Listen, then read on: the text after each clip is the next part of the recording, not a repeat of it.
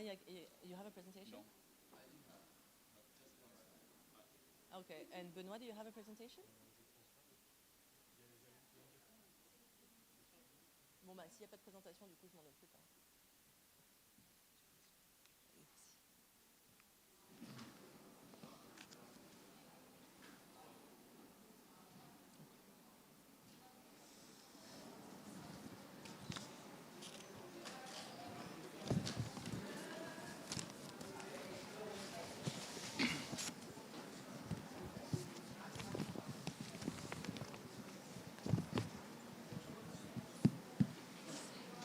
Comment? J'ai pas compris. Ok, bah, je m'en occupe. Je pense qu'on peut commencer. On commence. Bonjour à tous. Merci. Hello everyone. Thanks for coming and thank you for attending this side event organized by AFOSI and the Green Climate Fund, whom we thank as well for organizing this event upon an important matter, which is the support to the national decarbonization strategies. It's important because the situation now is we've made important steps, of course. Some measures have been taken. I will talk about them in detail during my introduction. And of course, there are still gaps, lessons to learn. My name is Abdelkader Maïd. I work for the AFD. Ravi de pouvoir parler. I'm delighted to take part in this. D'autres bailleurs de fonds, l'agence. The AFD, like many, supported the implementation of this national strategy at two levels. The first level being the planning, since it starts, as stated in the Paris Agreement in the Article 419, that the parties are invited to develop strategies and to transmit them to the UNFCCC for year 2020. The steps, last time I checked the website, there would be only 60 long-term strategies submitted to the UNFCCC. So there is a real issue because we're late. We're late when it comes to the elaboration of those long-term strategies, which are those who will give us the possibility to support the transitions we would like to support in order to cope with climate change. The other aspect is linked with the implementation of those long-term strategies. We've seen last year during the COP in Sharm el-Sheikh some examples of tangible measures as far as transition strategies are concerned, like the GDPs, for example, JETPs in Southern Africa, in Senegal, in Indonesia, in Vietnam. The AFD, Agence Française de Développement, is part of them, and delighted to be. There are also climate lendings for national decarbonizing plans, as in Dominicana, for example. These are projects we lead with the Development Bank. As far as long-term strategies are concerned, within the AFD, we've supported the mobilization, the long-term resolution with a facility that is called 2050. And we are delighted to see that other money lenders, notably the Maltese, are mobilized around the same project. There are still gaps, there is still a huge work to do. Should we perform the transition, we have to support that kind of strategies. More precisely, today we'll hear about examples from countries that made it, that prepared and implemented decarbonizing plans, thanks to what we will learn from their experiences, from the challenges they've met.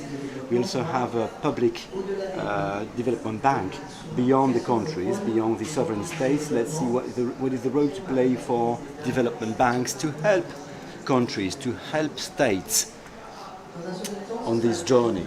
During the second part, we'll hear about the role that has been played by the climate funds and about the first learnings, the first lessons to draw from the first assessments that have been made to see how we can accelerate, because that's what it's about now. We have to accelerate transition, these transition steps we need, and this is what, in a context where you get more and more support, tangible support, brought to these strategies, to these transition strategies.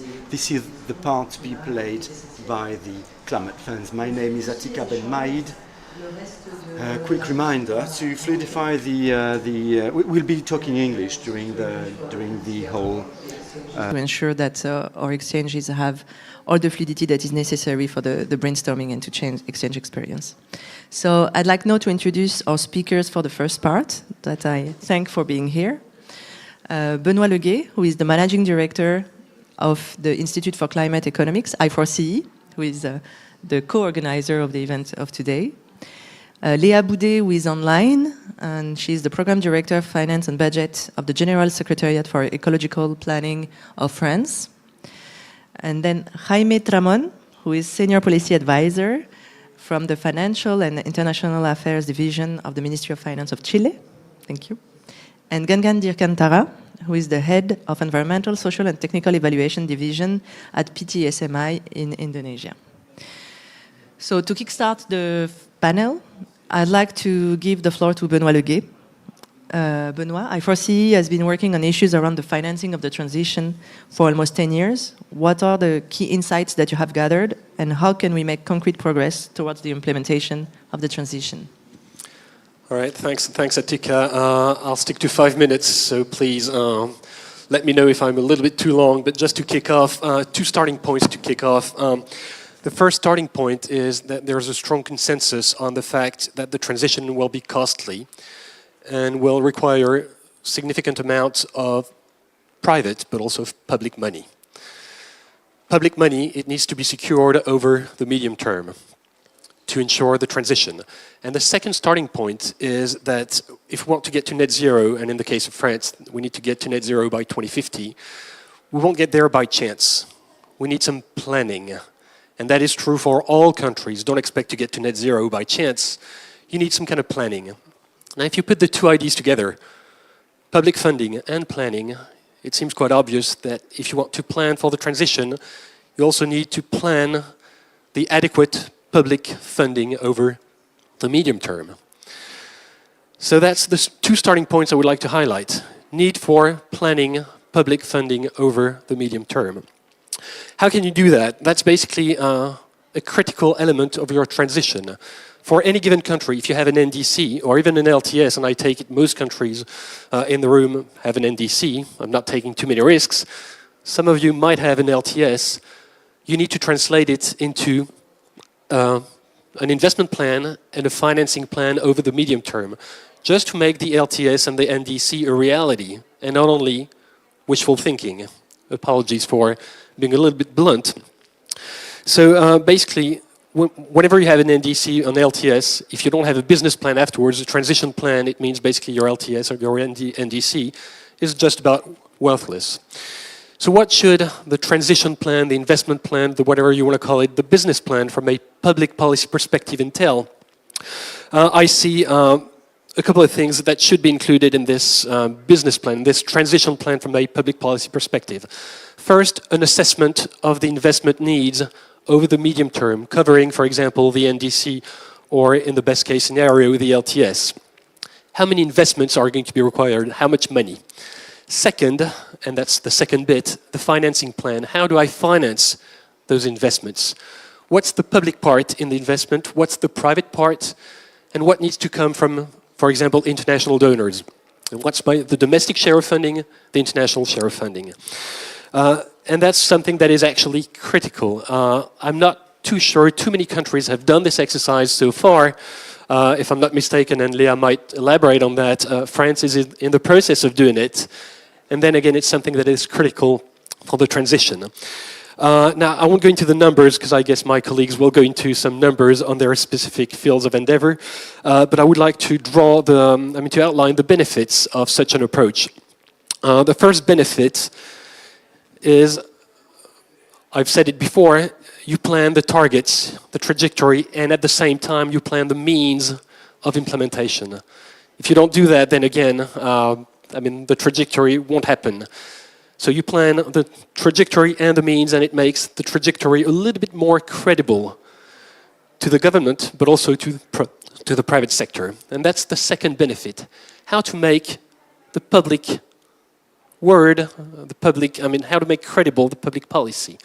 Today, I don't know what, the situation is in your respective countries, but like in Europe, in France, we need to embark the private sector and make sure that the private sector is, knows for sure that we're going to get to net zero.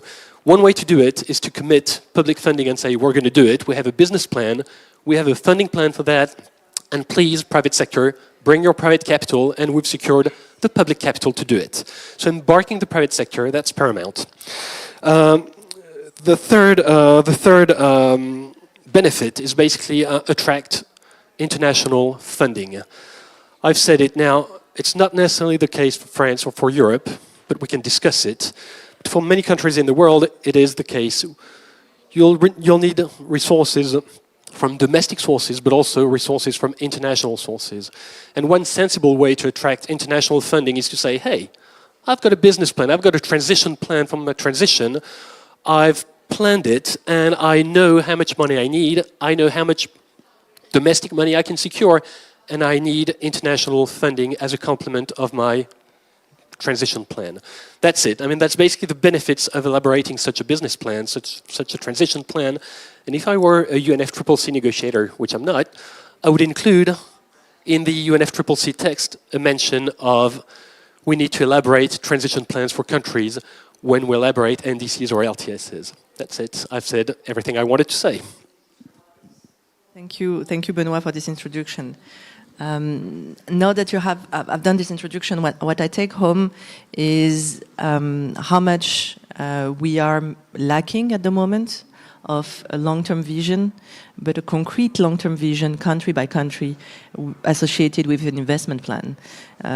That's something that's why we value the presence today of our panelists from France, Chile, and Indonesia, to see a few countries that have advanced more than maybe others, and to see practically on the ground how it was done, and also what are the challenges that you faced in elaborating long-term strategies, and if advanced enough, have you seen already some aspects of the financing and attracting the financing that is necessary for the implementation of this long-term vision? So I'd like to start first by Léa, who is online. Léa, can you hear me? Oui, je t'entends très bien. Yes, I do hear you. Work done by the French General Secretariat on the ecological transition on this. Merci Léa. Oui. Bonjour à tous et merci Atika. Il est peut-être... Yes, hello everyone. I think it would be interesting to start with some brief words about our Secretary General, because that's a structure that is nearly new in France. It's been created around 1.5 years ago, and I think there are two things to bear in mind. The first being how we are organized. The Secretary General is directly linked to the Prime Minister, and the head of the Secretary General is both the head of this administration and the head inside the cabinet of the Prime Minister of the Green Pole, which makes it both political and administrative, which is very important for arbitrary reasons. The action perimeter is also very wide, with 5 big pillars, which are mitigation, adaptation, biodiversity, natural resources, and environment, health. It is very cross-sectorial, cross-cutting, and this aspect is underlined for employment, for competencies, and for financement. The first objective was to build a plan, a tangible, consistent, and trustworthy plan. Tangible, because for a long time we used to have many strategies in France, the national strategy, low carbon. Those were technical documents, first of all. We've been working with all the administrations to decline these technical documents into tangible measures. Then we organized meetings with the Prime Minister for all the ministers to choose which concrete measures they would like to implement in order to meet the objectives. And that's an added value because you are making it political. You are making political something that used to be barely technical. It's also consistent, and that's something that we value. That's something that's important to you. We want to deliver. We want to go to the very end. It's about having enough electricity to make our measures reality. It's about having enough biomass. It's about what kind of use you are going to foster. The third characteristic is it's trustworthy. You have regulations, you have real financement, which is at the very heart of the matter, because this trustworthiness translates into public financement 2024 that is consistent with our objectives. As Benoit said, there is convergence when it comes to the estimations, to the assessments concerning the needs we have. But quickly enough, when you try to distinguish what's inside the total, what is public financement or what is private, then you see huge gaps. To give you an idea, in the research, you can read that the public part should be between 1/3 and 2/3, which is quite wide. From our side, we've been working on the distinction between the private part and the public one, thanks to a sector-based analysis as far as agriculture, biodiversity and transport are concerned. I think there is something to bear in mind. Systematically, we always base on what's physical. To give you an illustration, in the housing sector, our objective was to renovate 200,000 houses by 2024. The first thing we look at is the regulation leverage. As far as housing is still concerned, we've looked at what had been made in terms of regulation, like the fact you cannot lend flats that are not heating efficient. To give you an idea, we have 1.6 million housings that are between 1 and 6.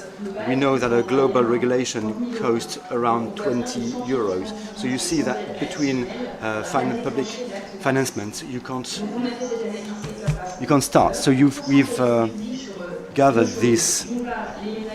We've been focusing on the poorest households to make it fair, and operations that are not profitable, like renovation public housings. The French state, in order to respect regulations that are in place, renovates housings, and we don't know how and why the private sector could position itself. So this works that is sector-based, as you see on the slide, has led to 7 additional billions in favor of the ecological transition, with a breakdown that is quite balanced in terms of sector. And that would be about it for me for today. That's my presentation. Thanks. Merci Léa.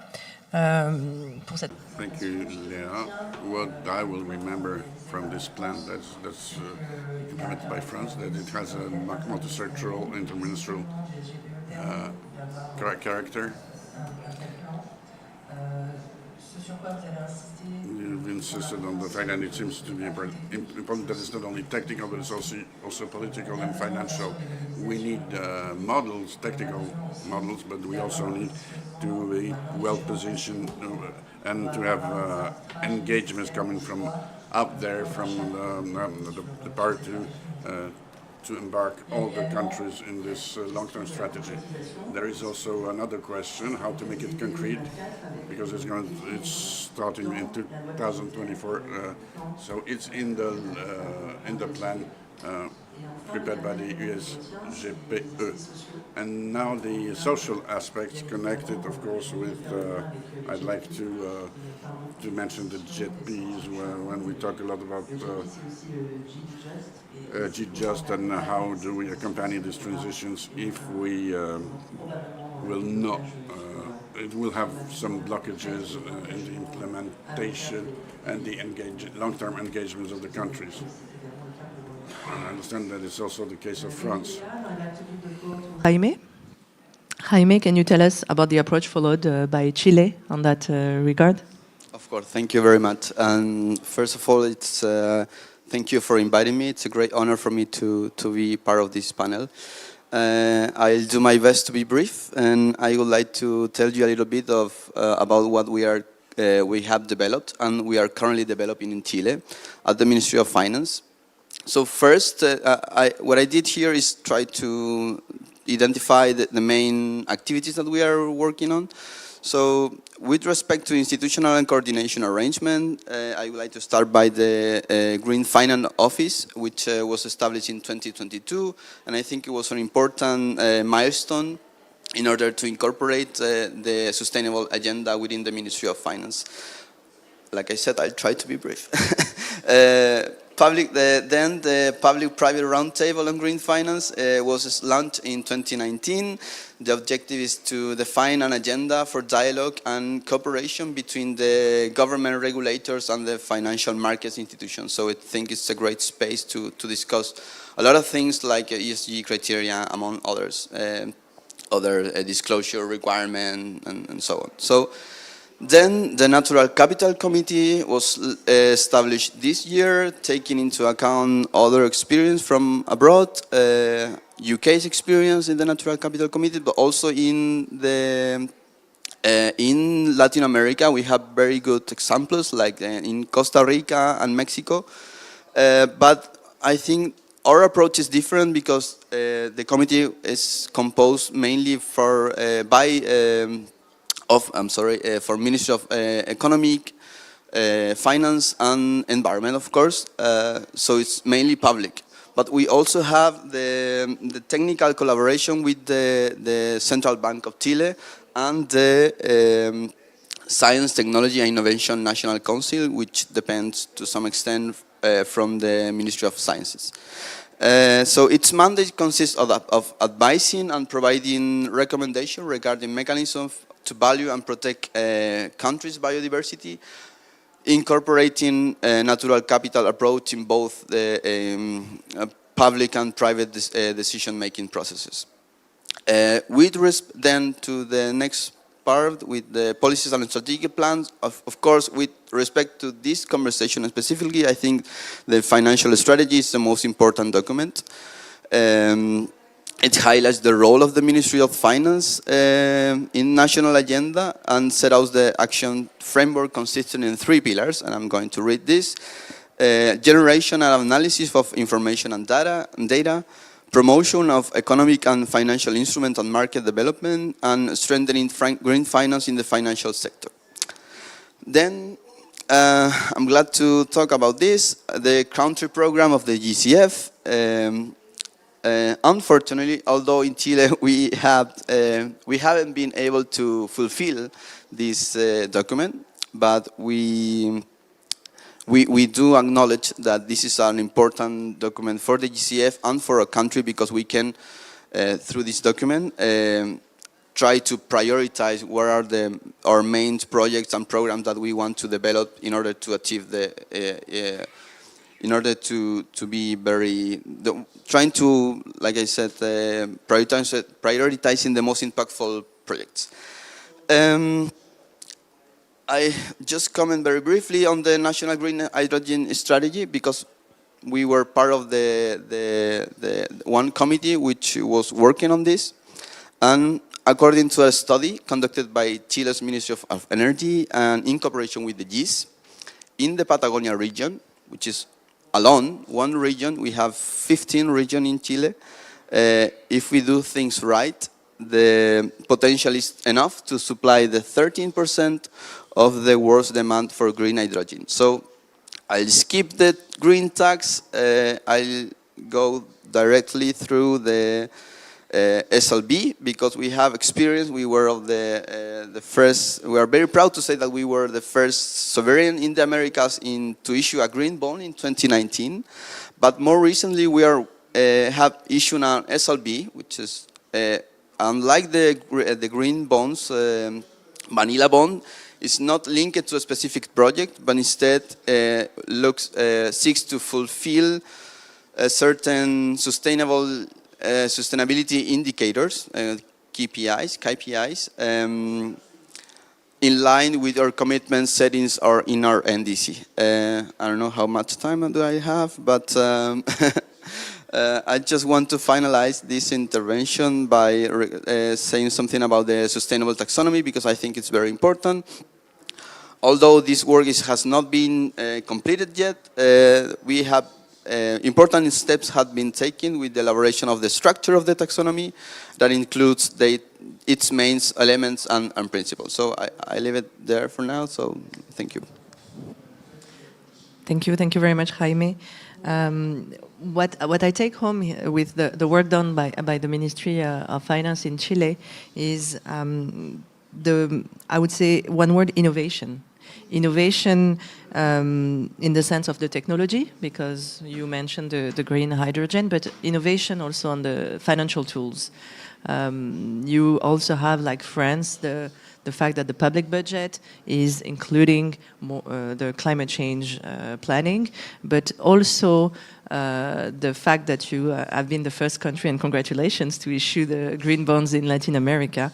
It's also making a really direct link with the next intervention from a public development bank on what is the role of the public authorities to catalyze the private investments. You mentioned several times the role of the regulators and in the plan that Chile developed, and that's how the public and the private are articulated. So without more development, I'd like to go to our next panelist, Gangan, who is from PTSMI. And what we wanted in this first panel, we have presentations from two countries, France and Chile, but we wanted also to touch upon the specific role of public development bank, being an extension, I would say, of governments and a financial tool of governments. So from where do you see the role of the national development banks, and what is the approach followed by PTSMI regarding the financing of the transition in Indonesia? Thank you. Thank you for inviting us to this event. PTSMI is a state-owned financial institution owned 100% by the government. In this case, it's Ministry of Finance. And it has mandate to accelerate infrastructure development across the country. And the company has three main business pillars. One is financing and investment, and advisory service, and project preparation. We have various funding sources. First, we can differentiate between the conventional and Sharia, that consists of capital injection from the government and capital market, loan, grant, asset sales. That's more or less our funding sources. We provide financing facilities to local government, city government or provincial government, other state-owned enterprises, and also to private sectors. So in order to boost the infrastructure development in Indonesia, we established the platform, funding platform. The so-called, the first time is back in 2018, we established the SDG Indonesia 1 platform. It aims to support the SDG achievement in the country. Additionally, we just appointed last year by the government to also manage the Energy Transition Mechanism, ETM. So we will be the manager of ETM country platform in Indonesia. So at the moment we are at the early stage to create those kind of platform. I would like to share with you the example at the transaction level. So at least we provide 5 types of blended finance. It's called the blended finance scheme. For the projects they are still at the preparation stage, we provide a grant to combine with the loan and equity. So that's one form of blended finance. The second one is to provide also technical assistance with loan and equity. Since in the platform, we gather all funding sources from the philanthropy, multilateral development bank, private sector, and also government support. the third one, for the projects that are ready to finance, we have at least three or four types of blended finance. Concessional loan combined with senior loan. So we provide senior loan and we invite bank, multilateral development bank to provide the concessional loan. And then reimbursable grant with senior loan. This is the case with the GCF when we have a grant scheme to support the geothermal exploration activity in Indonesia. We provide loan for drilling in the exploration phase, and when the activity is not successful, so some portion of that can be reimbursable to be grant to the beneficiary. And another type is investment grant combined with senior loan and equity. So in this case, one project is not bankable since they are very, very limited revenue. So we minimize or we decrease the capex by providing the investment grant. So the project can be bankable. And the last one is we also try to provide the guarantee facility that combine with senior loan and equity. So with this, we hope that we can invite private sector financing and also utilizing the public funding support nationally and internationally. One thing that we, based on our experience, one thing, the most important thing for national bank is to increase the credibility. So for example, we are accredited by the GCF. It's very, very complex, yeah. And then, so we need to improve the framework, procedure, and also how to assess the risk of the project. I think I'll stop here. Thank you very much. Thank you very much, Gangan. What I take home is the role that was given by the government in their ambitious transition plan that was given to PT-SMI to support this transition, and also two or three main aspects. We have seen with the country's plans how much they have supported the framework, and with the funds that you have created, you're on the supply side, saying that funds are available to support the transition, which is complementary to the government saying that's where you have to go, and if you want to look at the finance, creating more the demand, and you're more on the supply side. Another role that would be a different role from a private sector bank would be how much you support the projects from an early stage to make them feasible, to make them concrete and practical on the ground through the grants and the reimbursables. I mean, all the tools that you were describing, which usually a private sector bank would not look. They would look at business model maybe further down the road. And maybe another aspect is the blended finance and the financial innovation, and which brings us to which price signal the banks can give to support the transition. And for us, and it would be the same for you, it's like, where do we put our concessional funding, and how much concessionality are we putting in supporting these transitions? And I think that will be also a topic that we will touch upon with the climate funds further down. Maybe I'll go to the second round of questions. After the second round of questions, we will welcome questions from the public, of course. And I want to go back to Léa. Can you tell us more about the next step for France regarding the financing of the transition, and what are the main challenges that still need to be overcome? Merci beaucoup, Atika.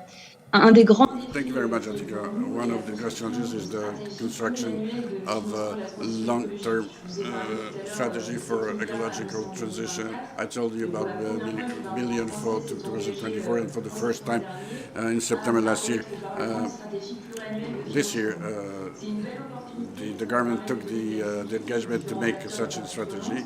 This means three great challenges for us. The first one is to ensure the follow-up of the mobilization of the public funds. I told you about 7 billion, but the curves show us that by 2030, renovating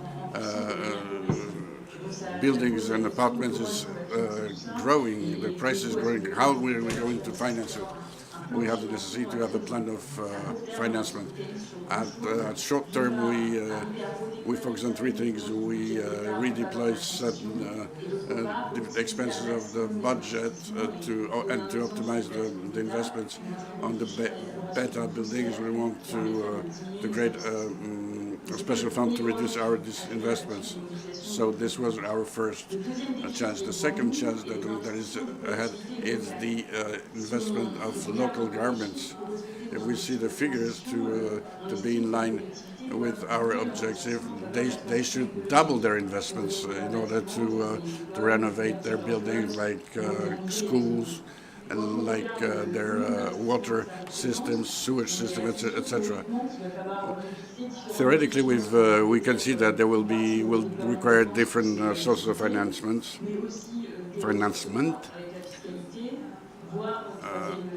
A third lever, even we can use debts. And it's a continuous challenge because in France the local governments have a financial situation that is quite healthy, so they can borrow money. But when you go to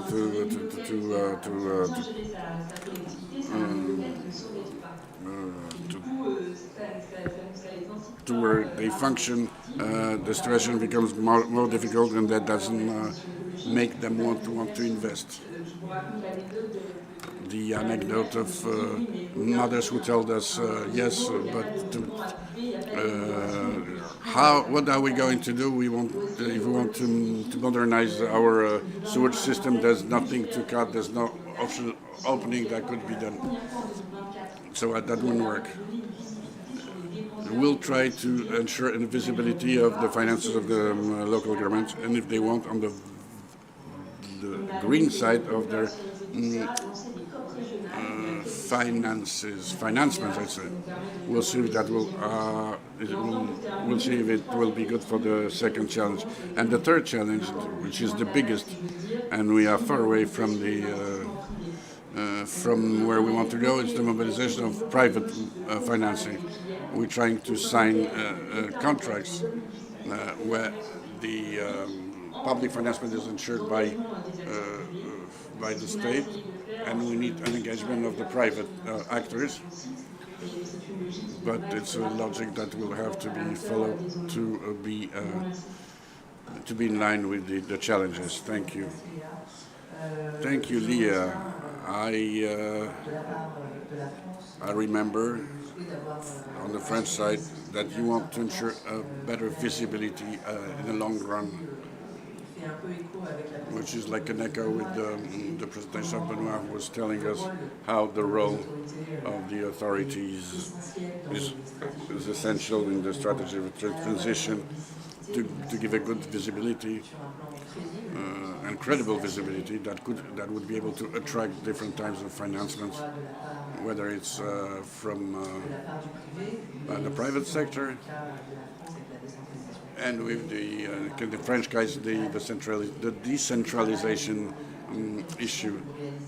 You're conducting a big work with local governments and the private sector. Now, Heine. Next step for Chile, and what are the challenges that you can share with us today? Thanks so much. Yes, perhaps I will extend a little bit of the things I already mentioned, but I would like to refer to the Natural Capital Committee, because I think this was very important. Actually, the picture that was in the slide shows our president in a very important event when we launched this committee. So far the committee is working in three areas. First, to review the work that has been done in the country in relation to natural capital approaches and evaluation of ecosystem services. But second, we are trying to move forward to a common language among the different disciplines represented in the committee. So I think that's also important. And third, we are also working in a pilot being developed by the Stanford University as part of the NatCap program, which seeks to integrate natural capital assessment and accounting approaches into political decision-making and investment processes. And also in this regard, I think it will be important the work that we will do to assess and to implement the measures incorporated in the global biodiversity framework, which we are already doing some work in that, but this work, of course, will continue next year. Then, with respect to financial strategy on climate change, since the climate change framework law was passed in 2022, our ministry has the mandate to elaborate the financial strategy, but in line with this new law. So the strategy that we had is not totally completely aligned with this new law, so we need to update it. So we are currently working on that, but also I think we believe that it's an opportunity to also trying to incorporate biodiversity issues into the same strategy. So that will be our goal, but we are still working on it. And regarding the country program GCF, I think, like I said before, this is a very important topic for us. And if all goes well, we should have, we are working now in a readiness program which allow us to have some consultants for this work. So, because that's one of their problems that we face, because we are lacking of capacity or internal capacity to do this work. My final point, I think, with respect to SLBs, in line what I have already said, we are trying to also analyzing the possibility to issue a new SLB, but for biodiversity. So now we are working in the KPIs for that, and we're working very closely with the Ministry of Environment. And finally, in relation to the work of taxonomy, we have already made some progress on a work plan that will be supported by different working groups. And we hope that by the end of the next year, we will have some results to share. Thanks. Thank you, Jaime, for highlighting this important link between climate and biodiversity. We were meeting a few days ago with the CEO of IUCN, and we were saying that after climate, now biodiversity is more included. And she reminded us, and she was totally right, that actually it's not a step-by-step. It should be from the beginning. The two crises are interrelated and should be taken and considered and tackled together. So thank you for pointing at important aspect. Gangan, so based on the lessons learned from the experience in Indonesia and from a national development bank point of view, what opportunities do you see to further contribute to financing the transition, and what are the challenges that you are seeing and that are still to overcome and that remain? Yes, energy transition aims to shifting the energy sources, at least in our country, from coal to renewable energy sources. So, of course, on one side, it will increase the business opportunity in renewable energy, as well as in the supply chain of renewable energy. For financial institution, that's the advantage and also opportunity to finance those kind of activities. But on the other side, the problem from the coal mining, as well as on transportation, that's also became one issue that should be considered. That's why Indonesia now developed the strategic environmental and social assessment framework to analyze the impact of the financing activity, not only at the project side, project scope, but beyond the project scope. Another opportunities is international support is available. So in these years, you can imagine that more than 10 international agencies offers us with support. So what can I support you on this and this? And some of them are duplication. Yeah. So we really need to manage this kind of support in order to resolve the meaningful products of those kind of support. Another opportunity is investor approach to increase sustainability, of course. So this year we issued the sustainable link loan. We invite the commercial banks from Asian in Asia. Also, I think we are successful to gather more than 40 banks to contribute to the sustainable link loan that we issue. So that's the opportunity how we, for National Bank, to provide, to continue support the transition activities. But challenges. First of all, I would like to also raise the issue of interoperability of taxonomy, because in ASEAN, Southeast Asia, we define the early retirement of coal-fired power plant is green in our taxonomy, in ASEAN, in regional. So if we invite the multilateral development bank or other commercial banks from European country and United States, I think it's not under their willingness. Yeah, it's beyond their taxonomy. That's why it's a bit difficult to invite the multilateral development banks to finance the one aspect of transition, which is to early retire the coal-fired power plant. On the other side, to support the energy, renewable energy, the supply, as you mentioned earlier, the supply is a lot. The last thing that I would like to raise is we in PT SMI would like to implement a meaningful sustainable finance, because based on our observation, sustainable finance is still on label. So when investors say that, hey, please channel this fund to the green projects, so if the bank finance the renewable energy projects, so we can classify as green, so finance. But the implementation of the project, of the green project, is not always sustainable.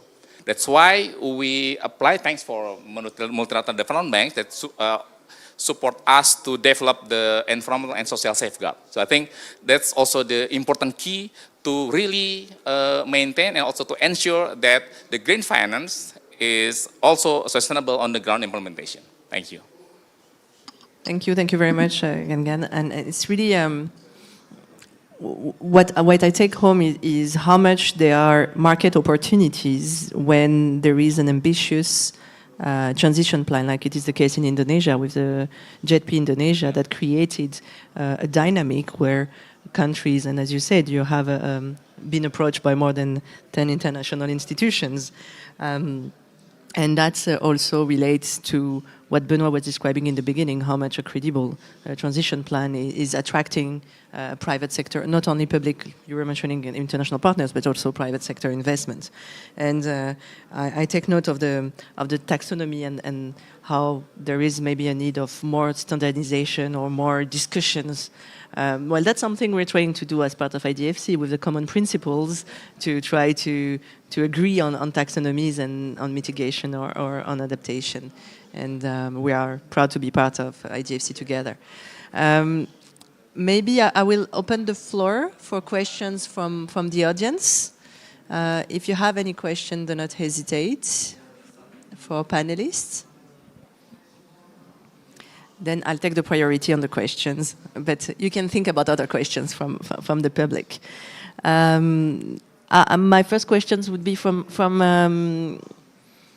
or maybe for actually the three of you. If you had to talk to another country or to advise another country, being on a country level or on a development bank level, what advice would you tell them in terms of starting their transition plan? Because you are all quite advanced in what you have been doing in France, in Chile, in Indonesia. So if you had to be let's say an advisor, a senior advisor to a new country trying to follow your path, what would be your first advice?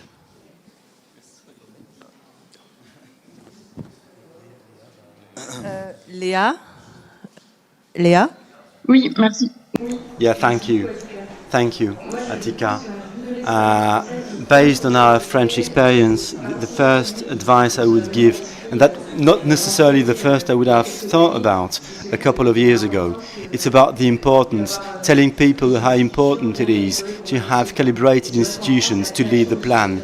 And the truth is, the creation of the Secretary General in France has helped tremendously in order to build the plan, to implement it, to put it into practice. The institutional aspect should not be ever, never, ever underestimated.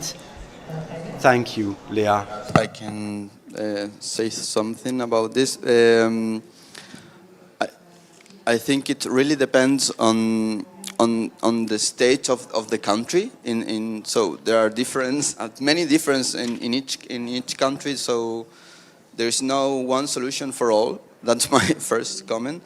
Then I think in our case, the most complicated issue is to take the first step.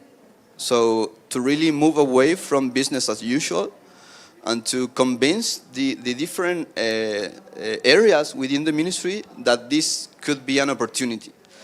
But once you do that, once you have certain knowledge, then once you have mainstreaming climate change issues in all the areas that has something to do with, it all becomes easier. So I think that's my recommendation on this point. Thanks.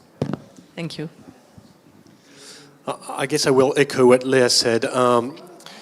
If you want to get to net zero, I mean, before you set out for this trajectory, before the financing plan, which then again is absolutely necessary, you need to have a pilot.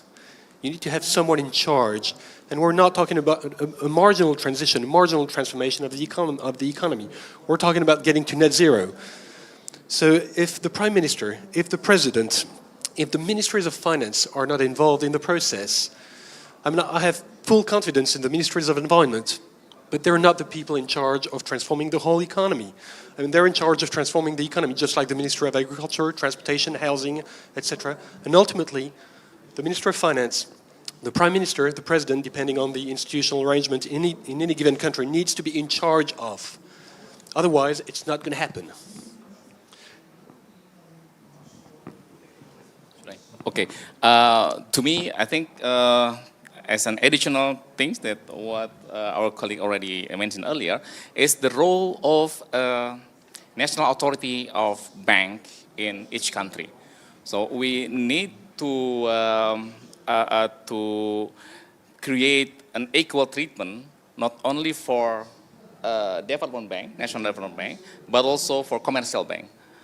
Because this transition cannot be handled by national bank. I think you can imagine our role is not a lot. So in commercial bank is play an important role, and in this case, they should be driven by policy. And in our in Indonesian case, it's not by President or the Ministry of Finance. It's by national authority of the bank. Thank you. Thank you, Yangan. Any question from the room to our panelists? I assume it was really clear from what you have said and quite detailed. do you want to say a last word? The floor is open also to you before I give a few concluding words on the first panel. If you feel you have expressed everything you needed. So what I take, and I think you would all agree, and don't hesitate to say if you don't agree about me, is that we are at a stage where we need to accelerate urgently the planning, the long-term planning and the long-term strategies to support transition. We might even say that globally we are late on this objective of the Paris Agreement. And what to be considered when we are doing this long-term strategy, learning from both Chile, France, and also from Indonesia, the role of National Development Bank, is the main point of that is what is the most important is the governance and the institutional support at the highest level and the commitment of the countries at the highest level. The second aspect is innovation, and Chile was a good example for that, notably on financial innovation or technical innovation with the green hydrogen. The third aspect I take home is the need to mobilize all stakeholders, not only at national level, as we have seen in France, where we try to mobilize local collectivities, but also all stakeholders with public and private, and how to catalyze private investment to support the transition, as you rightly mentioned in the case of Indonesia. And last but not least is the financing aspect. First is how to bring to the table all the financial system actors, notably with the role of regulators, that is working not only on national development banks, or also the case in Chile that you have worked as Minister of Finance with the regulators, but also to have an impact also on the private banks. And the question of the funding arrangements. So how do we give enough signal on the pricing of the financing, or even the structuring of the financing, because you mobilize guarantees and a lot of sophisticated tools, and where do we put the concessionality and enough concessionality to allow the paradigm shift that we are looking at in the transition pathways? Please. I have one afterthought. In terms of financing, I would like to reflect on the green bond that Jaime showed. Today we have many countries, and Chile was one of the first movers that are issuing green bonds. And at the same time, they are issuing standard bonds. Doesn't make sense. I mean, that was obviously, that was something that needed to be done a couple of years ago. But like, if we want to get to net zero and be adapted to climate change, like 30 years down the road, what do countries need to do? They need to issue bonds, full stop. That would be green and backed by a transition plan. That's the standard way to do it. I want to be financed, I want to raise debt to finance my transition, and not to ring-fence green expenses and issue a green bond, which is basically what countries are doing today. And then again, I'm not throwing the omen at Chile or other countries or France. Many countries are issuing green bonds. That's a good starting point. That was a good starting point a couple of years ago. But like 10 years down the road, that's not what we need to do. We need to issue plain vanilla bonds, standard bonds, treasury bonds, and back them with a transition plan, credible transition plan. Thank you, Benoît. Without further ado, I will thank you very much. Thank you, Léa, for joining us. Merci beaucoup. And I will ask the people from the second panel to come on stage.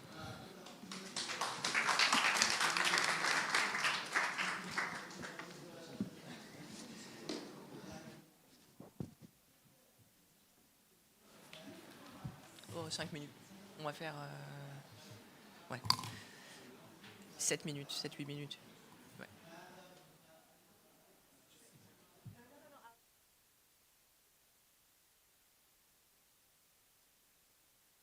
Yeah. It works.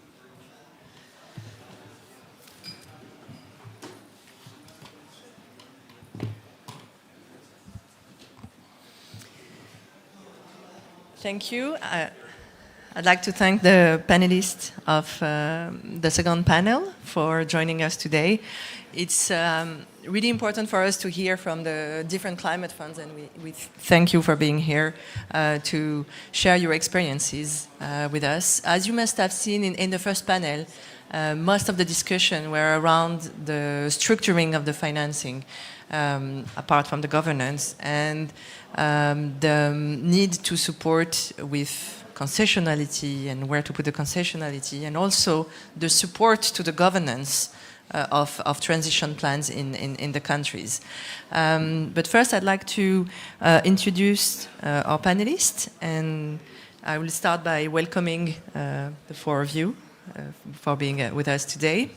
We have Andreas Rundman, who is the head of the Independent Evaluation Unit at the Green Climate Fund.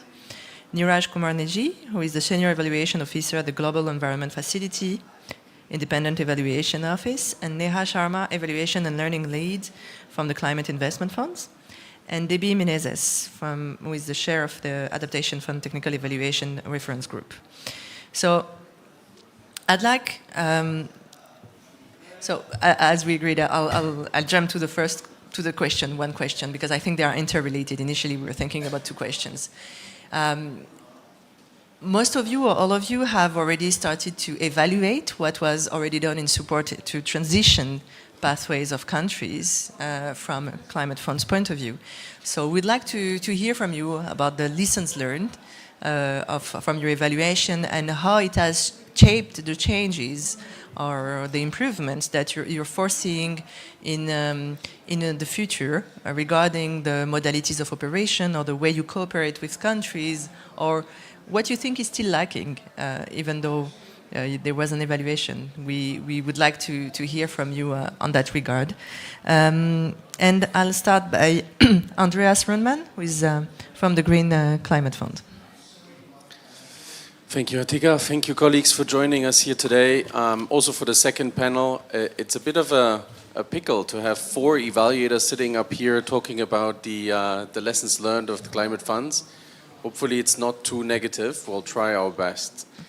From the perspective of the GCF, and I think this is very interlinked to the questions and the discussions that we've heard before. One thing, and that's on the positive side, that springs to mind is obviously the question on how have we framed our activities as a GCF. And we've clearly said that in the context of sustainable development, the GCF aims at promoting a paradigm shift for low emission and climate resilient development pathways. The reason why I mention this so strongly here is this realization that all the money in the world is not enough. At least we can easily say all the public money is not enough to address the climate needs that we have and the climate action that we need to take in order to meet our goals. And then also in terms of the private sector finance, it requires a lot of finance to get to where we want to be. So a paradigm shift, a rethink of how we do things is essential. And we've heard that from our colleagues before. So the GCF has said, okay, recognizing this, we think about climate finance as a comprehensive set of different things that need to happen. So the fund at the first level is addressing or is trying to address the question of capacity. So how ready are the countries that we're working with, our country partners, to do climate action and to do climate investments? The second question that we have is also how ready are we in terms of strategic planning? And we've heard that just now, that strategic plans are essential for some of these goals. And lastly, also, how should we do climate investments? What sort of frameworks do we need to put on the base of these questions? And for that, the GCF has the investment framework that discusses not only the portfolio targets, so the GCF is certainly after 50-50, 50% adaptation and 50% mitigation in its portfolio, but also the question of geographical balancing, and then next to this also the question of investment strategies. So the grant equivalent comes to mind when you think about how to invest together with the private sector.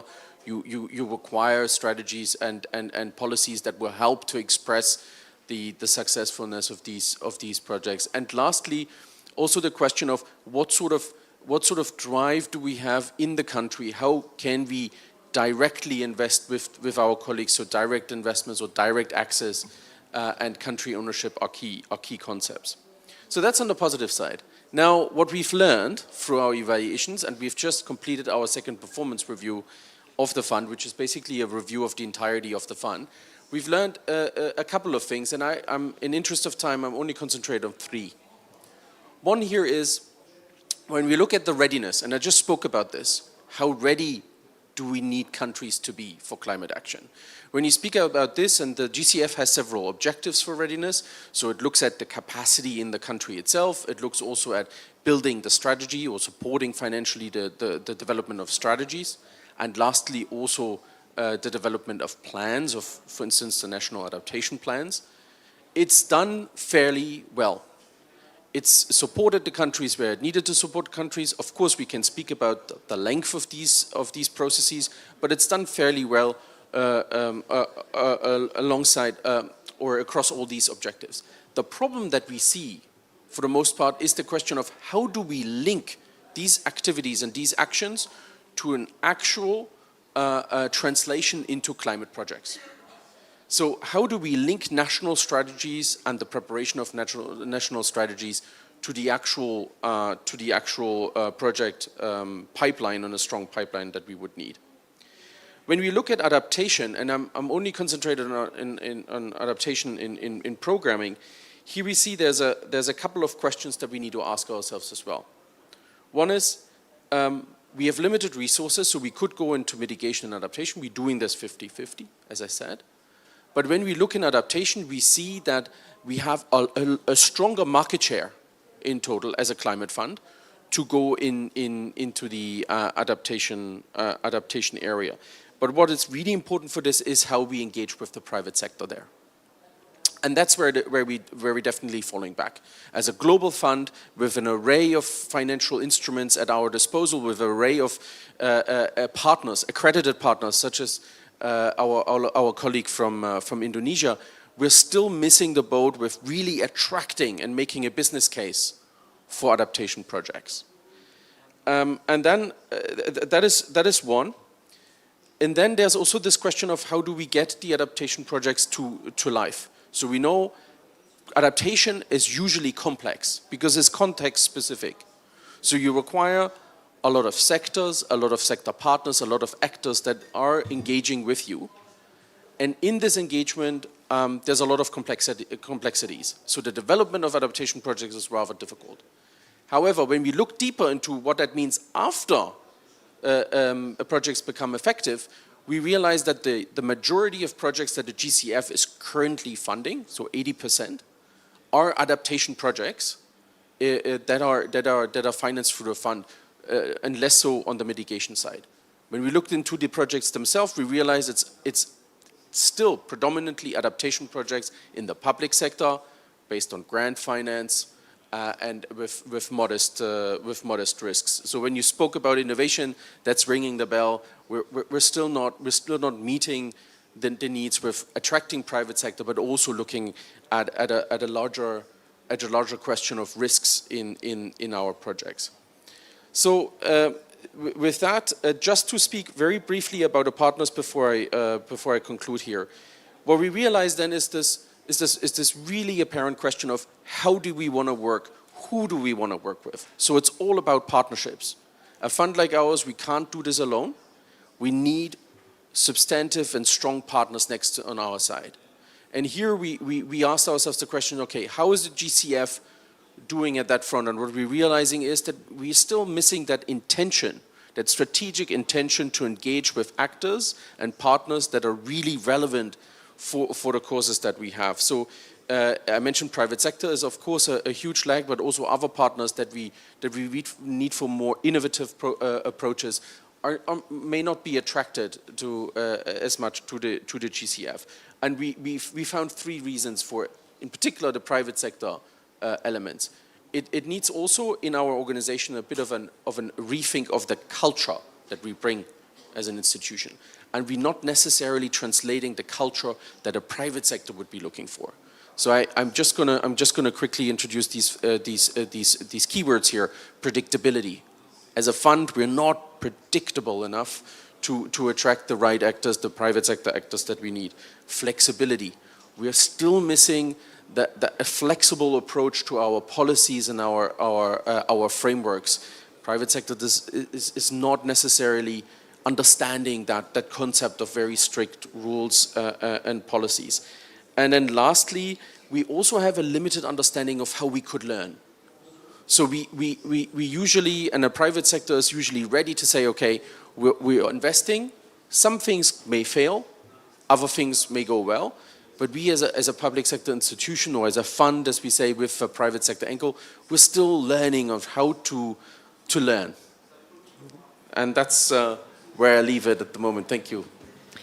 Thank you very much, Andreas. Really interesting your focus on adaptation. We touched upon during the first panel something that you described regarding the country framework and the need to have a robust enough country framework that can be also supported by the readiness window.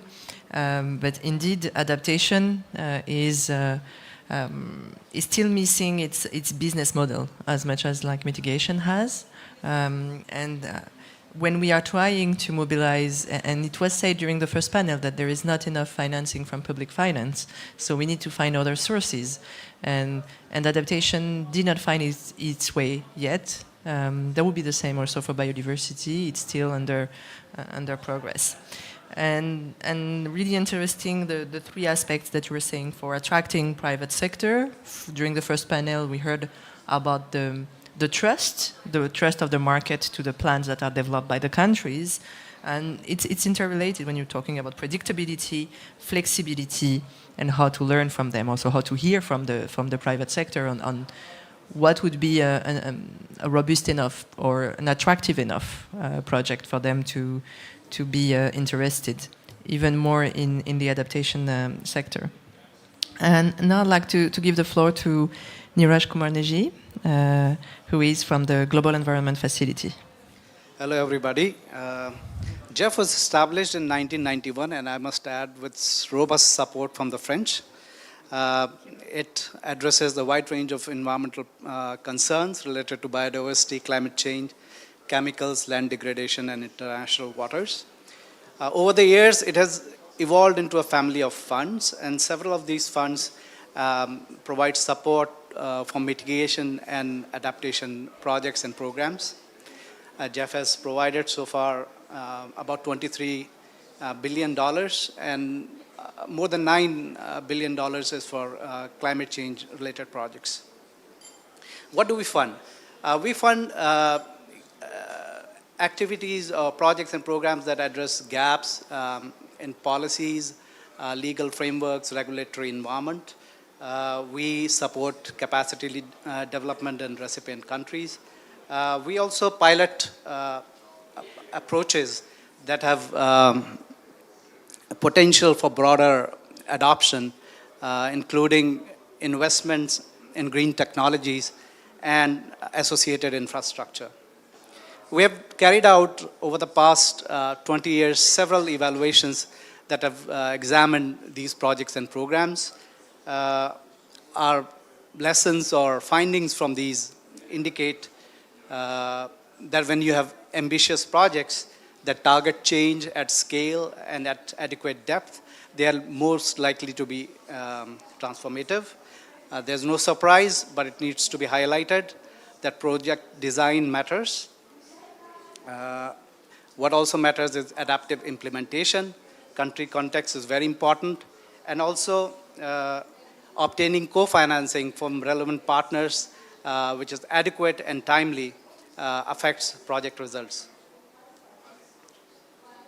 In terms of projects that address broader environmental concerns, we have noticed the projects that are able to integrate adaptation and resilience in project design are more likely to be successful. So going beyond, say, climate change focused projects, even when you mainstream these concerns in other projects, we find the results are tend to be better.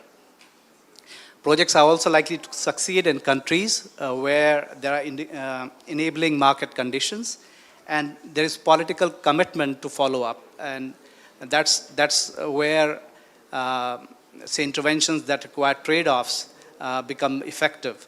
Otherwise, they just fizzle out once the support goes away.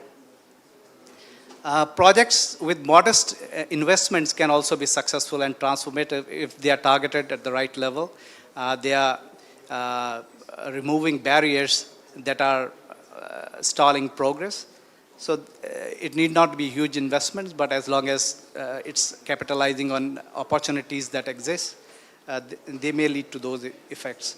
M&E also comes out in many evaluations. Most of the projects and programs, their GHG abatement results are not tracked properly. So this is something that needs to get attention. Many projects and programs increasingly focus on transformative change at systemic levels, but we don't see indicators for tracking these changes included in the M&E design. So these are the lessons that have come from evaluations.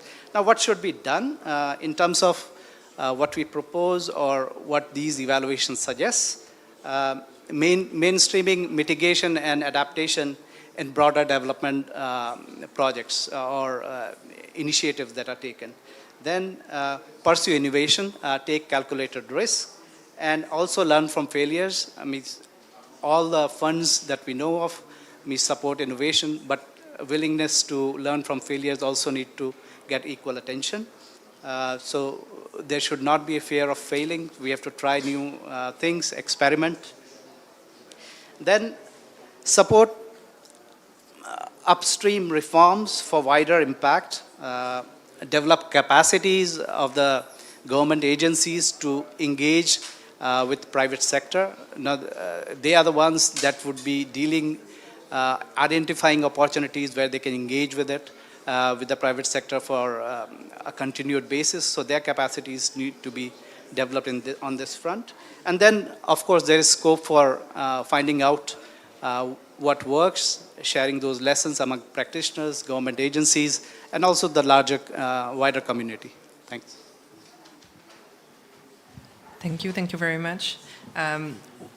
What I really like that you highlight how much it's not necessarily the volumes, but the quality of the financing.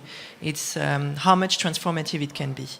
And it actually resonates a little bit with the discussion at the moment on the new goal post, the new collective quantitative goal post 2025, on how much the volumes are important, and there should be a strong commitment on volumes, but also how much the volumes that we are providing are triggering the changes or the paradigm shift that we need to tackle the crisis that we are facing. And something that is really important, and maybe as a financing institution, we are all not the best in it, is we promote innovation. But if we promote innovation, that says that we need to accept failure. And it's really important to integrate that when we want to have an innovation and more innovation. Otherwise, we will never take the risk that is necessary, and the same goes with integrating more private sector. Thank you very much. And now we'd like to give the floor to Neha Sharma from the Climate Investment Funds. Thanks, Satika, for the question. And first of all, thank you to the French Pavilion for hosting the evaluation units of the 4 biggest climate funds. I'm from the Climate Investment Funds, or the CIF, and the CIF is one of the largest multilateral climate funds in the world, with almost 12 billion in pledged resources. We have close to 400 projects in over 70 countries, and we implement these projects through multilateral development banks. So 6 MDBs, both the World Bank and regional development banks. And this is important for the lessons that I will share with you. And there are 3 buckets of lessons that I wanted to share. That we've gathered these lessons through a lot of learning and evaluation work that we've done through the evaluation and learning unit in the climate investment funds. We're an internal unit, so we're very much focused on the accountability of the climate investment funds portfolio, but also on the learning aspects and making sure that the lessons that are coming and the evidence that is emerging is used in both the existing and new programs of the CIF. So the 3 buckets I wanted to speak to you about is first the importance of a programmatic or a systems level approach to climate investments.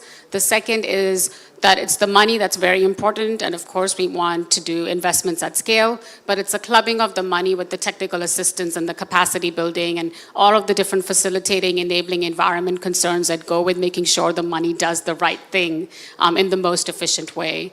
And the third is the importance of social inclusion, inclusivity, and making sure that those stakeholders that will be impacted the most from climate are taken along the process. And a lot of things that I'll say have already been said very well by people who've spoken before me, but I may repeat for emphasis purposes.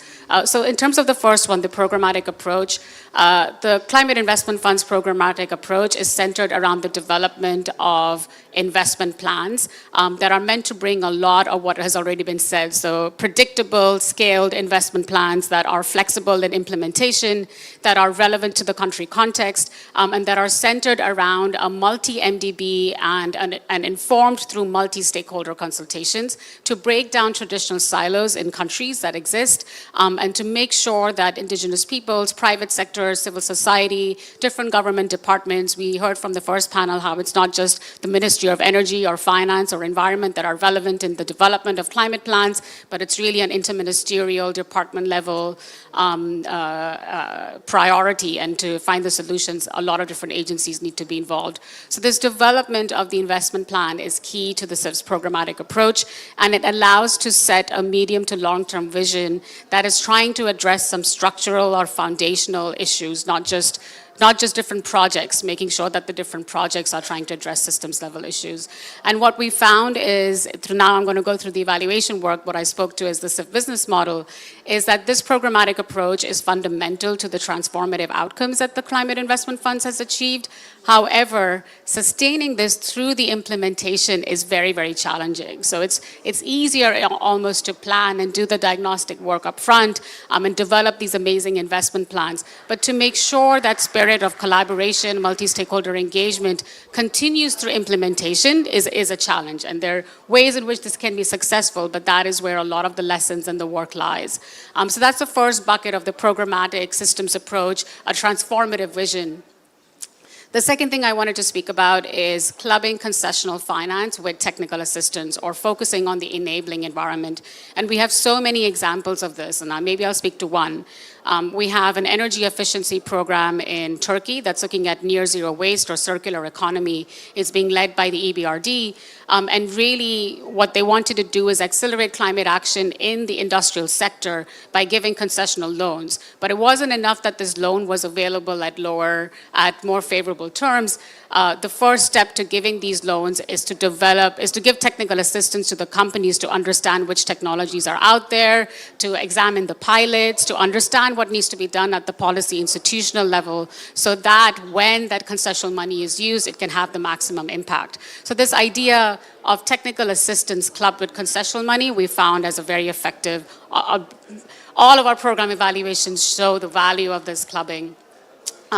The third is the stakeholder engagement piece, and the fact that we're not just looking at any transition towards net zero or a transition from unsustainable to sustainable practices, but we want a just transition. We want one that is about a transformative approach, about doing things differently than it's been done in the past. And for that, it really matters not just the distributional aspects of the investments, but also the procedural aspects, which means who is involved in making these decisions? Are the voices being heard of those who will be impacted the most? And there are a lot of different ways in which the Climate Investment Funds is doing this successfully. For example, through direct access grants to indigenous peoples and local communities, through making sure that a lot of the stakeholder engagement, consultation, learning, feedback loops are built into the way the projects are implemented, to make sure there are moments in which different stakeholders involved at the programmatic systems level can come together.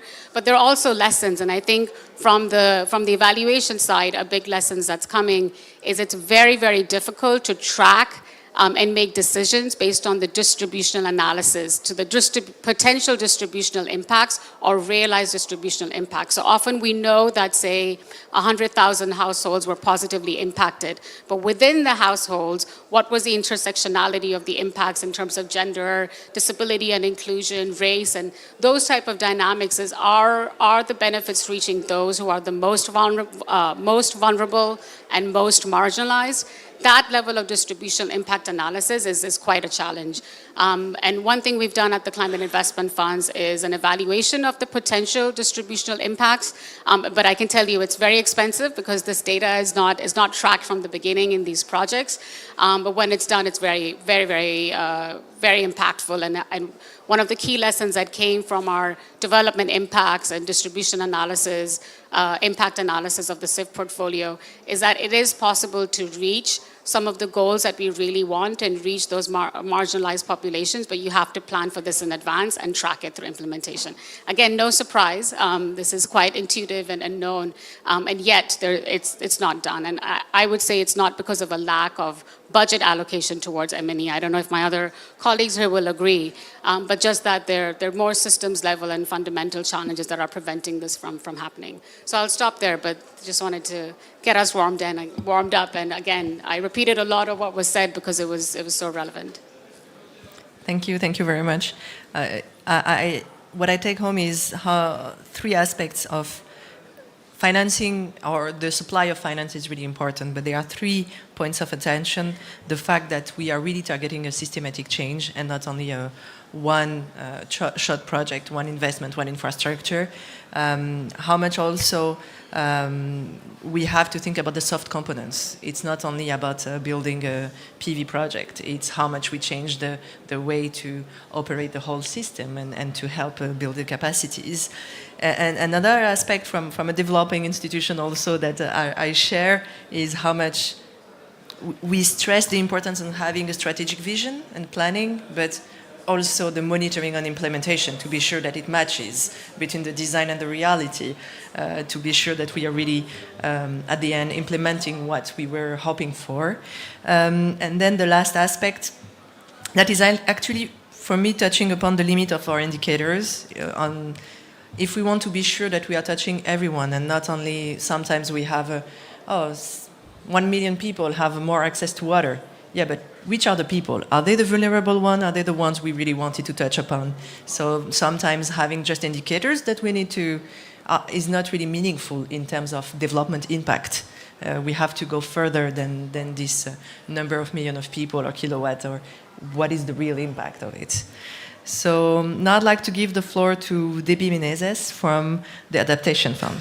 Yes, thank you, Atika, and thank you for hosting us at the French Pavilion. It's a real honor to be here, and I think it's quite a unique opportunity as well to share the space with the evaluation units from the other climate funds.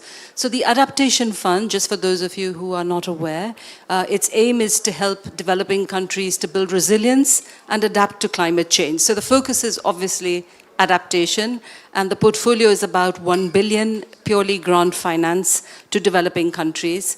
And a unique thing about the fund is that it actually puts, the financing in the hands of developing countries. So developing countries have to develop their proposals, they plan it, they manage it, they implement it, and they report on it. So that's a unique feature. And one of the lessons, and I know we're running out of time, and I also have the advantage of going last, so I'll try not to repeat. But one of the things we found, it's very important to have the right policy instruments in place. And for the fund, we did a midterm review of the fund's medium-term strategy. And it was able to confirm that the fund occupies a niche within the climate finance landscape because of this focus on concrete action at the local level. The funds that are available are relatively small in comparison to some of my other colleagues here. But the aim is to have catalytic projects and programs that can sort of lay the potential for change and help to be scaled up, to demonstrate success and be scaled up in the future. It also allows for innovation as one of the pillars of the fund, which allows for risk and for learning. That's something we're promoting. It's well aligned with national and local climate adaptation strategies, and there's engagement of local stakeholders, which is also very, very important. I think the points have been made. The second policy instrument is the evaluation policy, and this was quite a milestone for us.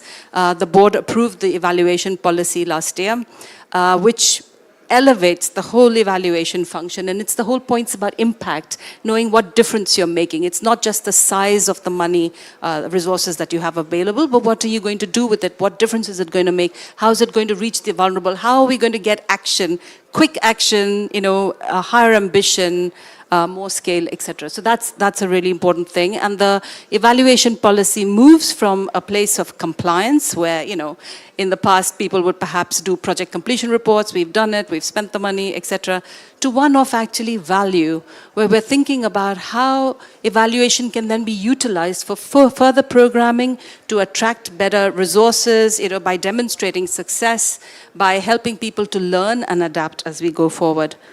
So those are the sort of two main policy instruments. What I'd also like to talk about a little bit is some innovative work that we're doing.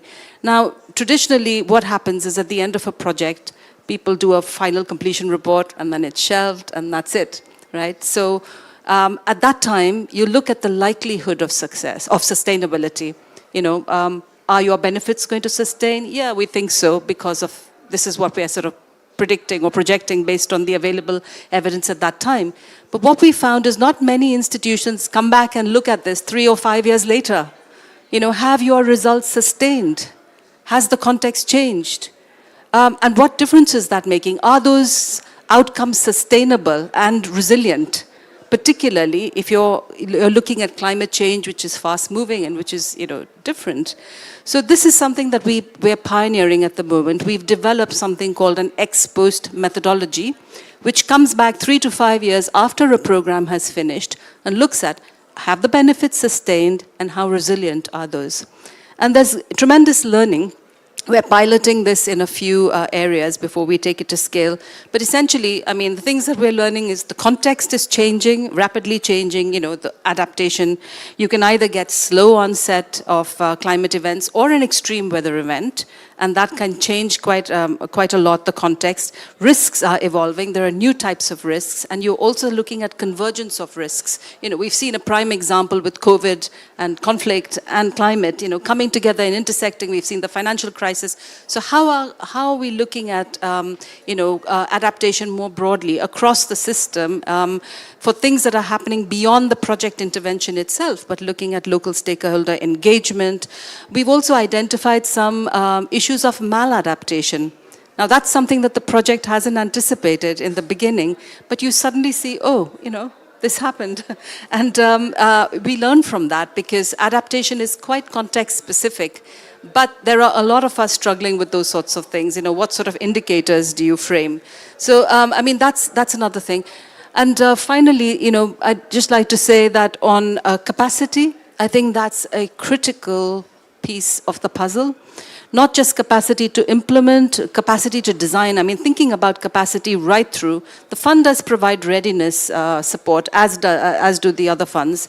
But really thinking about capacity in terms of data and evidence. So we find that data is sometimes lost at the end of a project. The project ends, people have disappeared, and where's the data? There's no data. And this is really important because there's a huge amount of learning that happens within the project, and then it's captured temporarily, and then where is it stored? Or how do you learn from that? How do you evolve from that? So I think that's really important, as well as behavioral change. How do you get behavioral change at a wider scale? This is really, really critical if you're looking at sustaining the benefits, getting community ownership, and sustainability is key. And one final thing I would say, I know you're running out of time, but one final thing is that we are also, I think, looking more to complementarity and a bit of coherence across the funds, because we're all pulling in the same direction, and I think that's important. And we've got some examples where the GCF and the Adaptation Fund have looked at joint readiness seminars, for instance. There's 18 projects from the Adaptation Fund that have been scaled up by the GCF, and that's huge, because that actually shows you things that are working. Just an example, a $700,000 US dollar project in the Adaptation Fund got scaled up to $130 million by the GCF, across a wider scale. So I think those are really good examples that give us the confidence to be able to continue. And for the evaluation units as well, we have an informal network between us. We meet often, and the Adaptation Fund's TURG has recently joined the UN's evaluation group, which has over 50 organizations, and that's a really good forum for us to share evidence rather than recreate it again and again, to kind of come together and push the boundaries. Thank you. Thank you. Thank you very much.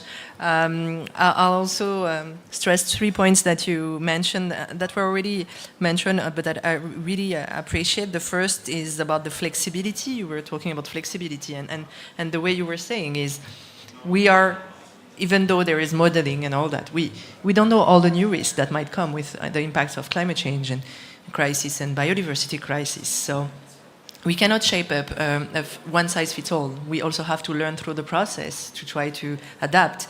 But also there is a question of the timing or the duration of new projects, appraisal. So how do we ensure to learn and also to be fast enough? That's an important question. I really like also your practice of going 3 or 5 years after the projects, because we are not talking about a crisis that is like, let's say COVID was a few years, but we are talking about a long-term vision that we need changes that we want to see on the long term. So if the impacts are not here after 3 or 5 years, or if the impacts are not enough through the, for instance, if we're talking about increase of access to water and the demographic is increasing way faster than the projects, what is our impact? What are changes are we helping? And the complementarity between the funds, and I would say that even more than between the funds, between all the funding community. I see that with the long-term facility we are having, I mean, we are really happier for 2050 facility, and it's progressing, but it's not enough to cover the whole world. So, and we are late on that. And if we want to have this vision and robust enough plans, we need to complement. We know that the MDBs are going to launch a facility, but is it enough in terms of financing? And I know that through the readiness, it's something that could be also supported. So it's all together that we'll be able to go through that and support these projects. I will open for one question. I know we are late, but I don't think they will kick us out. If anyone has a question from the room?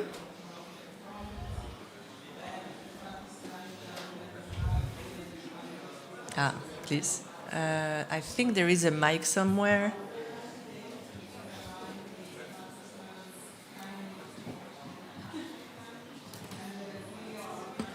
Thank you. I had a quick question for Neeraj, actually. Neeraj, you talked about capacity building of governments to engage with the private sector.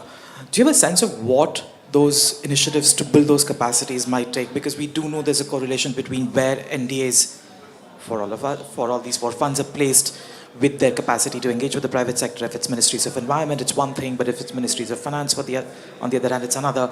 Any thoughts on, any reflections on that? Thank you. Yeah, when I was talking about that, I had some evaluations in mind. But to give you a concrete example, this is more at the operational level. Basically, you're talking about at the government departments, in cities, where you're actually thinking of, say, PPP type of initiatives, where something is not happening, but you are trying to encourage private sector to bring its capital and do something which would be, in terms of environmental result, green, but at the same time would not require government to invest a lot. Now, in many government departments, those type of activities, I mean, they tend to be very hesitant to take it up, because this is not normal course of things. They are bound to the precedent. There's no precedent. So to give them courage and confidence that they can move forward with those type of initiatives, you need to build capacities.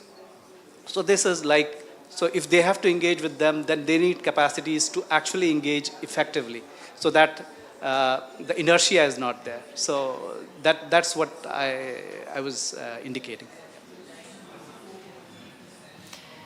Thank you very much. I got a sign that I have to conclude, so I will conclude. First, thank you very much, and I think you deserve a round of applause. Thank you very much. What I would take home really quickly, because I think that the discussions were so comprehensive and so fruitful and insightful for us, that having to give a conclusion on that is actually, it's not at the value of the exchanges we had today, but I'll try my best to say a few words. What I take home is how much at the country level we need to build robust and credible long-term strategies that are followed by investment plans. And this is the most important aspect or challenge of that is the governance and the commitment at the highest level, and to ensure that we are also in a multi-sectoral setup, and that there is enough also financial commitments afterwards. It has to be comprehensive and inclusive enough in its construction. So it's at the national level, but also at the local level, and including public sector, private sector, civil society. In terms of implementation, what I would take home, and thank you for all the feedback from evaluation, it's really precious in terms of development, from a development perspective, is we have to learn by doing, because the modeling is as strong as it can be, but we also have to be modest enough to know that sometimes we will have failures, we will do mistakes, but we'll try to improve our practices. And it goes back also, it relates to there is an importance of volume, but there is also importance of quality of the project and quality of the impact, quality of the finance we are providing, to go beyond the business as usual, to ensure that it's impactful, it's also targeting the right people, the right sectors, and to also focus on what differences we are trying to trigger through our projects. And in that aspect, it's really the transformative expression that I want to take home with me about how the new financing or new ways of doing has to be transformative, and we have to keep that in mind during our processes. Thank you very much. Thank you I4C and GCF for co-hosting this event, and I wish you a nice day.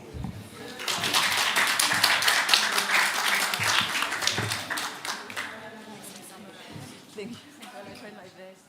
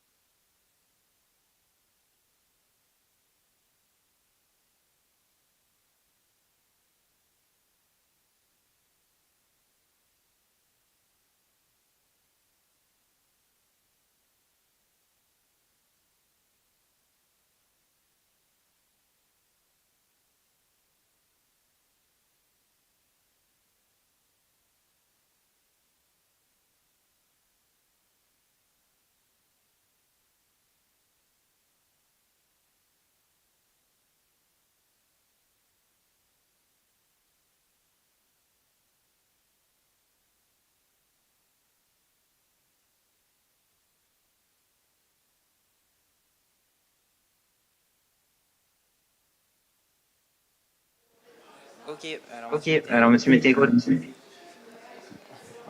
Pardon. Est-ce que vous nous entendez bien? Oui, très bien, vous.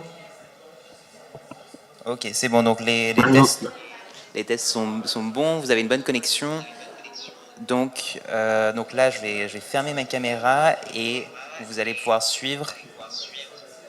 Vous allez pouvoir suivre l'événement et donc ensuite, voilà. Donc il me semble que c'est d'abord Madame Gombert qui introduit et ensuite il y a Jean Jouzel qui a une séquence et ensuite c'est à vous. Voilà. C'est Voilà. ça. Est-ce que vous voulez que je laisse ma caméra durant tout le long ou De toute façon, en fait, vous projetez sur les slides, donc en fait, moi, je ne serai pas vraiment dessus, je pense. Non, enfin, laissez la caméra comme vous voulez. Voilà. Ok, ça marche. Ok, merci beaucoup.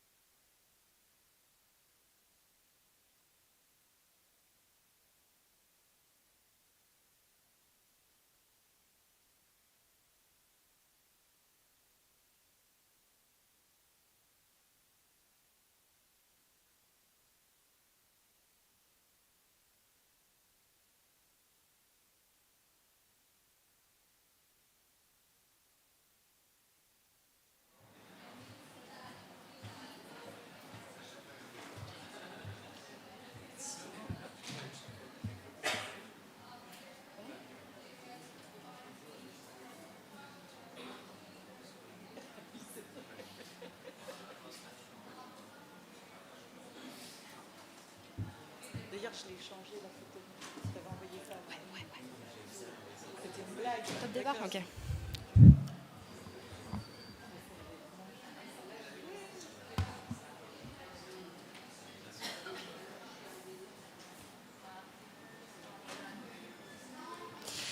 Bonjour à toutes et à tous. Hello everyone. Welcome to our event dedicated to the implementation of net zero commitments for the financial sector. I am Marine Bombert. I'm working at the Agency of Ecological Transition, and I'm happy to be with you to tackle a subject that may seem technical, but that we unavoidable, which is the implementation of financial sector's net zero commitments to achieve the net neutrality by 2050. Before understanding what is going on with our keynote, but also we need to understand that this case we're not taking ex nihilo, but that's based on scientific research, accepted by everyone. It's about the alarming state of our planet. Who could be better to talk about it than Jean Jouzel, who was the paleoclimatologist at the IPCC. He was in the IPCC. He has published with Claude Dorius the first study that formally linked the CO2 in the atmosphere and climate change. You can give him a round of applause.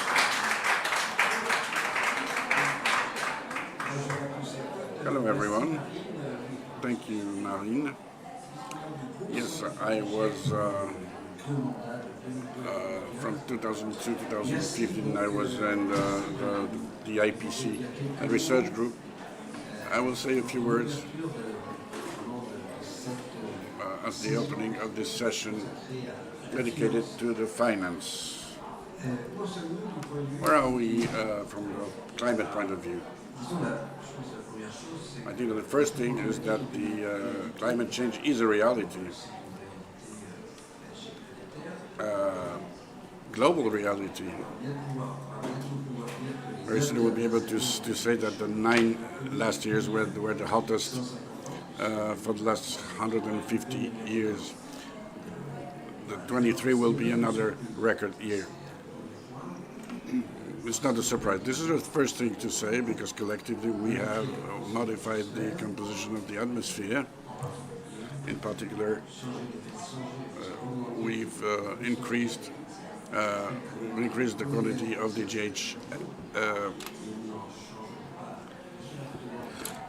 greenhouse gases. Of course, steam is one of these greenhouse gases, but it's not only the CO2. There's 50 more of it than 200 years. The methane, 2.5 times better, more than 100 years ago. So this reinforces the greenhouse effect.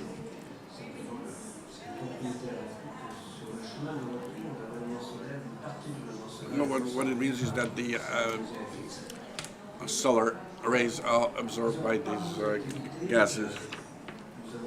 In our activities, we know that we're actually increasing the energy at our disposal to ensure the thermic balance of our systems, talking about oceans and ice on the poles, north and south, with increased heating by 20% in the last 100 years.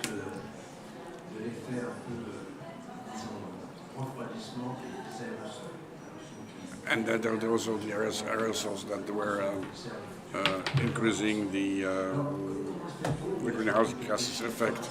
A few figures in 2022, more or less 37 million times 6, 5 due to deforestation, 5 for the cement production,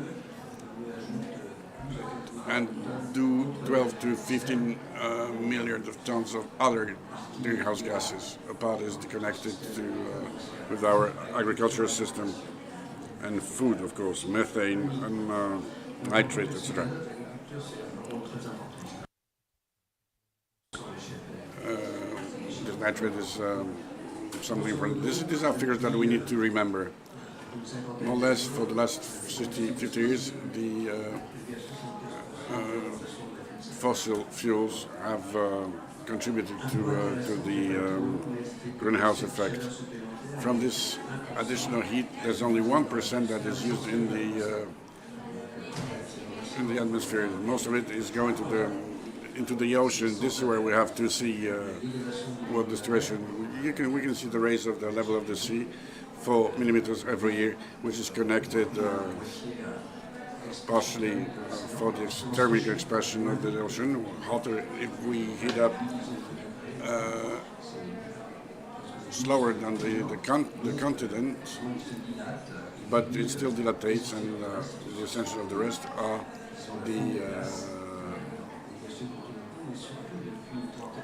the ice melting.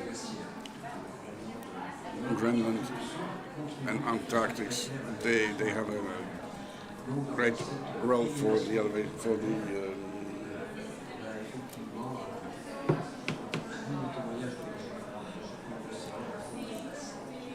so ice is melting and oceans are going up. What's the situation? This is the conclusion of the last APCC reports. The climate change can be attributed undoubtedly to human activity. And to quote the report of the IPCC, the whole change is due to human activity. So that's the first time. It's a very important step. In the previous report, we went from 95%. In the third and fourth report, now we are absolutely sure of what we are saying because we've aggregated data, and it keeps being aggregated. There is also extreme events. We know this is what is characteristic, what is specific to these changes. Extreme events, more frequent, more intense. The first are the heat waves that we see, including in our country. They come more often. They are more intense. The temperatures, the heats are higher, stronger, and they happen more frequently. And the IPCC report attributes this modification and heat waves to human activities, which is not necessarily true with other events like droughts or floods. Well, here the data is not clear, but the growing of the growth of the level of the sea keeps accelerating, and we attribute it also to human activities like the melting of the ice cap. What we can remember now is that what our community is thinking about. This is the very first reports. David talked about it. This is what we're living today. 2-3 degrees, 0.2 degrees every 10 years. And the level of the sea. In the third IPCC report, it is said that these events will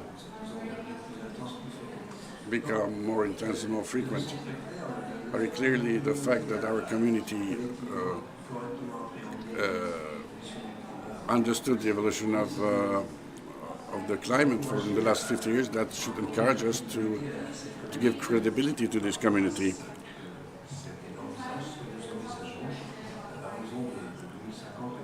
When we're thinking about what to do by 2050. So when we're thinking, it's common sense. We're saying more greenhouse gases that we emit, it will accelerate. It's not entirely true, but it's one of the characteristics. If we're looking at 10, 15 coming years, the heating up will happen. What will live from now to 2040 is actually already in the pipeline, or in the pipe, should I say. That will mean 1 degree, 1 extra degrees in France. We're not going to escape from it. And there's also this question at the global level, the possibility, or more than a possibility, or even the certainty that we'll go above 1.5, maybe even 2 degrees as an average on the planet. The question would be to get back to 1.5. The important point is that the emissions, today's emissions, from now to 2030 will have no influence in the heating that we'll have by 2030, but these emissions are decisive for what will happen to the planet after 2050. This is the important message. This is what makes. This is what is true. That's important for all of us, but also for the financial sector. Because what we have today is only the beginning of the climate change, and this is what we're preparing for the youth today. And we have to remember, it is a responsibility. Of course, the consequences are obviously more important depending on the change of temperature. There are different scenarios. If I tell you about the consequences in the bad scenario, we understand this is not what we want to do. But if we tell you about the consequences in the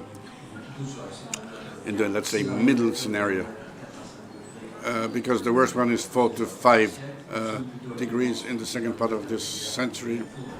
The middle scenario is 2 or 3 degrees. Well, of course, it depends what we're going to do next, because we're going to do 3 degrees if we follow the engagements of the Paris Agreement.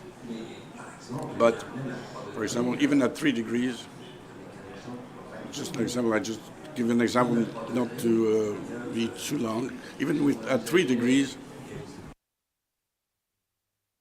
what we're thinking about in the previous IPCC reports, we were saying that some parts of the world it would be impossible to live.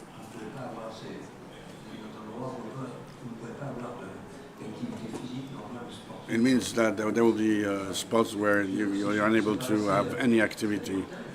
It seemed something that was very far away, and last June we saw the changes in Iran, 55 degrees in some zones, so the government asked the residents to not to exit homes. And when you see the maps of the regions that are where it's possible to live, we can see that a big part of the equatorial and tropical regions will be absolutely impossible to live in. In other words, even 3 degrees is a big problem. Once we've said that, doing nothing is not a solution, I like to use it to say that the COP has some meaning, because 25 years ago we're not talking about it. We're only saying that go in the direction of 5 degrees, and now 3 degrees. We know and we share that to avoid all the dangerous consequences of the climate change, we have to limit the change to 1.5 degrees. That was what is in the Paris Agreement. That was emphasizing 2 degrees, but the IPCC made a report on even that if 1.5, for young people of today, it will be easier to adapt to 1.5 than to adapt to 2 degrees. So it's interesting. If we want to limit this, what is happening, or maintain at a certain level, that means that we have to attain the net zero. And Paris Agreement, the emphasis was put on 2 degrees.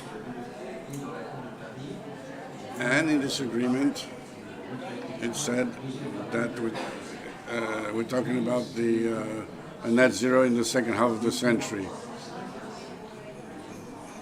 And then came the 1.5 in 2018, and the since COP26 in Glasgow, it's a priority that has been given to limiting the changes to 1.5, and it was put in the documents at the end of Glasgow COP. And in this case, we have to fulfill a necessary but insufficient condition is to have a net zero by 2050. Now, what is interesting is 3, 4, 5 years after the report, after the 1.5 report, and after the agreement from Glasgow, some countries have written disengagement of 1.3, and this is the financial sector will have to contribute to it. This is good. This is why we're meeting here today. And it's interesting because this convention on climate and all the text relies on the conclusions of the IPCC report. This is very clear. This net zero in 2050, what was said in Glasgow, that is the result of the IPCC report. Now there's a gap between the objectives and the reality. There is a real gap, if not a canyon, between the truth compared to between the engagements and the reality. It's now that we have to act. So the financial sector has a role to play. I want to remind you that there is a first part of the Paris report that invites the financial sector to start to help the mitigation and the adaptation. That's a subject that's interesting for me because I'm engaged in the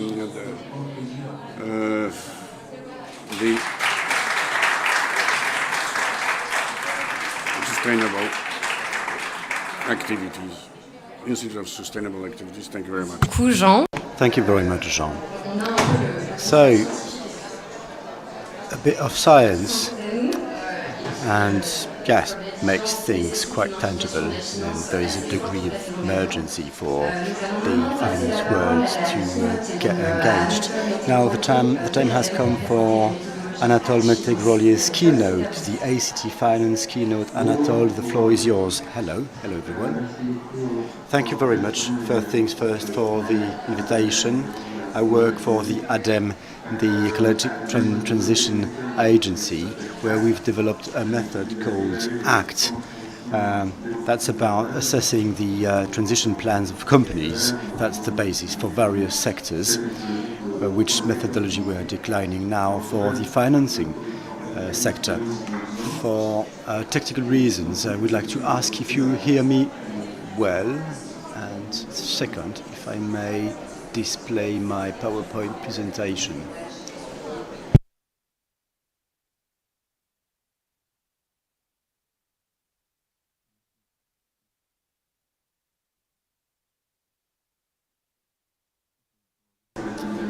Thank you. I'm going to try to guess what page you see, but I'm not on the interface, which makes things a bit more complicated. But okay. So, we've developed this ACT initiative within the ADEME, and I think it would be interesting for you, for me to present what it is. It's been created in 2015 during COP28. The initiative falls within an action led by Convention for the United Nations on Climate Change. 8 years, almost eight years have passed. The first idea was to supply a method in terms of climate responsibility for companies. That was the key objective. For first things, in 2015, measure the trustworthiness and the solidity of the commitments, the pledges made by private companies. The second chapter being, the ADEME has created the carbon summary. this methodology, just like other accountancy methods, it's an accountancy approach, but we wanted to put some bit of dynamics to it to see where the companies would be in a couple of years. So the Act Finance method, the idea was to use the same framework. We've been supported by various organisms like the CDP. It's a carbon footprint assessment. There's a benchmark around climate using our methodology to assess the situation in various sectors depending on their situation. Wanted to echo what has been said earlier. We concentrate on the mitigation part, but we also have a methodology for biodiversity and for adaptation.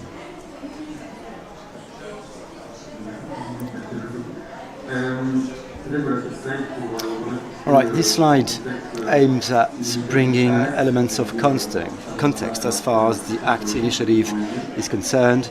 It's quite flourishing. We're happy with the situation because we have law tools, legislation tools. We are showing where we are as we speak. There are frameworks. It's more voluntary things, regulation-related things as well, concerning companies' transparency in terms of scope 1, 2 and 3 transition, among others, which is extremely useful as far as using data is concerned. Then you have another step after publishing.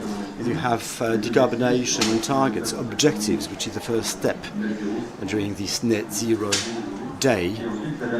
And then you have the last step, which is a transition plan reassessment. It's the action plans that allow us to meet the objectives. What's interesting enough is we often see notes related with transparency performance and not transition plan performance, and those are two different things. We are assessing the transition plan. So next slide, please, just to show that it is a sector-based approach. As you see, some sectors have emission that will be quite hard to manage. Some sectors are more resistant than others. Some sectors demand more money, more grants, more subsidies than others. Having said that, we have different modules within the methodology. The ponderation is often different depending upon the sectors. Next slide, is that the one I think it is? So, to get at it, road test deliverables, the finance part, we have a methodology for banks and a methodology for investors. As for the investors, we include the asset management, of course, financial institutions like insurances for their asset management activities. We've developed this methodology. We've been working on it for 2 years. We're happy to show the first results. The first phase was completely methodological. It was about coming up with a method. Then we've been working with ONGs, with experts, with other organizations. The idea to keep ambitious and to keep testing what we have come up with in the laboratory on field, because everything has to be operational. It's not supposed to be something theoretical written on a piece of paper. We are now publishing the first tangible results of this project. Investors have had access to their individual reports. We're about to publish after the event this week a synthesis of the report. In December, January, we are supposed to publish the last version of the methodology for it's open source, so that everyone can use the method, and that's what it's about. Talking about the methodology, you have 3 scores. A performance score, which is the very heart of the methodology. You have both quantitative and qualitative aspects. The performance of the portfolio, the strategy led by the financial institution. So it's 3 parts. based, we concentrate on these elements. You see five pillars on the left side: trustworthiness, solidity. We think about the objectives, about what has been achieved in the past, the testimony of a given company in the past, and what are the tracks for the future. What is to be, what is to happen, and the consistency, of course, it's extremely important when creating a transition, when assessing, a transition plan. Results, bank sample result. So the trend behind the figures is always interesting, because you have different scores, you can have better scores or worse ones, but what's interesting, what it's coming to, what's behind it. So you can see 5.7, for instance. The trend has always been identified by various reports, so it's not a great discovery. Banks and private, it's not. The economy as it is on a 3.2 track. About details, this slide doesn't say much, but what we've observed via various modules is a lack of data. That's something we hear from the professionals as well, especially when dealing with systemic approaches. Those banks are systemic, so it's extremely, we're struggling to have a monitoring, a follow-up of all of the counterparts when you have billions, when you're dealing with billions. We talk with finance institutions. We talk about standardization, about what's a green company, what's a company that is in transition. Since within this tool we went away from the notion that had been used for a couple of years with financed emissions. Emissions are associated with the companies that are financed emissions. Lots of databases are based on that to assess the impact of a given financial institutions, which brings two problems, because a problem that is big, the fact that a portfolio is being decarbonized doesn't always have an impact on the economy, and second is you also often finance the emitting sectors, because they are the ones who need money in order to perform their transition. So you look at the share of green companies and transition companies within the portfolio. That's a quite innovative approach, because that's something we've created last year, and we're happy to see that this very approach is getting more and more popular. Enough to look at the SBTI to notice, by the way. And that's more linked with the module 4. Performance of a portfolio, 6.5. Okay, best practices. You have this, the score is 5.8, but should all the banks implement the best practices we've determined, it will be completely different. So it shows that it is indeed possible, thanks to good practices, to obtain a score that would testify that you are indeed creating transition. Next slide, please, with investors. The score is slightly better. Investors, that is thanks to specific actors working in private equities, who, thanks to their profile, have an impact possibility that is quite slightly bigger. So, yeah, the investor got 15, which shows everything is possible. But you know, the difference shows, not the difference, but both slides shows it is indeed possible to get a good score. But there is a size issue, of course. It's not only qualitative but quantitative as well. But as you see, companies, financial institutions, people as we are, ordinary people can access this data to see what's the reality between words about contribution to a greener future. And that's the very objective of this method. That is to focus on the impact, on the results, on the tangible consequences. while there is still no standardized and tangible, common, harmonized definition of what's a green company, of what a green company is, and of what a transition company is, neither the first nor the latter. This slide shows the situation within various sectors. See, 6.6 used to be 5.5. We used to have 8 for open pipers.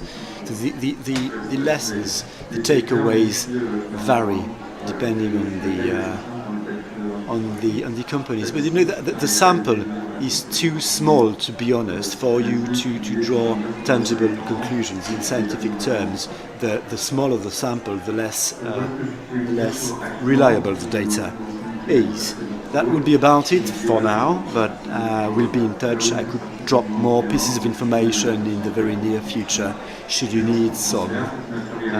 We'll keep on working with the finance institutions, because that's a sector that mobilizes lots of money, obviously, and that needs expertise. As far as transition is concerned, we're happy to bring this expertise. Thank you for your attention. Should there be any questions, I'd be more than happy to. Thank you, Anatole. We can applaud him, even if not. I'm not sure if you can hear us. As we understood, this methodology aims at assessing the credibility of the transition for financial actors, not only transparency. I emphasize that because usually about transparency when we're talking about the financial actor. This methodology is one of the rare in the world that assesses the credibility of the transition trajectories, not only the target but also the means. So of course we have banks and investors. This is not the same job, but we have progress to make. But it's the methodology to go further and to challenge the actors about the transition plan. So it's time for the round table. So I have the pleasure to have my 4 speakers today. Stéphanie Shaw. Alliance for Net Zero, DG Funds. You are Director of Transition Finance. Hello. Hello. Nous avons Raphaël, directeur de l'Observatoire de la finance durable au sein de l'Institut de la finance durable. Raphaël Lebel, taking care of finances also. Karin de Gaulle, who's a manager, direct director of French Banking Federation, and Eric Becker, who's a director at the AXA Group. So before starting, I wanted to remind you a few 3 key moments. The first one is that 2015, the historical speech of Marc Carnet was saying about the tragedy of the horizons, political, economic, but also long-term for the present generations and for the future generations too. The same year, there was a second important moment. I mean the COP in Paris that ended up with the Paris Agreement adopted by 196 states. The objective was to maintain the increase of temperatures below 2 degrees above pre-industrial levels. As I said, and to continue efforts to limit the temperature increase to 1.5 above the pre-industrial levels, if possible. The last key moment was the COP26 in Glasgow that marked the Glasgow Financial Alliance for Net Zero, represented today by Stephanie, which now comprises 7 sectoral alliances, including 4 in the financial sectors. So we have NZBA for banks and insurance and the IA. This alliance rely on collective engagement on a voluntary basis in order to achieving global carbon neutrality by 2050, also known as net zero. Today we are at COP28 in Dubai 2023, and the question arises, where do we stand following the net zero commitments made at COP26? So I'm asking Stephanie today. Worldwide for the financial sector, and what is next in 2024 for defense? Merci Marie. Je suis vraiment désolée, mais mon français. I'm sorry, but my French is too limited. I will present my thing in English today. GFAN's putting out the Net Zero Transition Planning Framework and all of the resources that came together in support of the real economy and the financial sector to develop and operationalize their net zero commitments. Since then, this year was, Mary likes to say, is the year of the transition plan. And it certainly did not disappoint. We are expecting a lot of progress on this front in terms of implementation. And just to give you some perspective, and you'll see it in the GFAN's progress report that's going to come out today, this year we are expecting over 460 financial institutions having established interim targets. And we are also expecting over 250 firms to have disclosed or will be disclosing within the next year net zero transition plans. I want to pause here because that is monumental. Considering how much resources and time it takes to actually do these plans, considering that firms have jumped from commitment into actually thinking through how they're going to implement and then actually meet their targets and commitments in such a short period of time. And for the ones that are still working on their plans, what gave me really a lot of confidence is to hear them say, we're taking our time because we are taking this seriously. It takes a lot of effort to do this right, and that is just really great to hear. And so aside from that, as we all know, we're seeing record numbers, even though it's not enough still, in terms of investing and financing in green solutions. So I think from a GFAN's perspective, we see a lot of momentum. We're expecting this to continue into next year and beyond, but there is still a lot of work to be done.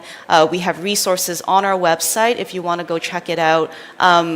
Videos of financial institutions and real economy leaders talking about the journey, the lessons learned as they build their transition plans. So it's all kind of coming together, but I feel like we're not there yet and there's more to do. Thank you very much, Stéphanie, for this overall perspective on where we stand. Raphaël, vu le suivi des engagements réalisés with monitoring that is realized by the Observatory of the transition, what is being done in France when you're talking about the engagement of financial sector? 4 ans.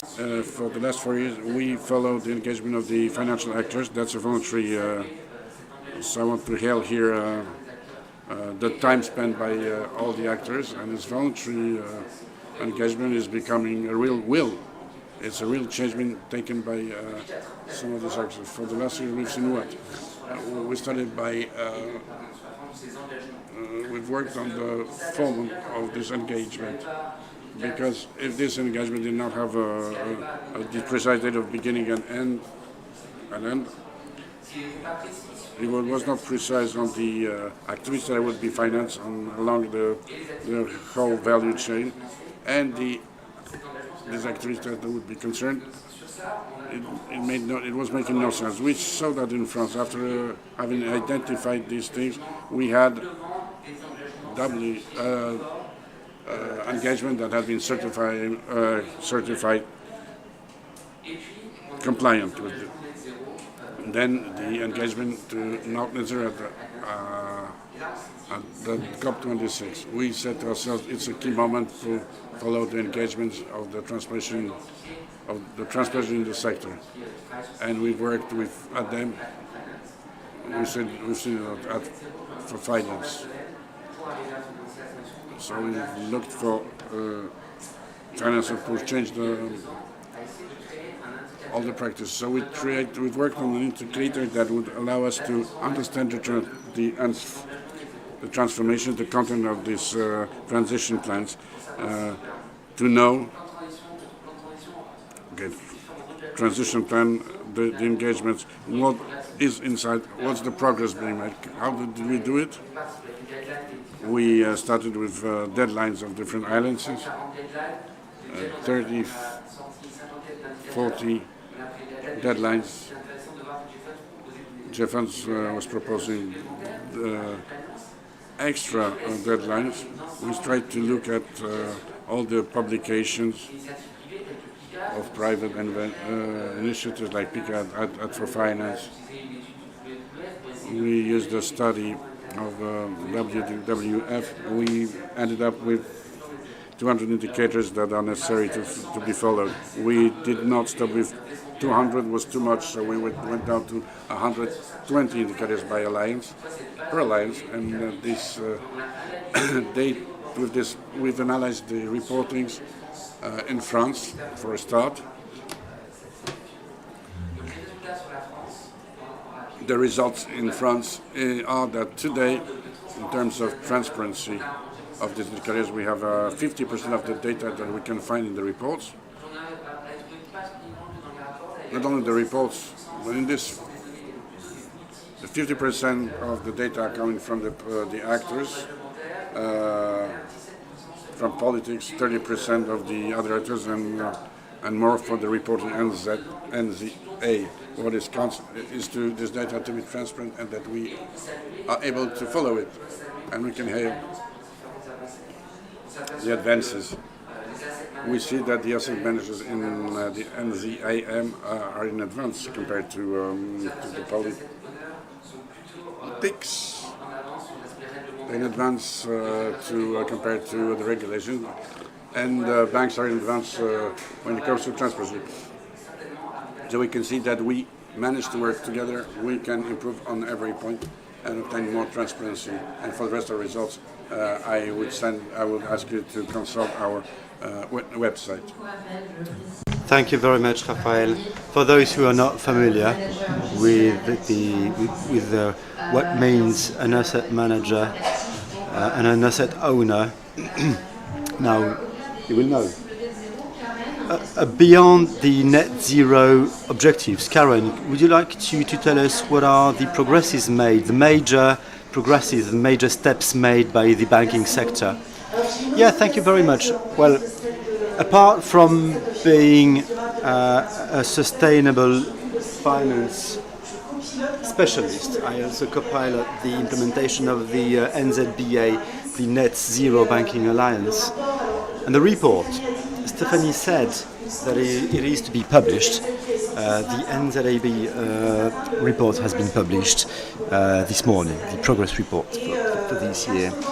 And then 96 out of the 136 or so have published net zero pledges with figures, with dates, with a degree of ambition for most of them, and concerning various sectors, several sectors, not all the sectors.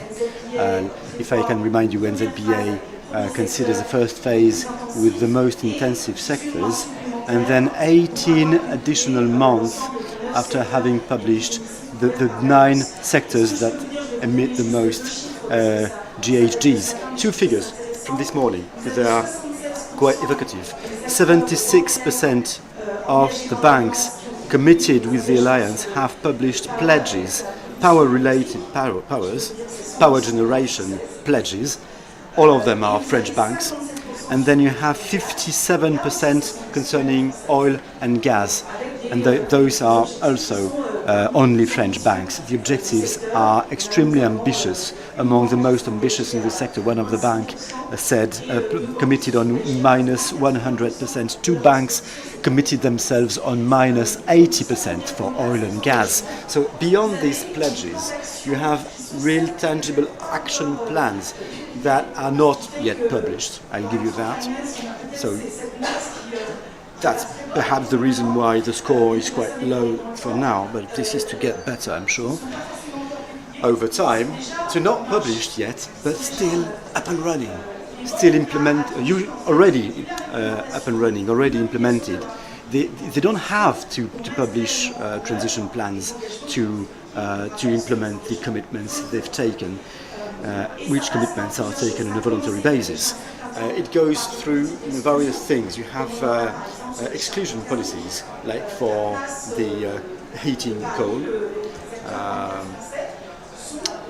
French banks are, to date, the only bank sector who committed itself to abandon coal-based heating by 2030. It's a 2030 for the OECD countries and 2040 for the rest of the world. And that's where we start, because now the implementation of the sector-based objectives is linked with transition financing. You have to finance it. You have to reallocate financing portfolios with assets that allow you to finance customers between activities for the same client and between customers within the same sector. So you get banks today, among the French banks, you have BNP Paribas told us a couple of weeks ago that you don't see, every week a deal happens, becomes reality that would have never been a reality beforehand. Jean Jouzel talked about a sector being the sector that emit the most GHGs, transactions that are not made. You know, the oil. The fact we don't finance oil now is not something we do for us. It's for our children, grandchildren, because the effects, the consequences will be not in 2050 but in 2000. So every week a pledge is being made, a negotiation is achieved. Our counterparts in America, in Asia are committed. French banks are always a part of those pledges. The Alliance forecasts 1 year to publish from the moment when commitments have been published. So the plans are not there by now, but the action plans are. So, additional question, Karen. What are it is about goodwill in France, a goodwill among the French banks, or why are you doing so good? Well, the regulation, the EU regulation and its supervision, of course, plays an institutive role, a major one. But one more time, the finance sector as a whole has not waited has started working before the regulation came over. The first step was taken in 2011. There was no regulation about it back in 2011. The only regulation that exists concerns only divulgation. It's about transparency. So nothing makes it disclosure. So nothing makes it mandatory for the finance sector to do so. So the regulation, of course, brings its lot of transparency, but it's not the first engine, it's not the first locomotive. Of course, okay, so to sum things up, so you have green activities. We have the European taxonomy, for those who know the European text. It's quite clear, it's black and white. You have the carbon fuels, and you have the transition, which is somewhere in the middle. It's what the abatements you try to perform. You talk about climate, but there are other chapters like water, like biodiversity, and we've not even talked about the social tissue. So, Eric, as an investor, as far as solutions are concerned, solutions for climate, the green part, the transition part, what would be your approach as an investor as far as these topics are concerned? Well, hello everyone. I hope I won't be accused and pledging guilty for not working fast enough. A couple of words of context to explain what we do and to better understand how important changes are, those very changes we are witnessing now. Everything started well. I don't want to repeat things that have been said today, but I agree with what you've said. COP21, COP26, big steps. 2019 with our net zero commitment, the AOA, the Net Zero Alliance in 2020, and a first intermediary decarbonation target, minus 20%. I'll be trying to go faster. Minus 20% in 2019. From now 2019 to 2025, it's 2023 now. 2025 is getting closer, so we decided to formulate our targets for 2030, and that's minus 50%. That's the general trend between 2019 and 2030. So minus 50% on three classes, three types of assets: public markets, stocks, bonds, public bonds, real estate, when we are the landlords, where we access the operational phase of a building. If you want to decarbonize a building, you have to be the decision maker. So all the assets are linked with the private sector, which makes it far more difficult to receive enough data in a short time to be able to pilot. You have the history, but you can work on the transition part still, and I'll get back to it later. So where we are now, the various observatories can say the same, but it's public anyway. Between 2019 and 2022, it's 2023, so we don't have the reporting for 2023. On the three types of assets I've mentioned, public procurement, real estate, etc., minus 35%. The objective was 20, minus 20. We're doing minus, making more, minus 35. Back in 2020, we didn't have the slightest idea about how we are going to decarbonize. I'll tell a couple of words later about what decarbonizing the portfolio means. So we've done a long way. We went a long way. It's a question of culture. Two things are crucial when it comes to decarbonizing portfolios. First, a good visibility of your assets, and then an ecosystem inside the company, thanks to which the decision making while making an investment to be with this will to decarbonize the portfolios. You need the will, you need a champion, you need a master, you need a chef in the company to go the whole to make all the steps, because you're reducing investments in certain parts, you are enhancing investments in other parts. It's quite disruptive for the overall culture that is the one of investors. That is something to take into consideration, because that's completely new. That's completely new. You have to train your investors. It's a culture change, a culture shift. Minus 20% is easy. Minus 50 is far more difficult. So you have to change the way you think as an investor, and you need competent people in your company. So the transition plans now, why are they so important, especially for the insurance companies, notably? There are various actors. You have the pension funds, you have the insurance companies, you have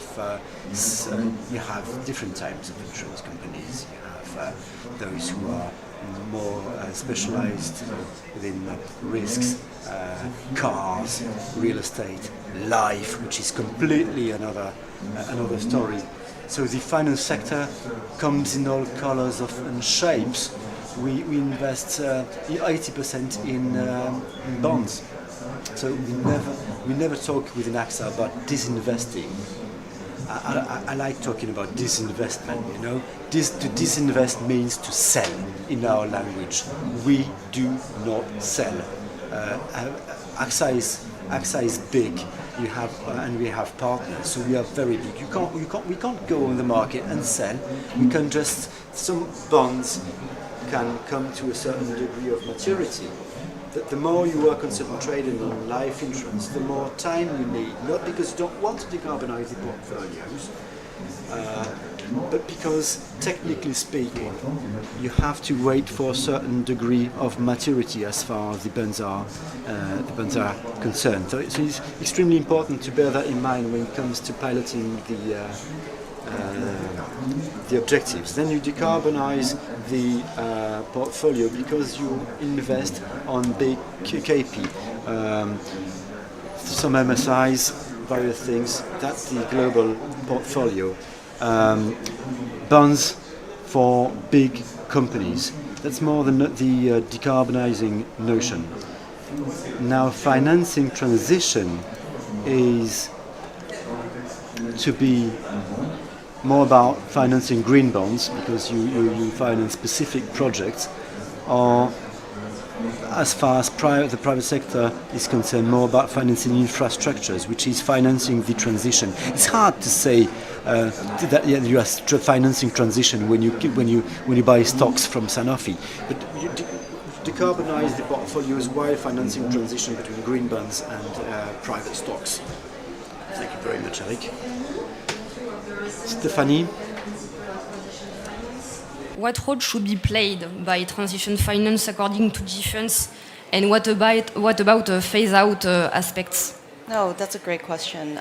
So GFANZ is very supportive of the EU principles on transition finance. I was very excited when that came out because love that they baked in the need for a credible net zero transition plan in order for an issuer or a company to qualify, right, within those principles. And we're absolutely very supportive of that. And we heard from the panel and the presentations how important it is to have a net zero transition plan. And on transition finance and from the perspective of private finance, I think when we think about climate action and decarbonization, it really is about providing financing and support and engagement, right, that can help drive real economy emissions reductions, right? So it's about taking that action. And from the GFANZ perspective, we have kind of 4 nice little buckets that captures what needs to be done at a whole economy level to drive to net zero. So we have climate solutions, aligned and aligning, and managed phase out. Phase out being these are exposures that risk being stranded in a net zero economy, and so there needs to be a plan to phase them out in an orderly way. But I'm not going to get into the details of the 4, but I think what we want to take away from that is that it covers the spectrum of all sectors. It's not just green, the no low carbon solutions that need the support. Financial institutions play a critical role in providing the real economy companies by going where the emissions are and supporting them in their transition, because one, that those are opportunities for investment and financing, which is great. And two, and I think the Banque de France actually articulated this really well in a recent bulletin, is that if you don't actually address the emissions at the real economy level, you risk holding that kind of risk exposure in your portfolio indefinitely, and you can't just offset that with more green within your portfolio holdings. So I think really taking a step back from a GFANZ perspective, transition finance is not just about a portfolio construction exercise. It's not just decarbonization on paper, but it's really about putting real dollars and engagement and support to help the real economy sectors across all the sectors transition to net zero. Thank you very much, Stéphanie. Donc on peut voir vraiment que la transition, c'est ce qui permet d'avoir un impact sur l'économie réelle, hein, c'est-à-dire de voir vraiment une réduction des émissions. To have an impact on the real economy, as was reminded by Stéphanie. Karen, could you explain us how the transition, but only banks, are done with the clients? Sorry. Yes, decarbonization of the bank balances would not be realistic. We have to go through different levers. Pan-Jiménez transformation. I wasn't aware that for the insurers the problems were the same. We're not talking about disinvestments, but in a bank balance it's even more complicated because there are different and long maturities in actions, and the bank is supposed to assist the economy, so we could not disinvest bank balance. So the first lever is really the process, the inclusion of this criteria. The second criteria is the sustainable finance, to prepare products, financial products that will be specifically accompanying in the transition, that will finance the transformation activities, and this is what allowed to French banks that they have accelerated very much in the last years to get from 70 billion 5 years ago and 200 billion this year. So we consider the progress is huge, and it's not going to stop. The level of engagement We don't talk much about it in case of banks, which is kind of surprising. It's because it's difficult to quantify the customer engagement.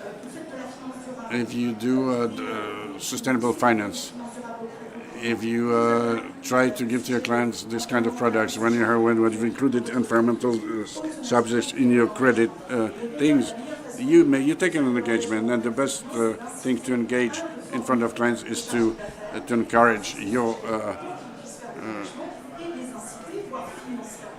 managers to help to encourage them to have objectives connected with sustainable finance. In some places in France, they put in place tools of encouragement, bonuses for bankers, it's called.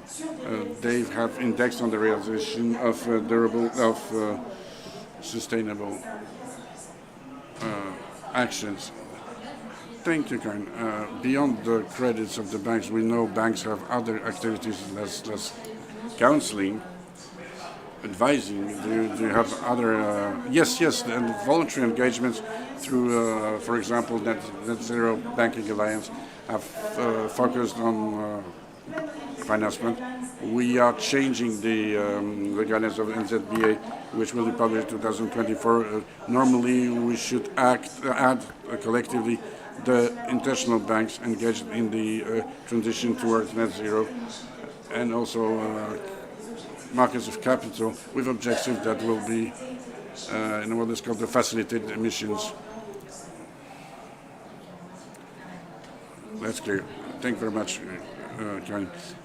Eric, we've said that these investments would not be the right solution to have an impact on the real economy. Could you get back a little bit on how do you try to change the things in the context of your strategy of engagement?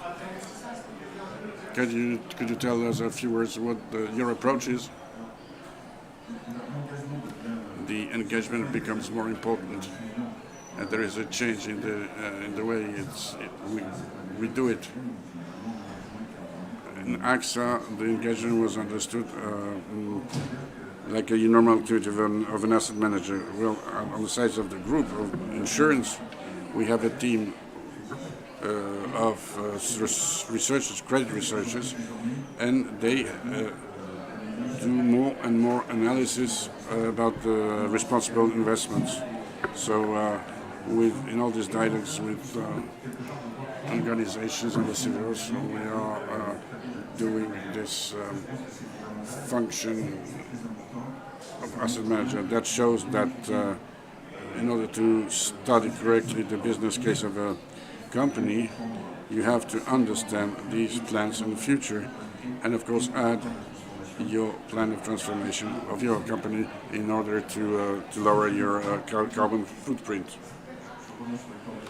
So I'm getting back to transition plans.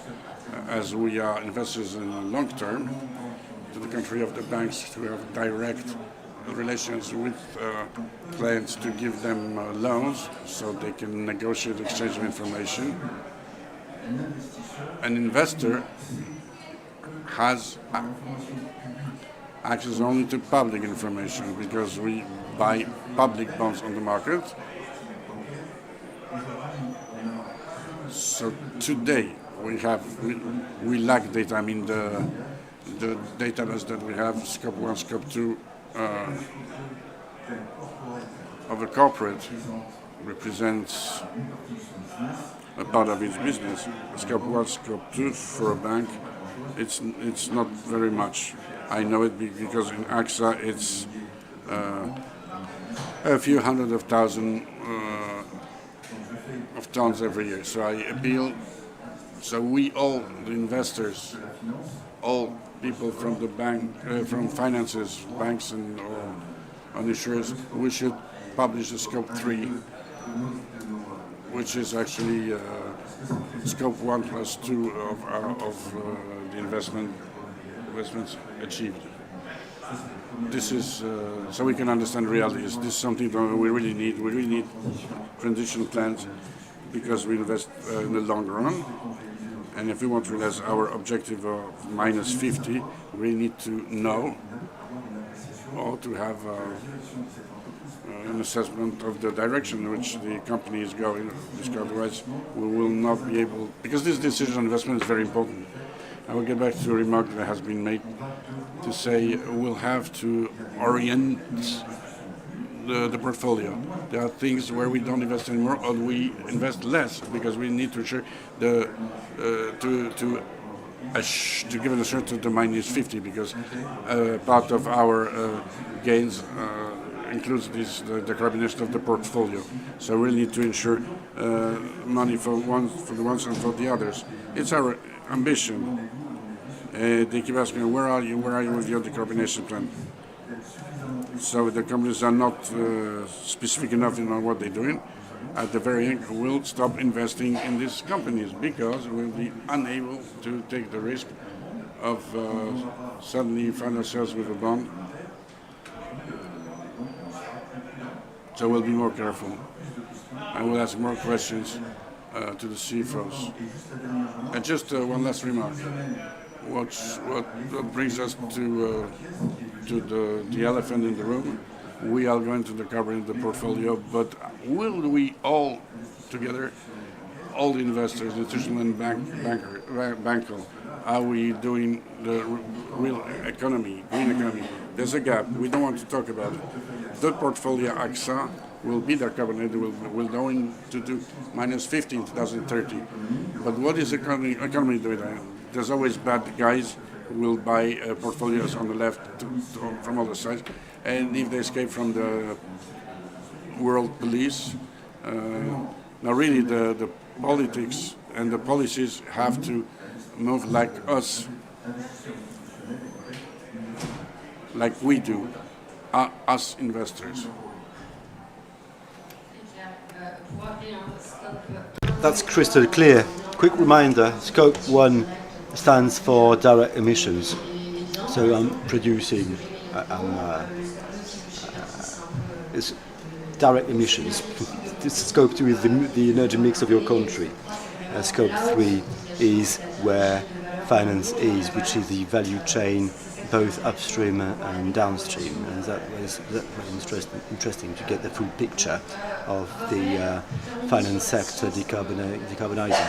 Raphael, to end up with a couple of words about science, as we started with Jean, there is a scientific committee within the Sustainable Finance Observatory that has published recommendations linked with the alignment of the finance sector on a low carbon trajectory. Could you tell a couple of words about it? Yes, of course. I'll be shedding light on 5 reports. I'll be the porte-parole of the scientific community. But you know, when we talk about leaving fossil fuels, about the phase out, you know, those policies have to be precise. The abatement or the phase out thresholds can't be too low. You know, it's not about. It's normal to have thresholds for big companies like AXA or other big companies, but those thresholds need to be ambitious enough. That notion, that threshold policy, is, you know, it's always written in small letters by the end of the agreement. Pay attention to that. You know, Karen talked about the facilitated emissions, and I'm happy to see that this topic is tackled, because 3 years ago it was quite new. Back then, we would mix quite easily the mortgages and the others. We would be lost as financial actors. Now we are making differences between what is what. You can have mergers, you can have insurance activities, you can have various things. It really comes in all colors and shapes. Those topics are key, and finance actors are concerned. We're talking about scopes. We have to go up to the scope 3 of the scope 3, you know, using with solid methodologies, so you avoid redundancies and double codes, of course. Defining things is key as well. the scientific committee has issued proposals from that point of view, between actors, between stakeholders, from the civil society or from the regulator. When we talk about what's sustainable, it's a fashionable word, but we could talk about science or non-professional some activities in deep waters. We can talk about many things, but we need a common language, and we need a taxonomy, as it has been said today, a common language, common definitions of what is what means green, what sustainable means. We now have created a label that will allow to exclude actors that create new projects and are not aligned with science. Now, putting the data in perspective is another thing. This is something we've tried to do during our second year in the laboratory. We sometimes announce tens of billions of dollars, but you know, you have to compare every sum of money with something. We've been talking a lot for years about the 100 billion that we could reach. To give you the big picture, it is 0.1% of the world GPD. So we are not able to mobilize 0.1% of global GPD. It's a pity. So now we're around 50 millions. It's like giving 10 cents to somebody who is supposed to buy a house. You know? So you have to put figures in perspective, because it is far too low. It is insufficient, spectacularly insufficient. Thank you, Raphael. For the conclusion, I would like to underline two things. Raphael has talked about the ISR label. The most known of the labels is the socially accountable, socially responsible investments. We have other labels, sustainable finance. There are different labels. Take a look at what's possible in terms of private assets managing. It's also about the double materiality, because in Paris, in Europe, we are pioneers a bit, but the climate pledges in Europe are always based on a double materiality. It's a buzzword, but it's how, as a stakeholder, what is my footprint on the environment, and what are the consequences of the environment of my profitability. That's not the smallest common denominator. It's often about profitability, barely about profitability. So it's important to bear that in mind and to see what progresses have been made in Europe, and to keep on showing the example, to show what's possible to make. Thank you, many thanks to all the speakers. Thanks a lot. And I'll give the floor to Raphael, who has a couple of words to tell about the observatory. Thank you very much. Thank you, everyone. I think we've seen it. We've understood it. We've understood that data is at the very basis of the transformation. Talking about data, I'm talking about accessibility to data, about the methodology thanks to which we've calculated the data, and I'm talking about its assessment. We need those three, accessibility, methodology and assessment, to come up with viable data, consistent, relevant data, thanks to what will be able to create a solid dashboard to accompany to lead us to transition, to perform transition in a proper way. Just as today's emissions stand for tomorrow's temperature and greenhouse gases, the way we finance the economy will stand for tomorrow's world. Shall it be carbonized, carbon-based, fossil fuel-based, or not? Answering the demand from the civil society, and thanks to the Ministry of Finance, financed by the ADEME and the EU, and private finance actors via their 150 confederations in coordination with the French supervisor and with the scientific committee, with independent experts. Together, for the last 4 years, we've been working at the creation of this dashboard. The aforementioned dashboard. So we've been working a lot. We've went a long way together with voluntary stakeholders, basing on the pledges made by capital investment, by asset managers, by banks, together to make more transparency concerning the pledges and to see whether the commitments made back in 2018 are followed by acts now, by facts. Sector-wise, we've been working with the professional sector to collect data to see globally whether sector by sector there would be a transition. France is the first by business city to publish fossil fuels picture of the situations that is sector-based. In addition, the way we've calculated things was used by using a methodology that was asked for by the civil society and the supervisors. Now we would like to accelerate this dashboard, to boost it, to make it more solid, more transparent and more international. Since there is nothing worse than the only thing than from having no dashboard is having a wrong dashboard.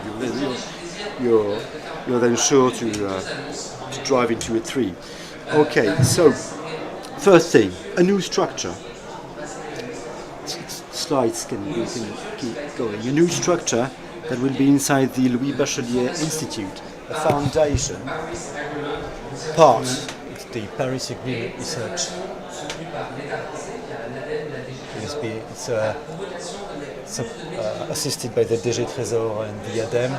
The goal is to put more methodology, more works for all actors in France and internationally, for people to be able to work more in details on their transition. Each and everyone who wants to go for transition can do so thanks to the right tools. And yeah, second thing is linked. The Sustainable Finance Observatory will reach the Part Foundation from 2024, merging with the Climate Transparency Hub, which is yet another initiative from the ADEME. What are doing the observing some of the finance actors in the market. Why this change? Well, this foundation seems to us to be an excellent opportunity to ensure three basic pillars of this activity. International. The analysis have to be international. That's absolutely key to put our results in perspective with the transformation, with the global transformation of a given sector. We also know that we are not going to align an independent village somewhere in deep France 2,000 years ago. We have to be connected, interconnected. Net zero donuts to follow the pledges, the commitments, net zero commitments of the finance sector that we want to develop internationally, for which we are looking for partners. The second pillar is the university expertise. We've seen it, the methodologies are the key to ensure this data. So to join the Bachelier Institute is to work with 400 international actors, and we have to ensure that the data is rigorous on this international observatory. The last pillar is the research of a structure for an independent governance, which will guarantee the missions, the integrity and the transparency. In order to establish this governance, we launched an appeal to institutions to join the governance of this. Of course, a university college, which will be integrated to the unit of piloting. So you can join this platform and see we can display directly the College of Public Powers to work with French and international actors of the public sector about the legal data. We need to we need to know what are the demands in terms of transparency. Private colleges, of course, because need to continue to work with actors who are the motors of the innovation. It concerns the financiers and the emitters, and the companies who are emitters, of course, but actors of transformation. These colleges will certainly have to change, and it's a historical moment to join this platform, because by doing it today will be you'll participate to the definition of this governance. The definition of this means a dashboard with good indicators will contribute for the decarbonization and to find a sustainable society model. Even if we're looking for partners, it's important to say that the participation to governance of this platform is, you don't have to pay for it, it's free. We have an insurance for our financing from this French state, but we're looking for partners to extend our data and to perform new studies that could be interesting to continue this work of monitoring of the transfers. As I insist, we need all of you to create this platform and to have this monitoring tool. And I want to thank the French Pavilion for hosting us. It's support from the very support from the very beginning, and thank to all the persons who I think we can all act together. It's not too late.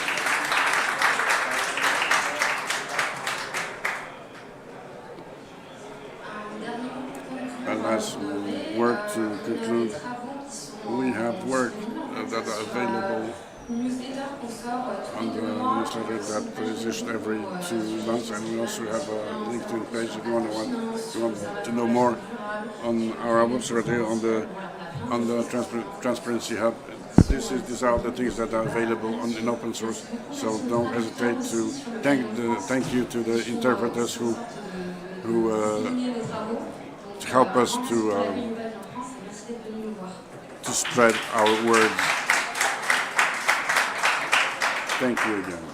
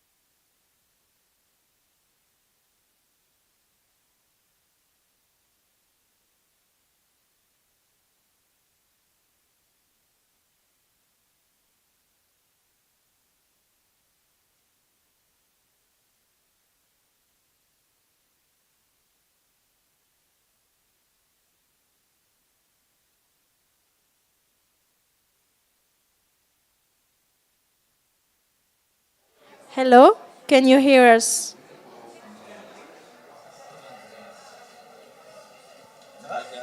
You want to speak French? Or not? We speak whatever you want. Ok, perfect. Est-ce qu'on peut tester juste les vidéos sur les slides? Oui. Si ça va, juste pour voir s'il y a bien le son et tout ça. Oui. Yes, can you hear us?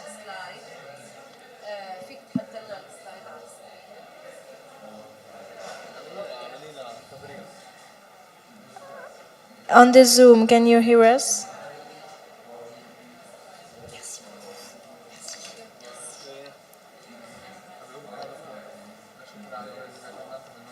Daoud, can you hear us?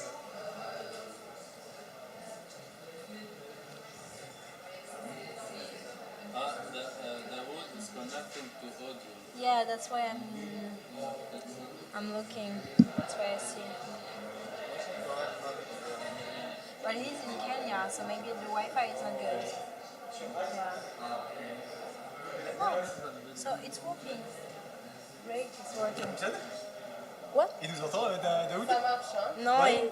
en fait, il se Je connecte. crois qu'il les entend, mais ok, il ne peut pas les parler. Ouais, il peut pas parler en fait, il se connecte. Ah oui, d'accord, ok, trop cool.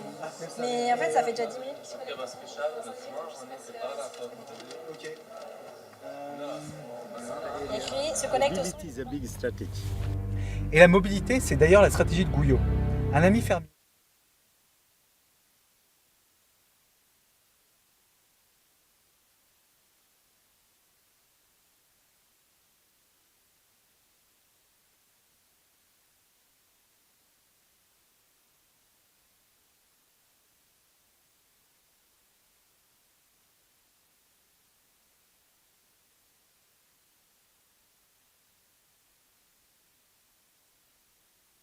Communauté. Mais pour y aller, on va utiliser un moyen de transport auquel Daoud ne s'attendait pas forcément. Stand. Ok, wait, stand. Ok, continue, yeah! Oh, good!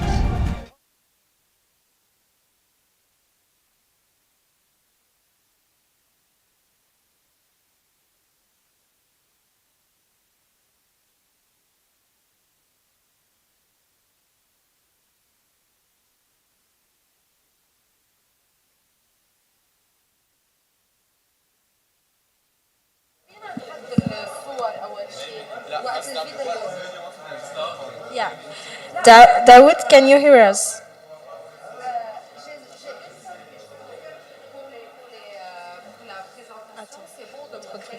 Daoud, can you hear us?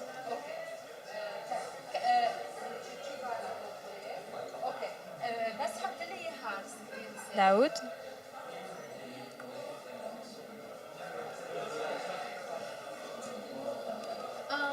بتشيل يو اس بي بتحط البوينتر نقلتيه انت باوربوينت كله؟ ايه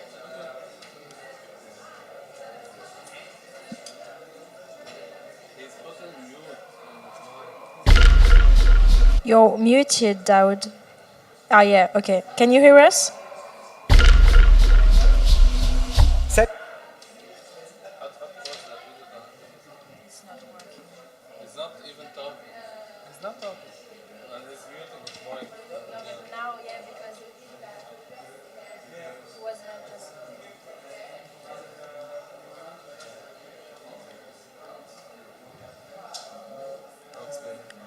Hello, can you hear us, Daoud? Tell him to nod his head. Nod his head.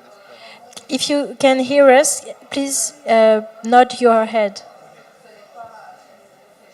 Can you hear us? Say yes with your head.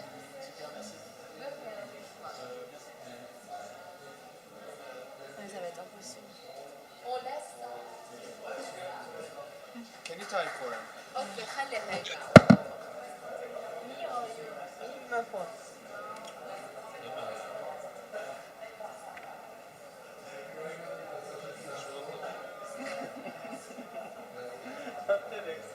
مش حاطط شيء.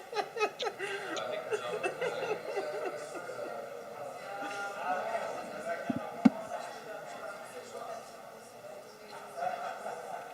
انت مش هتصحح حاجه؟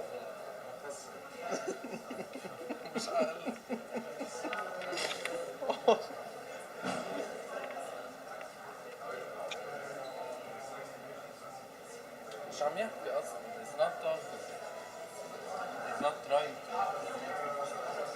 Yeah, he's trying to find it out.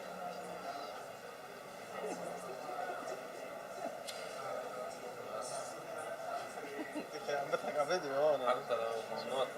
ليه؟ على قد باورفول؟ لا. ركز تهضم. بركز تهضم. ممنوع.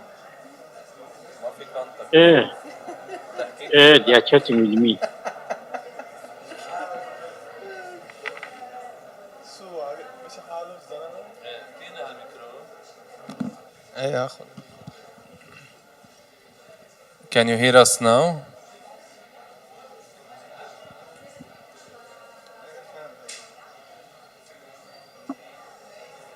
He's not answering.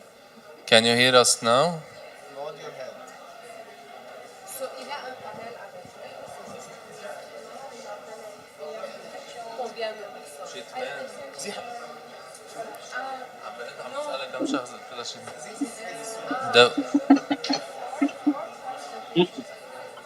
Now it's wrong time. Yeah, you can hear us, right?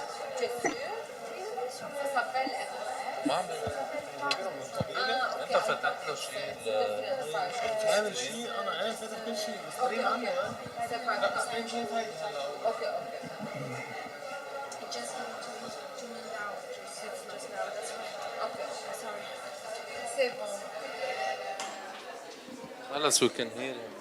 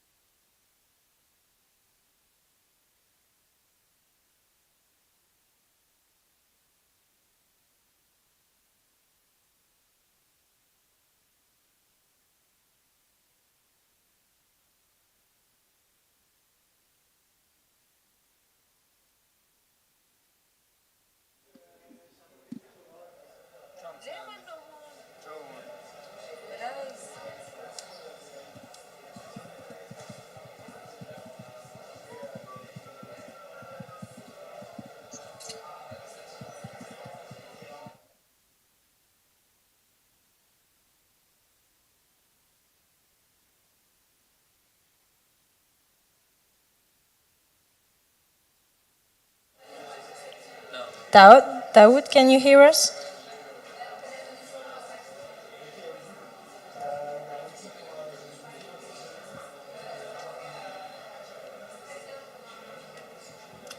Can you just open it on your laptop?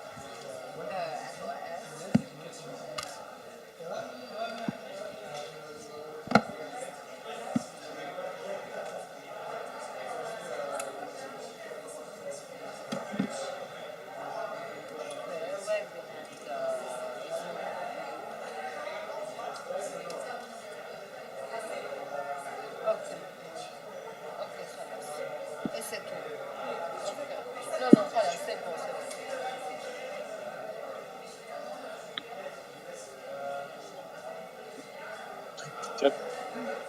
Yeah.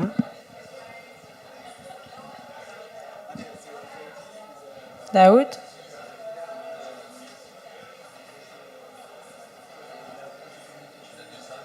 Yeah, I did.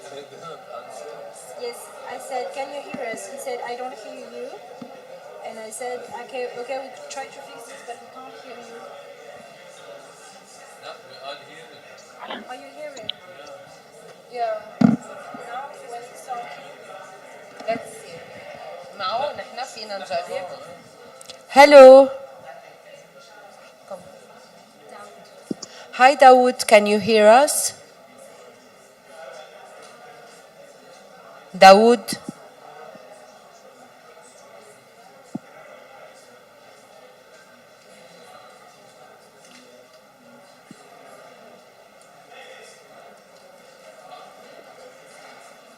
Daoud, can you hear us?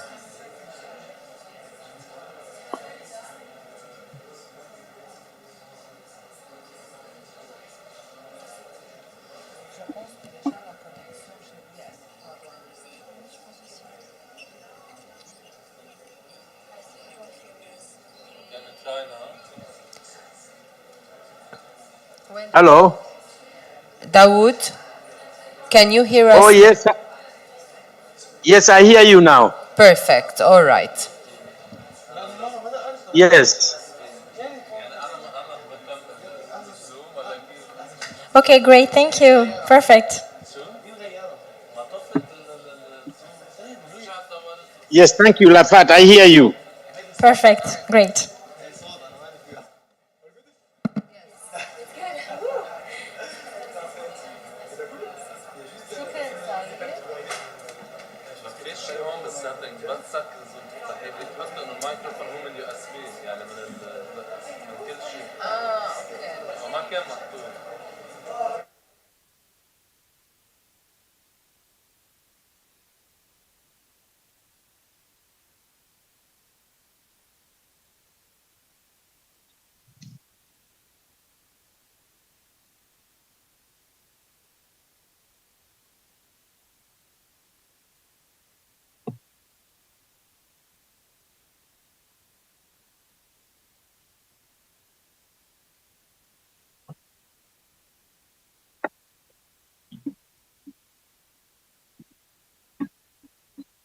Hajatengeneza.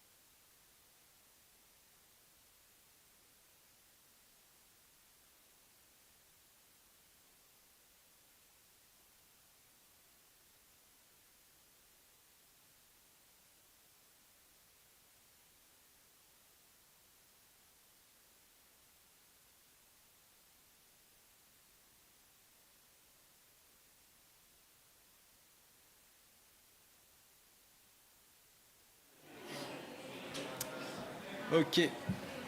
C'est bon? Can you hear me? All good? Okay, we'll start the event. Thanks a lot for being here. My name is Nicolas Plein. I'm the RISE founder of the foundation. And today I will explain you why we are here and what we are doing with the foundations.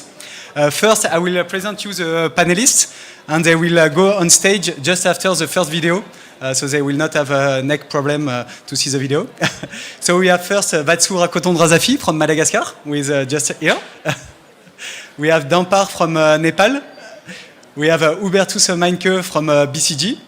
Boston Consulting Group, with the global leader on climate and sustainability. Gilles Vermaux-Desroches from Schneider Electric with Chief Corporate Citizenship. And we have also online Daoud, who is from Kenya, with Boran's leader. And today it will be a small event, and I will show you, we'll release all the documentaries and all what we are doing in 2024, so next year. So we launched this RISE Foundations 1 year ago. I will take the mic. 1 year, sorry. 1 year ago, do you hear me? So we launched the RISE Foundations 1 year ago, and the idea it was how we can bring the decision maker. I have to take the mic. It works. Okay. Okay, perfect. So we launched this RISE Foundations 1 year ago at COP27, and the idea of the RISE Foundation is how we can influence the public and private decision makers in order to implement innovative solutions to tackle the climate, biodiversity, and social challenges. And when we mean innovative solutions, it's solutions that are combining local knowledge, technologies, and science. And for this, we started from the 17 Sustainable Development Goals of the UN, and we identified 5 main subjects. The first one is pastoralism, next one is ocean, agriculture, forest, and transport. And with these 5 main thematics, we have a team of journalists and scientists who investigate around the world to find the best solutions on these 5 subjects. So for pastoralism, we went to Kenya last February. For Madagascar, for ocean, we went in Madagascar in last May. And we are just back from Nepal with Dambar, 1 month shooting there in Nepal. And he will explain you what we have discovered there. And after we'll go in 2024 in Peru and in Canada to speak about transport. And so this scientific exploration are the beginning of a whole ecosystem. So for each of the subjects, we'll release 1 documentary, 1 episode with a documentary collection which will be broadcast in a big international platform and also in TV channels. We will also write some digital white papers with the Boston Consulting Group consultants and experts to show how these solutions we have seen in the country, in the local community, can be scaled up and what is the impact of this solution. We have also educational toolkits for the universities and a RISE serious game in order to show how to the decision makers how we can implement these solutions.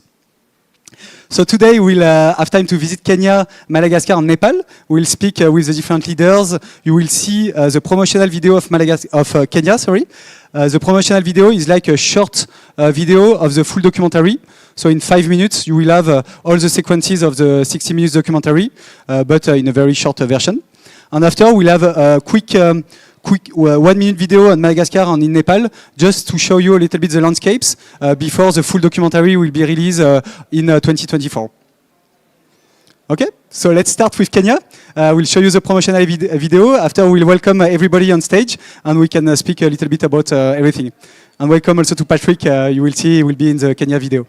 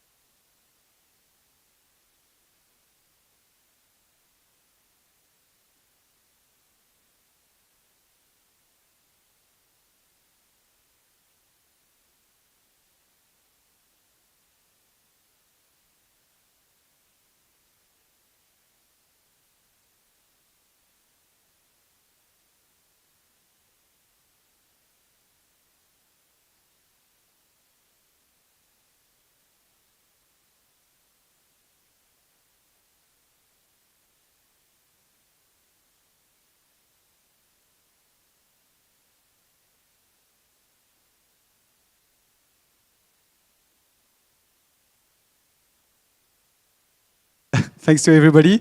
If you want to join the panel, Ubi, Gilles, Dambar, and Vatsu. And I will also give you the floor after Patrick to say a few words about this.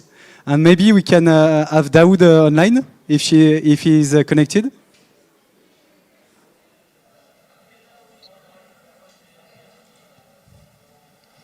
All good for you?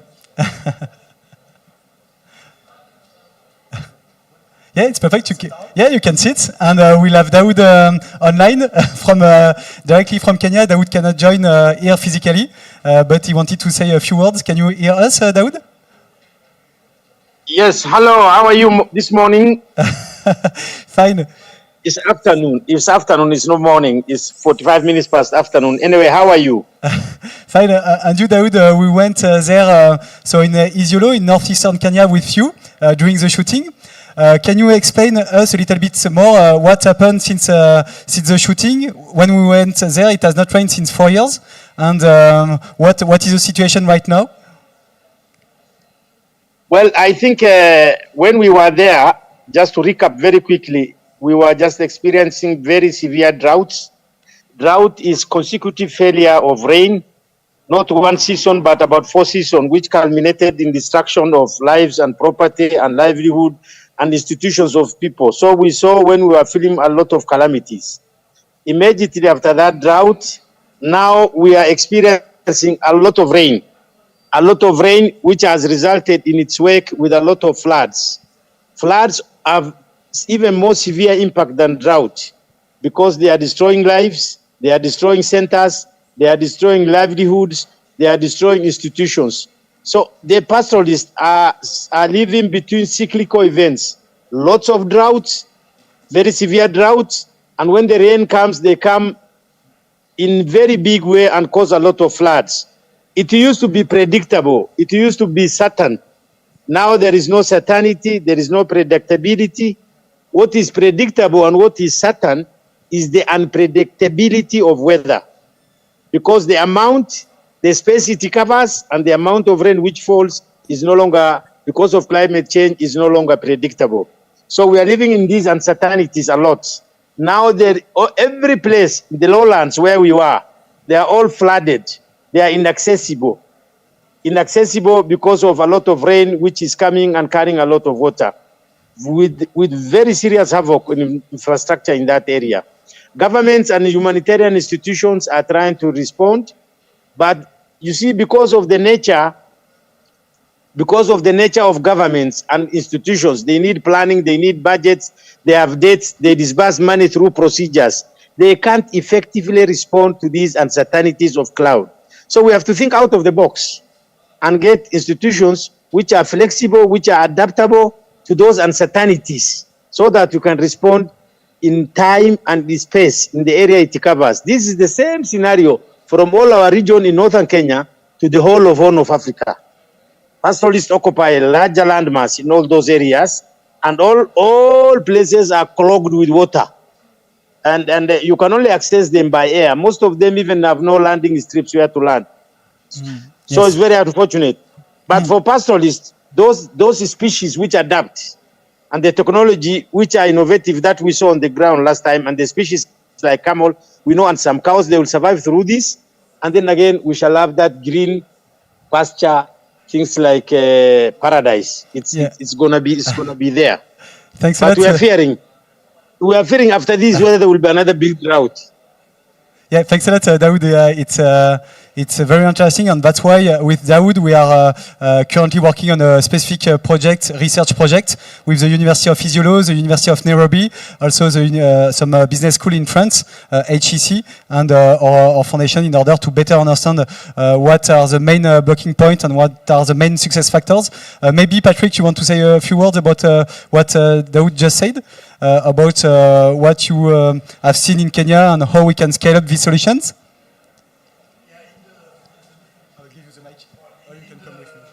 Hello, it's me again, isn't it? So basically, in the film, as you can see, I was very reassured in the paragliding, but Nicola is a safe driver, so that was fine. Apparently, you told me it was the worst of all in the terms of conditions of the various ones because we had some winds and so. But anyway, it was really nice. I mentioned that this is a great solution for pastoralism. I think actually it's not only about pastoralism; it's about agriculture.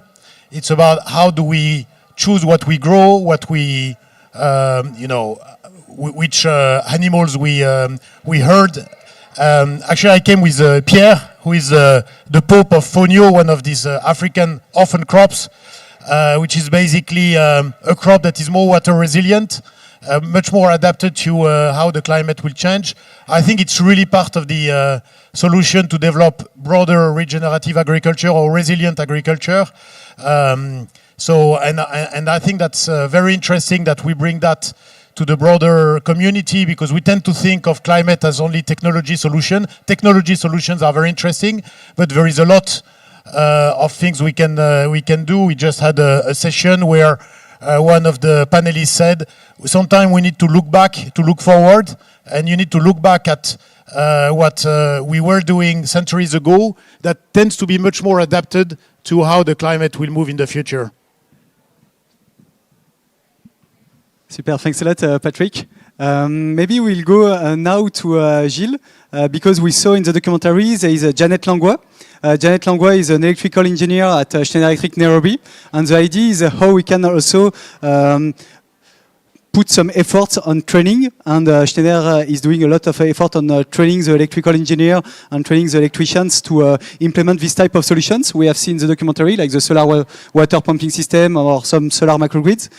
So Gilles, can you tell us a little bit more about this training program within Schneider and why it's so important for these different places? 1, 2, 3, voilà. Thank you to Nicolas and you to be here. Yes, I think something is interesting in Dawood's pitch. It's we have to think out of the box. When you have a vision of Schneider Electric, we are a provider of technology. We are very involved in energy transition to shift to electricity, and after that to shift to green electricity and to organize the demand side in a smart manner to have energy efficiency, sufficiency, and so on. But when we have this activity at the worldwide level, and when we would like to implement that, we know that we have to make sensitive people. First thing. And second thing, we need to have a doer locally. We need to have many people able to contribute to this transition. If we face Africa, today we have enough electricians in Africa to electrify 20% of Africa. If we want to have electricity in the center of the big city, in the hospital, hotel, ministers, and so on, we have enough electricians. But if we would like to electrify villages, we need to share competencies. We need to share skills. We need to organize transfer. And this program for Schneider Electric is one of the 10 main programs in our sustainability world between 2020 and 2025 to train 1 million people at the bottom of the pyramid at the worldwide level in order to be sure first that we support the youth to have a job, to have skills, and to be able to contribute to I don't find the word, to the development of the community. And that is the first thing. The second thing is how to make sensitive people. Everywhere around the world about the topics that we have on the table during this COP, we are a lot of people here, but I'm not sure that the result is linked to the number of people who are in Dubai. We are all happy about all the things that we are doing, but what's happened in the reality about climate change, biodiversity, development, yes, we need to be here. We need to be in the discussion and to contribute, to have many manners to contribute, the state, the companies, NGOs, and so on. And together we face this reality, and we try to be in a new system reality where all the stakeholders are not only here to discuss but to build coalition. Then, if we come back to Kenya onto this project, on the fact that Schneider Electric support RETROUVEZ, the goals are very simple. First, sure, to solve the problem, we have to put all the solutions together. The low-tech solution, the new technology together, and what you are doing, it's great for that. And to remember that we have question of people, that question of the world, and we don't think the same manner in the different parts of the world, and we need to be reinforced by the strengths that we can find everywhere. And secondly, when we would like to be involved in sustainability and we are a company, I'm sure the transfer of skills is certainly the best solution to increase our responsibility and to be in the game. It's not only to put solution on the market. If we don't transfer skills to people, never we will join the results. And last but not least, half of the people under 30 in 2050 will be African. Half of the people under 30 will be African in 30 years. Then each of us, all we need to contribute to training, because it's the same thing that for electrician. We don't have enough school, we don't have enough vocational schools. If we want to contribute to the development, if we want to give the chance to the people to be the change of the continent, and this continent, it's the richest continent of the world in terms of resources, we need to give and to transfer one skill, that one treasure that we have, that is skills, and it's one of the stakes of this program. Yes, thanks a lot, Gilles, and we really understand the necessary of the training programs in Africa, Southeast Asia, and also everywhere in the world to when we speak about this subject. Maybe now we can move to Madagascar, and we'll have Daoud after for the questions, if you have some questions in the room. Okay, so we'll move to Madagascar. There is Vatsu from Madagascar here, also Tianome from the MIAR group, where he was part also of the shooting. I will show you just a 1-minute video. It will be very short, just to see a little bit the landscapes, and the full documentary will be released next year, so we will have everything.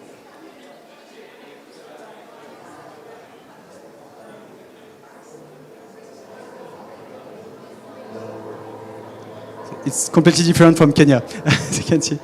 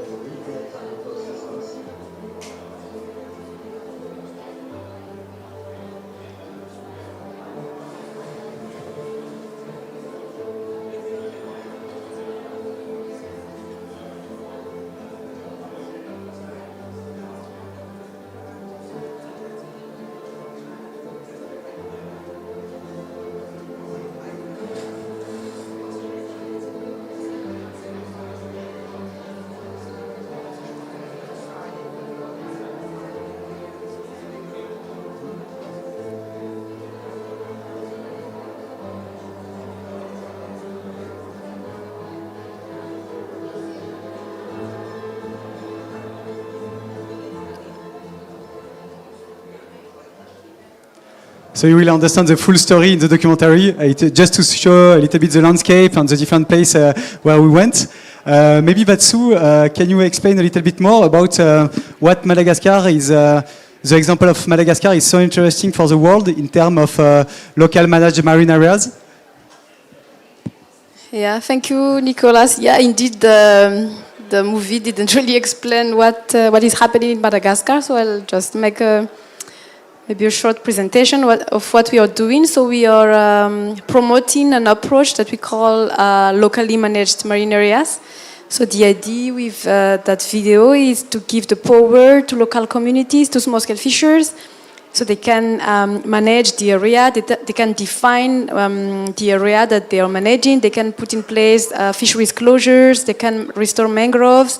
So the idea is really to give the decision-making to the local communities and the power in managing their area. So LMMA is really like a marine protected area. The difference is just that marine protected area is a formalized one, when the LMMA is really a movement that is led by local communities.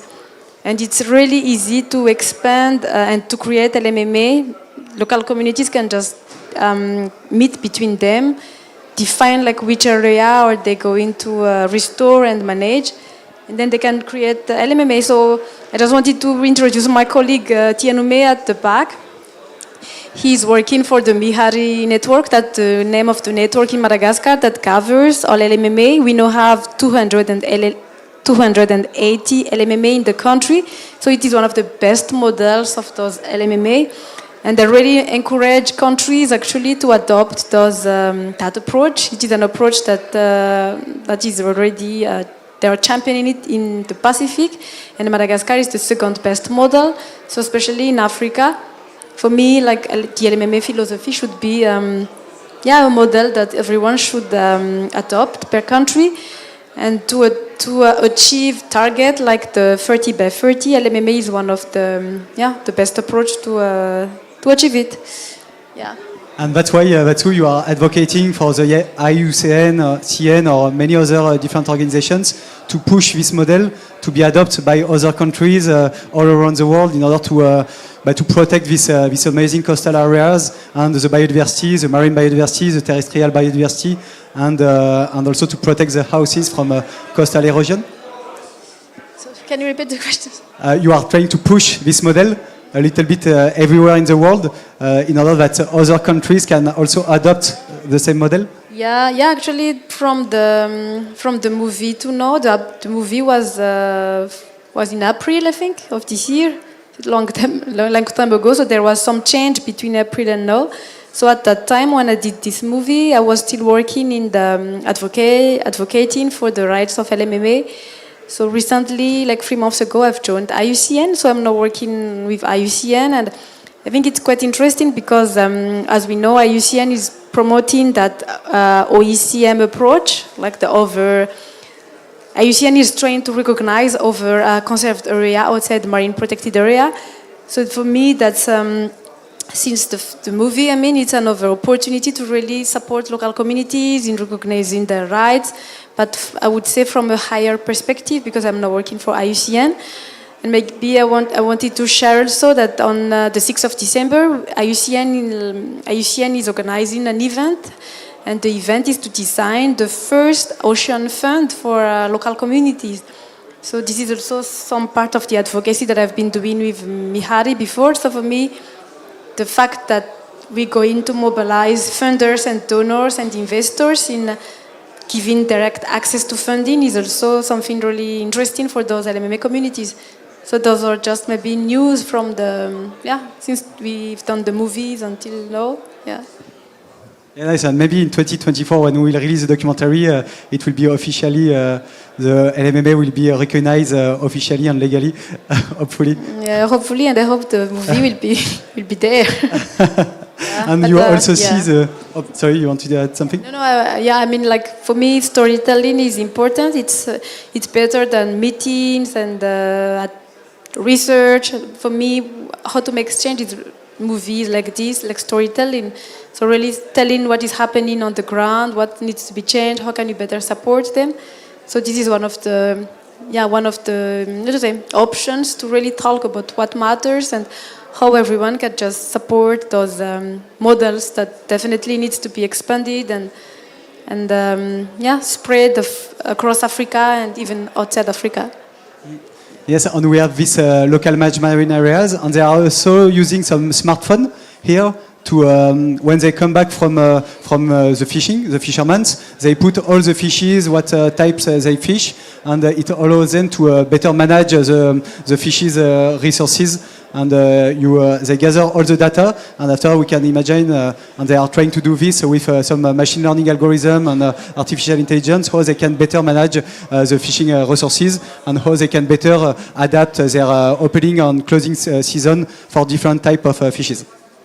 Okay, maybe we'll have 5 minutes for the question after this. We just go to the Nepal, and after we'll let the floor to Ubi, and we'll have some time for the questions.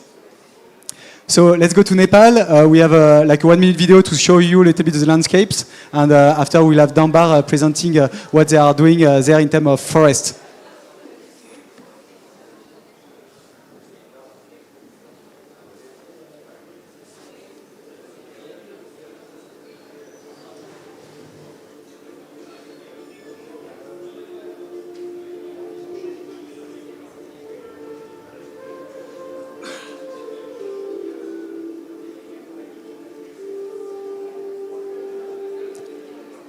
So Nepal is well known for the big mountains, but what we discover there is that it's also a very big example, a worldwide example to manage in a sustainable way the forest.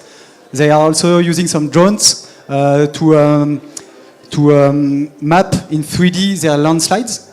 Because of the lack of forest, it's difficult for them to manage the landslide. So they reforest some areas thanks to satellite images, thanks to this net.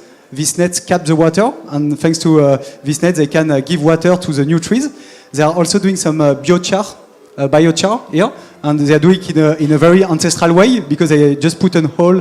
They take the biochar and they use it as a fertilizer here to plant the trees, and it's like it's very useful for them to grow the trees and everything. And after we went with Dampar to the local community forest here, and Dampar will explain a little bit more about their forestry act. In 1993, and this forestry act allow Nepal in order to reforest a lot of different areas, and to now they have more than 22,000 of community forests, and this community forest who are managing the forest next to their village, and thanks to this they managed to pass from 30% of forest coverage before 1990 to 45% of forest coverage nowadays. So it's like a big example, and I'm very happy to have Dampar and Samuel today from Nepal. So maybe Dampar, can you explain a little bit more about why Nepal is so a big example on the forests for the world to manage this forest in a sustainable way? First of all, thank you, Nicola, that you made a wonderful document about Nepal. And I'm very happy to be here with BCG and Sneijder and all of you. With the beautiful people. I'm so happy to be here in Dubai. And about the forest, forest is an integral part of the rural livelihood. It's in Nepal coverage by 45% of the total land of the area of Nepal. But before 1960. Nepal was, it's like the slogan was, the income source. The major income source was in the forest, and it's called like Haryoban Nepal Kothan. It means our wealth is forest, and Nepal wealth is forest, and green Nepal wealth, green forest. So that was. But after the forest, it's because of uncontrolling, because of quantity, quality, and density is decreasing in 1960. Then when the 1993, as the government make the act and hand over the local communities, after that it's become like very powerful and very sustainable. And now in the world, in Nepal, there is a 22,000 forest communities we have, more than 22 countries. And so I just, years spent in the city, I decided to, around the meet to the showing the people how we can reconnecting with the nature. That's why I established the Back to Nature in here, and about so protecting the forest, how we can, and of course there is the forest is very important. If there is a forest, there will be biodiversity. If there is a biodiversity, there will be local communities, and if there is a local communities, there will be ecosystem. When the people come to visit there will be definitely ecotourism system also. And we saw this when we were shooting in Dampar place. So Dampar and Samuel create like a laboratory for agroforestry in Nepal. So it's a place in the middle of the jungle. So you see in the paragliding at the top the picture there. So it was just next to his place, and they are trying to grow more than 100 different species. And we saw the biodiversity. You have some leopards, you have some tigers there, and we have saw a lot of leeches. Yeah. So leeches, when we were filming the documentary, we had a lot of leeches coming in the shows and everything. So it was a lot of biodiversity. Yeah, we have a small agroforestry lab, which you can get many species of things like 100 species of plants and many species of birds and animals, so and many herbs. So we try to do our level best, and we would like to, introducing the young people especially, because I would like to say, to sustain the nature is important. To sustain the new generation and the young generation is very, very important. That's why I'm just trying to level my best. Thank you. And that's why you create this whole project with also Samuel, with your son. Yeah. Maybe if you have some questions after to Samuel or to Dampar, you can ask. We are running a little bit late, so maybe I will go to Ubi. So Ubi, you are the global leader of climate and sustainability at BCG. When you see the example of Kenya on pastoralism, ocean in Madagascar, and forest in Nepal, in your daily working life, you advise a lot of public and private decision makers how you can bring maybe more local knowledge to their thinking in order to influence them to implement these solutions, or maybe implement like kind of innovative solutions to maximize their positive effects on climate, biodiversity, and nature. Yeah, thank you very much, Nicolas, for inviting and being together in this one. So I'm specifically very proud because you're alumnus of BCG, so it's great to see how you're charting your course. And I remember when Patrick asked me 2 years ago to join forces to create this together with Schneider, it took me a while to understand what this is, but in a way, my thought process also had to develop from, getting from global solutions into very specific local solutions. So I'm thankful for your thinking and your drive. So that is a trajectory also for BCG that is very important. We've been working for years helping to decarbonize companies. And decarbonization is more standardized in an industrial setting than it is to get to nature positive. Nature is much more difficult. And what we've recently done is we've done the biggest acquisition in the BCG history. We acquired a company called Qantas with more than 100 scientists who really deeply understand the science behind the local communities. So we're working with them together. And that one is actually in a way, a cumbersome process, because you really need to understand from a corporate perspective what are actually the local issues. It's very difficult to say, right? Is it plastic? Is it waste? Is it pollution? What is it actually, and where is it, right? So if you think about a company that has, let's say, 270 factories around the world, you will see a grid that looks very different by factory and by the issue that needs to be tackled. So that one is a very difficult one to start with. And it's a bit similar to what we see here. You need to go deep, but unfortunately this solution is hard to scale, right? I like your point about the storytelling. That's nice, it's good for the heart. It's just hard for the impact to scale it up, right? So what we have done, and Patrick was an important part of that one, is we did not only work on a corporate level, so for companies, but we've started to work for regions and for governments, for countries. So for example, we worked for Lagos, we worked for the Philippines and for Malaysia on resilience. So very much related to what we've seen here, where the question is really a tech-driven start of the question, saying, what is actually the climate risk? Yeah, what are the models out there? What can they tell us? Yeah. And then the second one is the question, how does it impact society? Yeah? What's the impact on a socio-economical level? And what are the actions that you need to do? So what we're trying to do is to work on both sides. One is on the corporate side, what I just said, but also then for countries to say, what are the adaptation plans? And in a way to say, what is the highest ROI per measure to make sure that the limited resources are used to help save as much nature and life as possible. And we understand that we are at COP right now. We have a lot of decision makers. You advise a lot of decision makers. We see we are also a big team from Schneider, from other private companies, and we see how important it is to well advise all these public and private decision makers to to implement the right solutions to face all these challenges. So we have 5 minutes maybe for the questions. So thanks a lot for all the panelists. I think we can applaud them because it was very nice. And do we have some questions in the audience? And there is also Dawood who is in Kenya. So if you have also some question for him. If not, after we can also, we will have the contact of everybody. We can also speak a little bit after the event, and don't hesitate also to contact us if you have some points to discuss and everything. Yeah. I think, Nicolas, the big question in everybody's mind is when can we see the movie? Yeah, of course.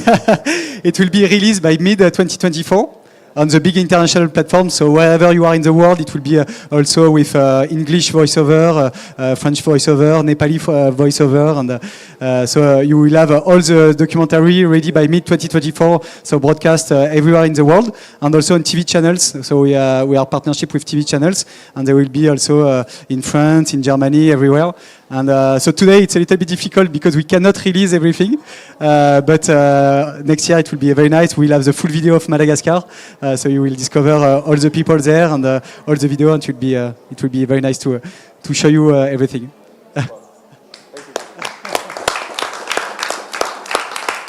So thanks a lot, and see you on the big platform. Yeah.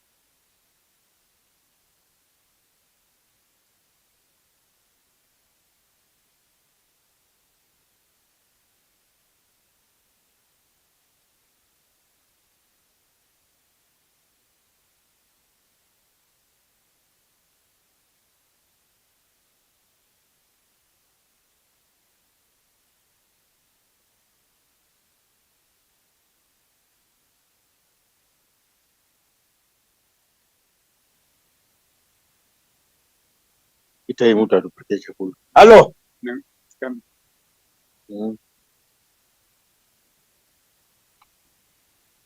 Oh.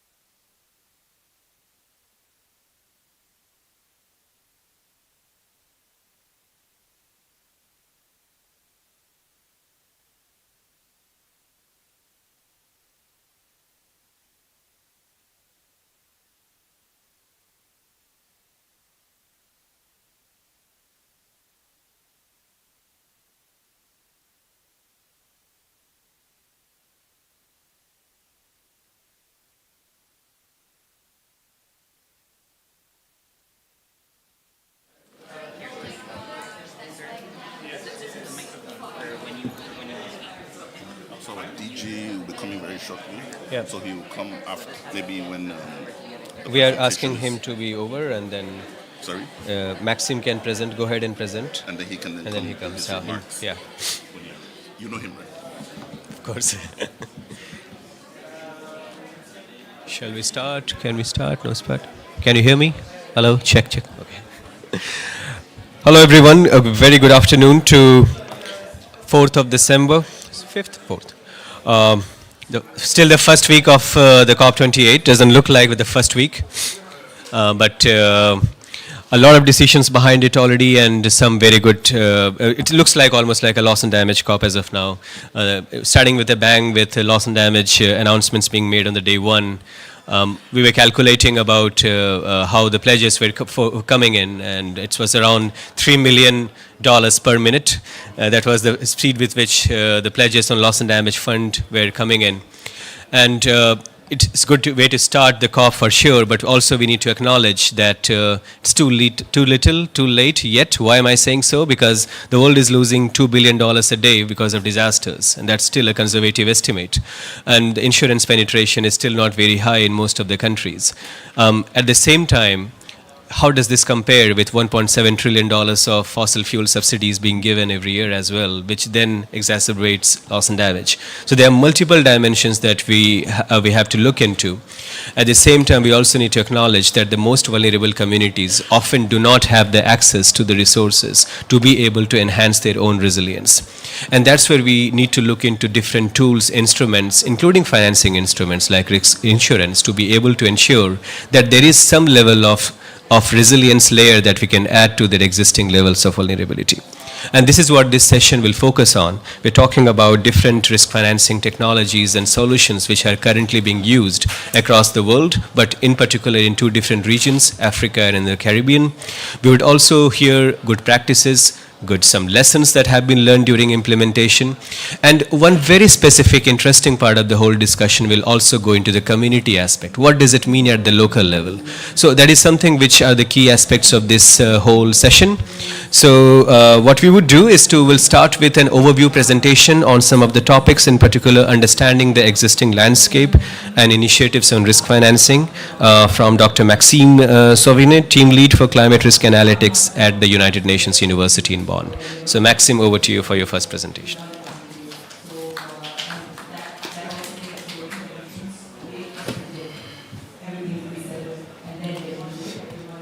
Thank you very much, Animesh, for the kind introduction. And today is actually Finance Day. And as you said, risk financing is a key topic this year's COP.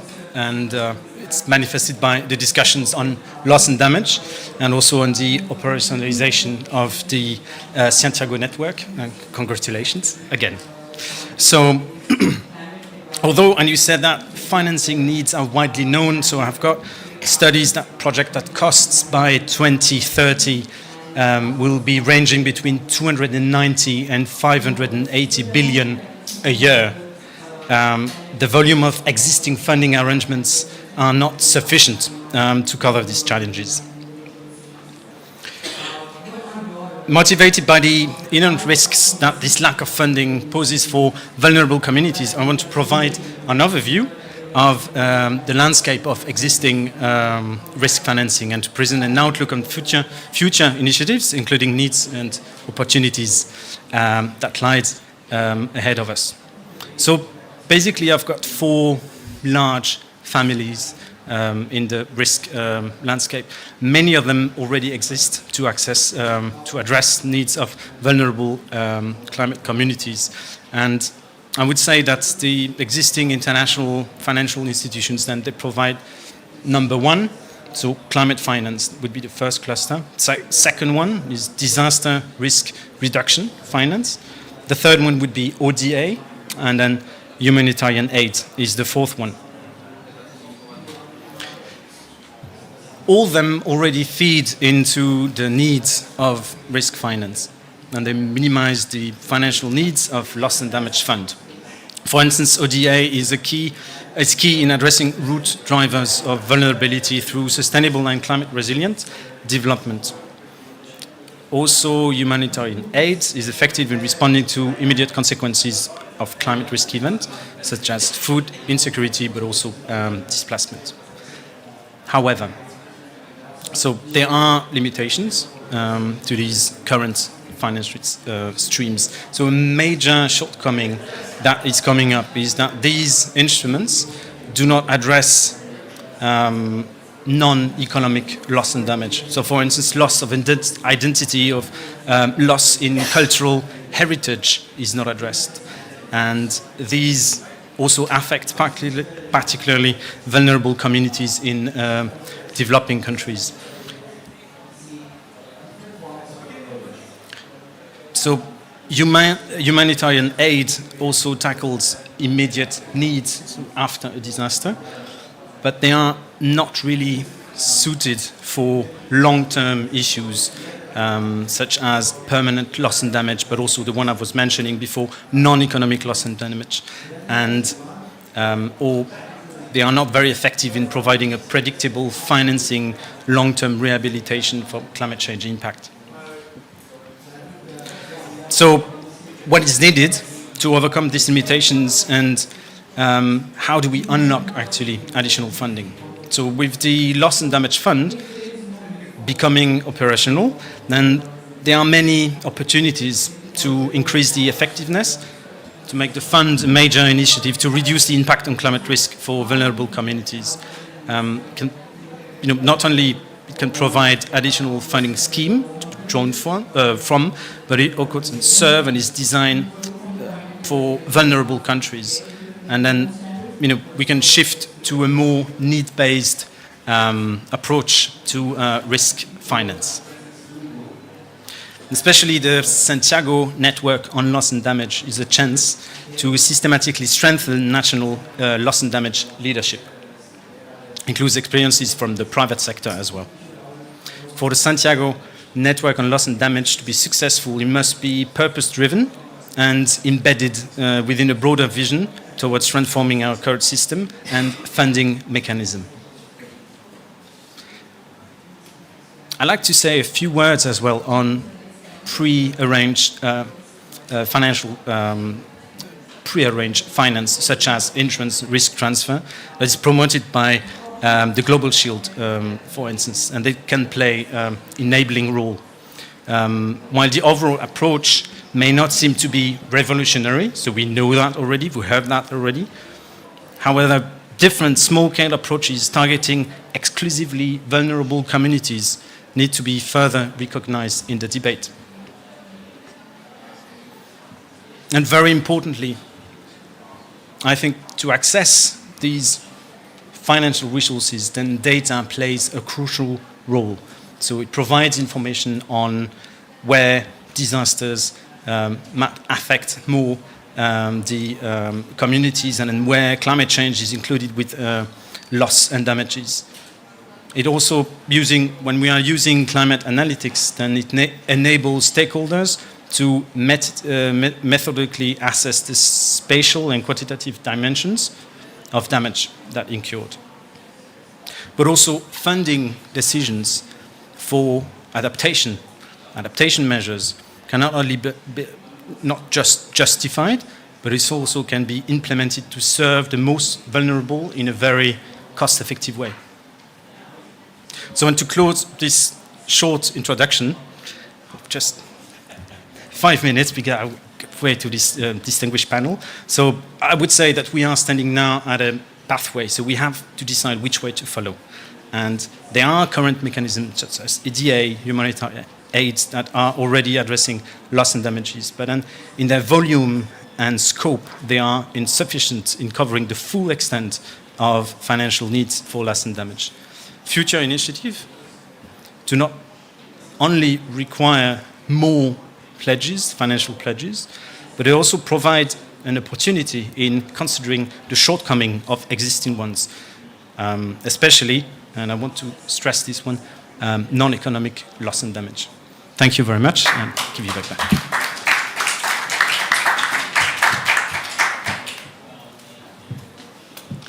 Thank you very much, Maxime. And I'm also very happy to inform everyone that we have Mr. Ibrahima Sheikh Diong among us now, who's the UNASG as well as the Director General of the African Risk Capacity, to make the keynote remarks.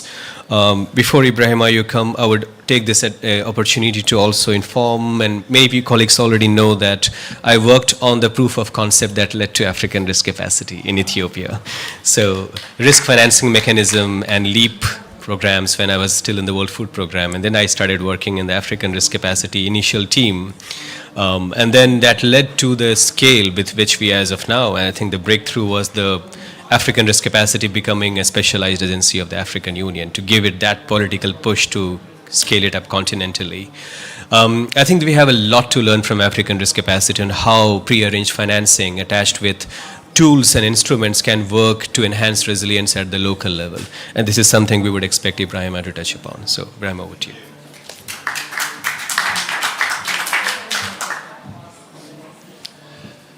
So these are the stuff I find out about ARC when I come to Dubai. You'll be very happy to know that Ethiopia has become a member of our organization. Good afternoon, everyone. Good afternoon. Good afternoon.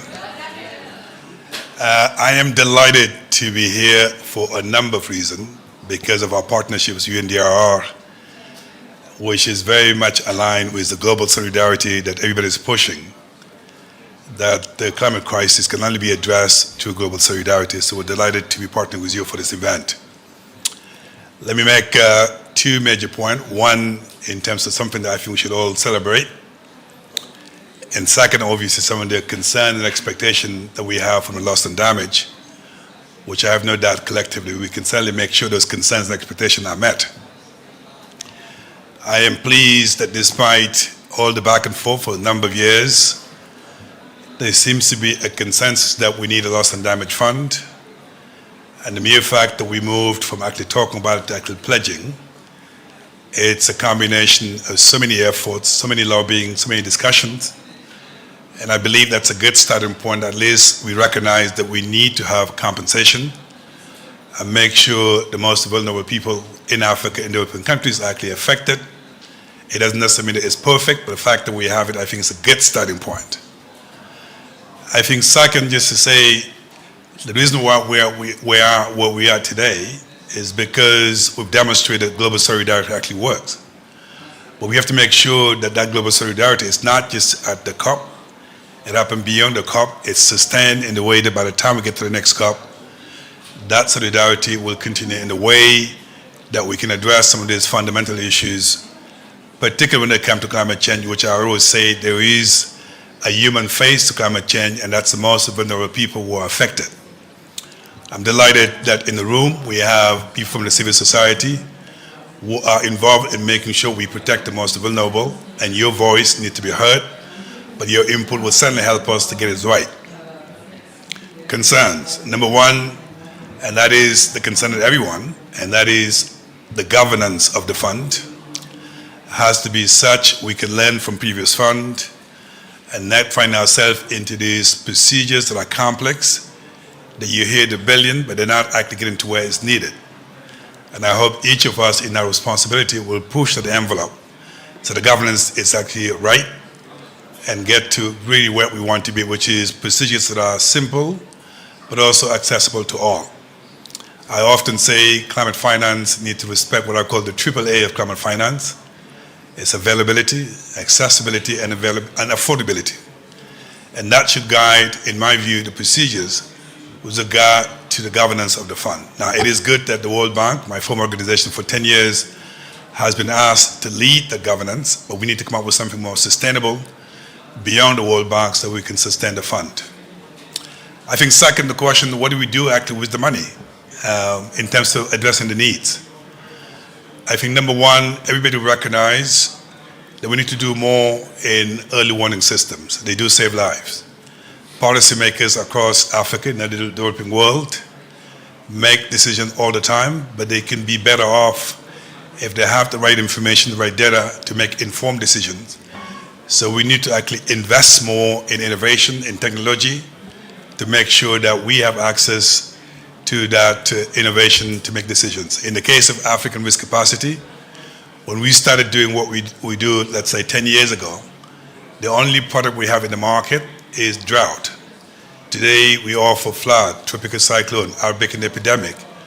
And all of this is actually possible because we invested a lot in R&D, and we hope to team up with other players in the room to make sure we can actually strengthen R&D so that we can make decisions.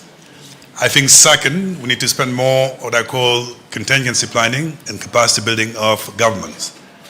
I used to be in government in a previous life. Most of our governments are ill-equipped. They're not well coordinated. In some cases, actually, they don't have the capacity to respond to disasters. So in the case of disasters, unfortunately, every second count. Any time wasted in dealing with people who are not capable of doing what they do, it leads to loss of lives. So it's really important we spend some time on that. And the last thing we need to spend more money and time is innovative financing. Now, we talked about the example ARC in terms of leveraging the insurance market. By pulling the risk of our countries, take them to the insurance market. If that particular risk triggered, you have access to resources immediately that allows you to finance your response.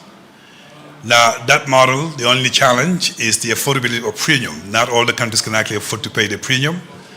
And that is why I'm hoping with Loss and Damage, we'll put together what I call an Africa Premium Financing Facility, which will provide subsidies where necessary so government can at least afford to take the risk to the insurance market.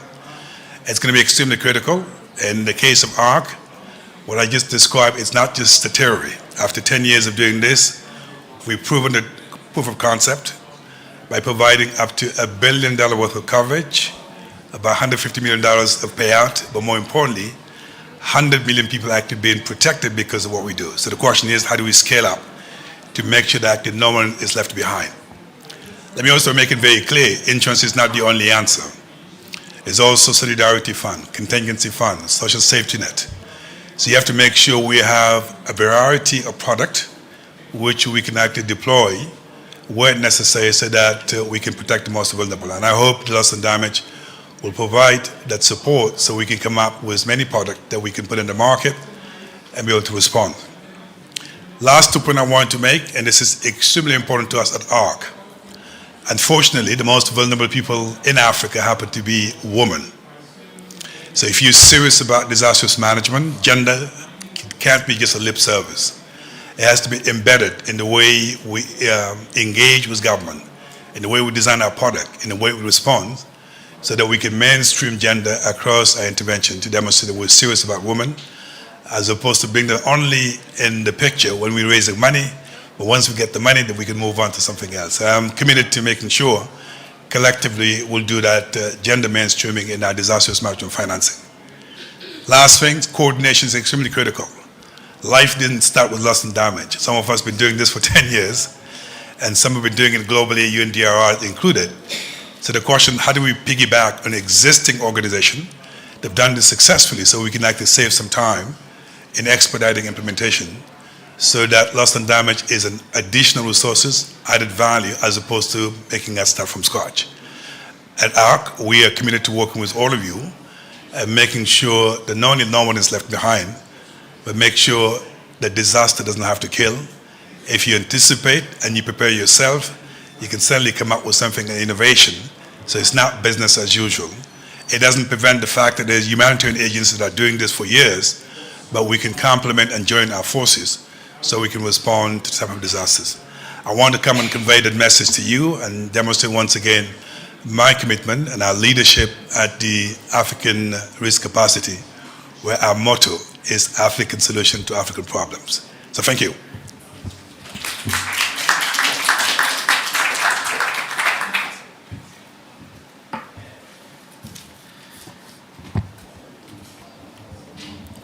Thanks a lot, Ibrahima. You know, we know you're a very busy man, so thanks a lot for your time.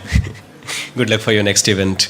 But 3 key messages that I could gather from what Ibrahima was speaking. I mean, one thing which I would also want to highlight is yesterday the Secretary General launched Global Status Report on Early Warning System. So that's the second iteration of our flagship Global Status Report on Early Warnings as part of the Early Warnings for All initiative.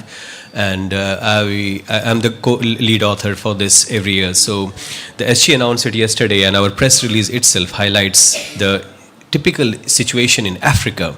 So we have done some analysis by which we found that the scores of early warning achievement in the continent almost doubled from 2015 to 22. So 2015 to 2022, the scores increased from 0.20 to 0.37, so almost doubling. But the score of Africa in 2022 was still lower than the global average in 2015. And that shows how much of deprivation is existing in terms of the access to early warning. And if we don't have right early warning, early action will always be impeded. The second part was, I think we are already building up use cases of the new loss and damage fund.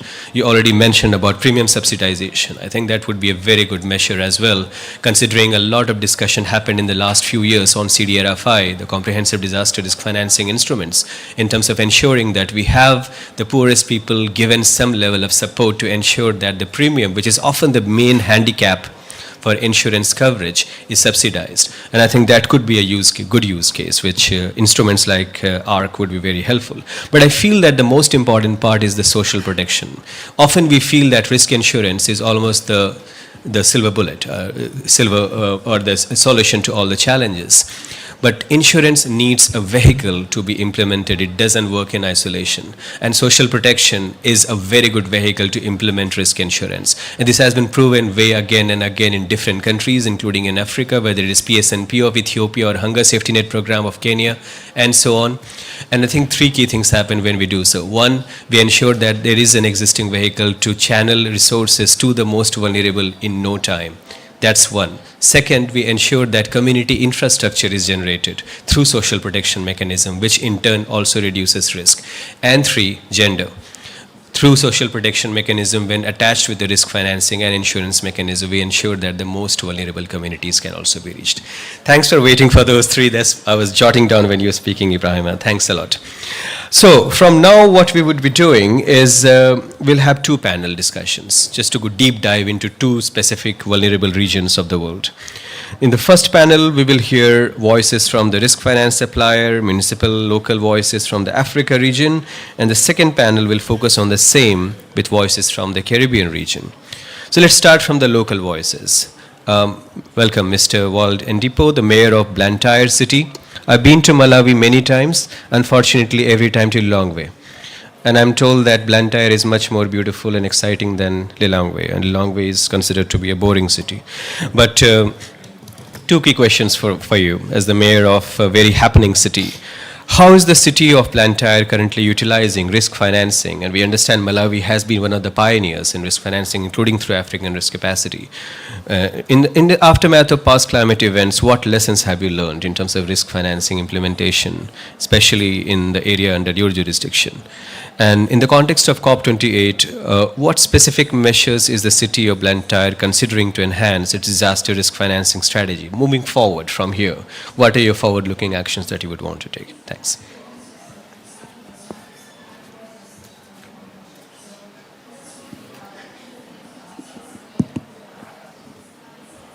Thank you, the moderator.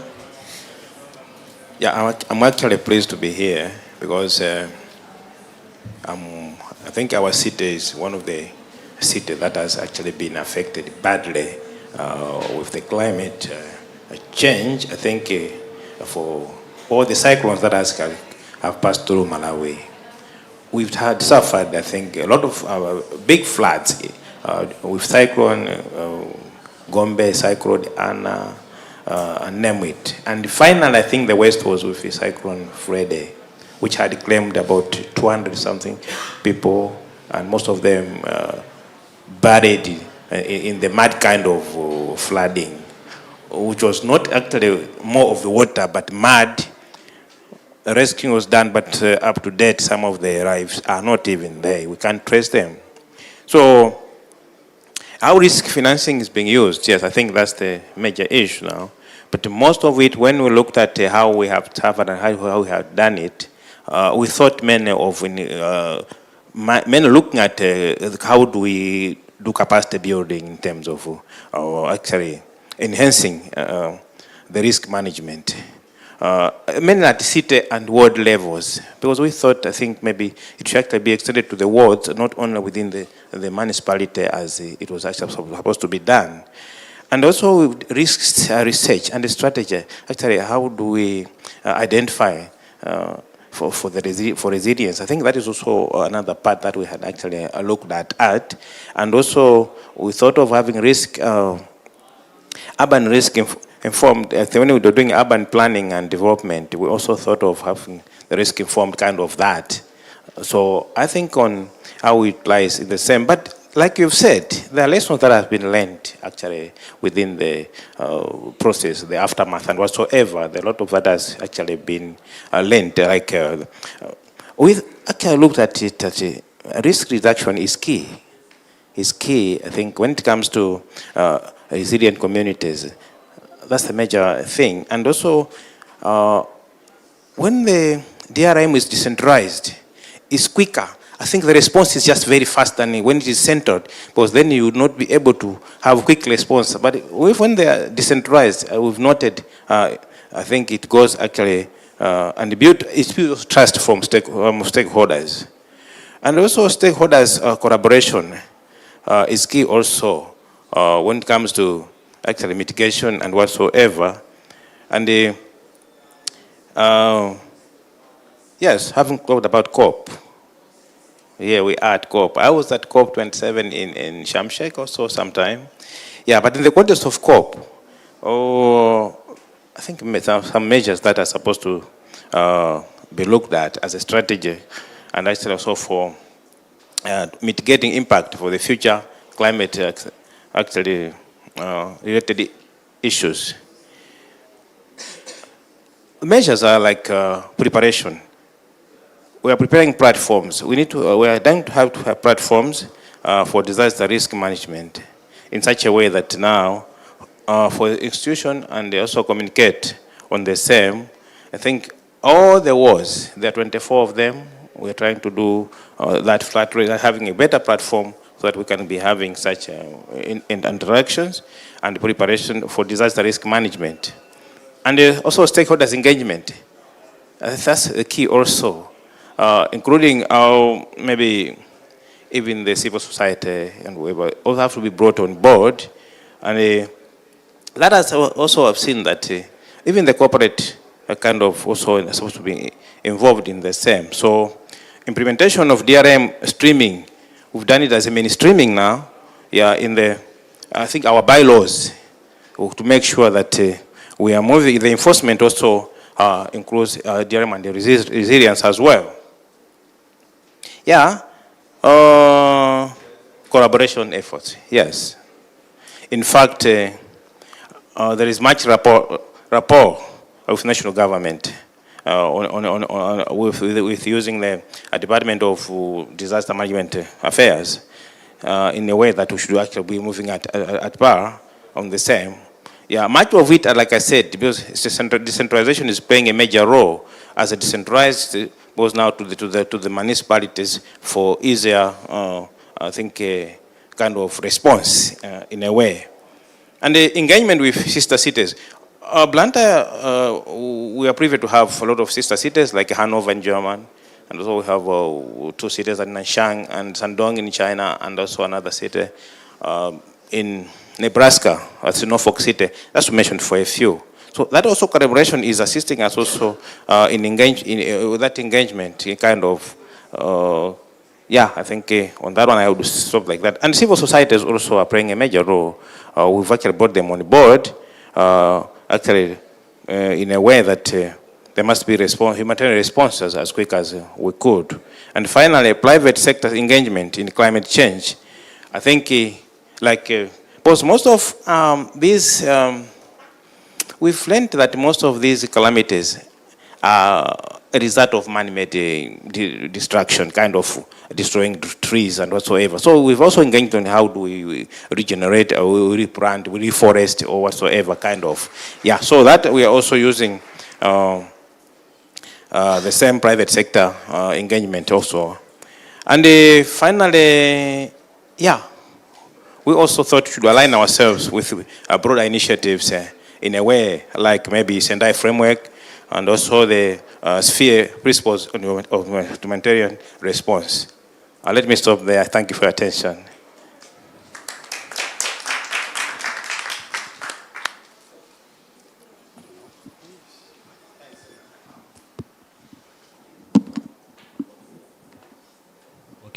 Working? Okay, thanks. Thanks a lot, Mayor. That has been very helpful to hear from the local level in terms of your experiences. And I could see here why is decentralization, devolution processes are so important, because the more we decentralize, the more we give resources closer to the communities. And the more we do that, the more efficient we become. I remember right after the adoption of the Sendai framework in 2015, Malawi had proposed to be peer-reviewed for its disaster risk management structures. That was the first ever peer review done in Africa on disaster risk management in 2016.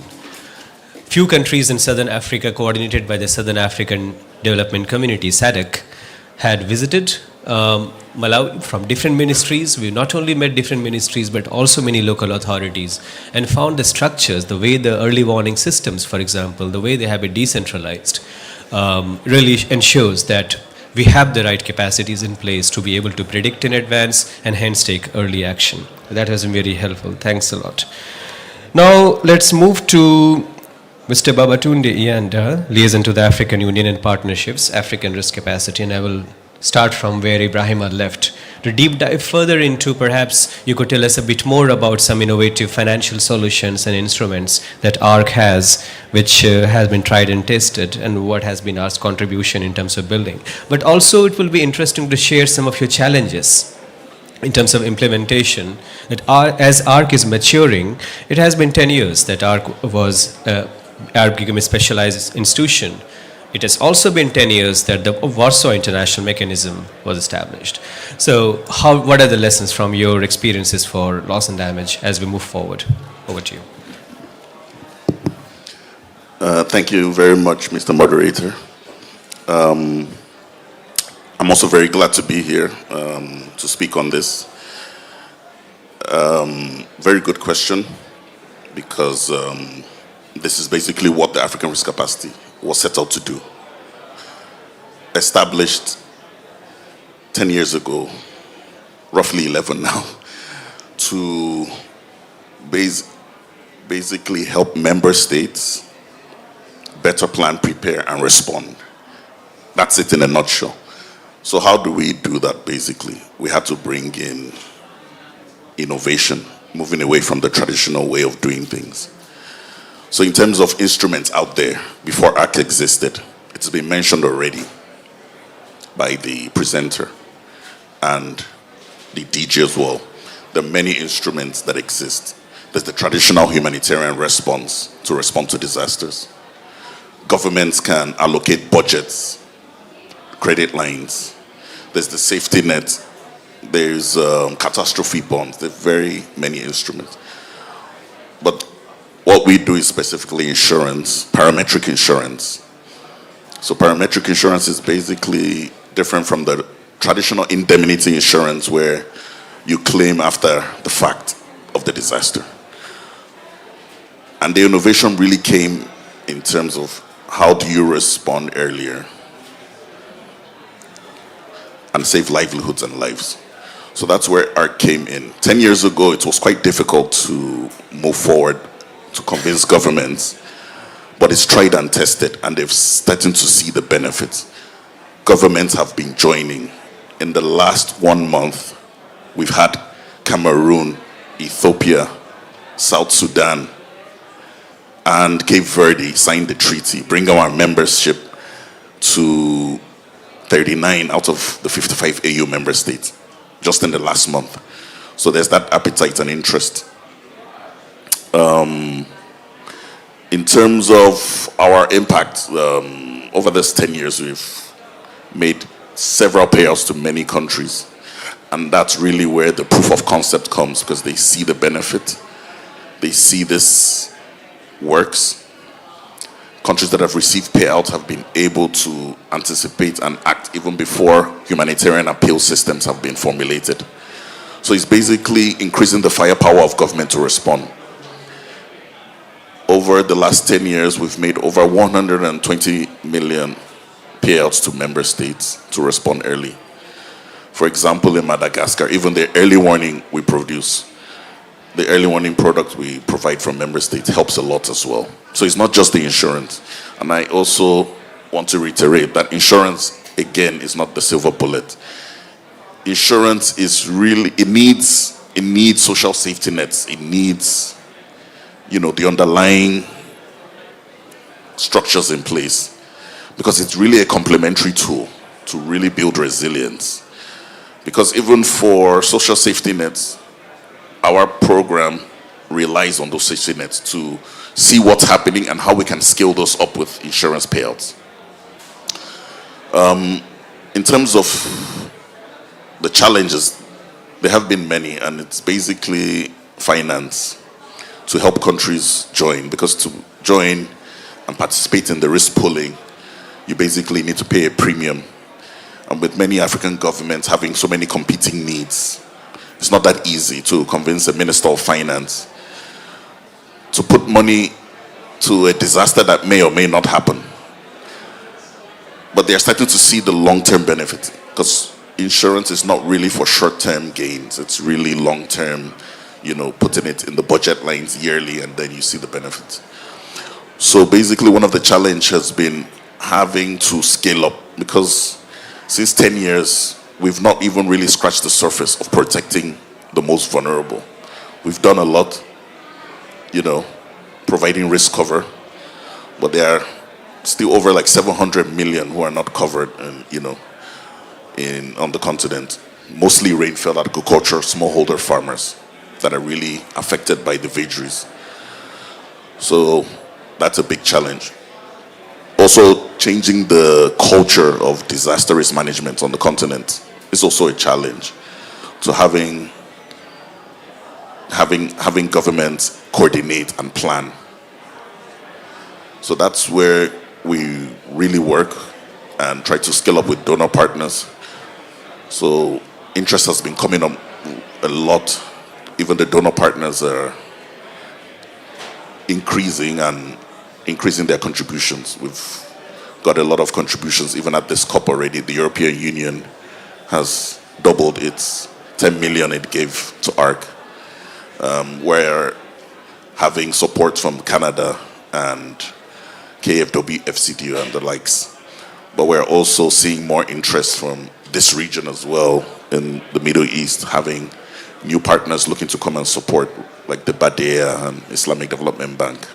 So the picture is getting better, that we're having more institutions looking to help us address these challenges to scale up, because at the end of the day, it's really scaling up what we're doing. And we need to scale up to protect more people so that we leave no one behind. Thank you.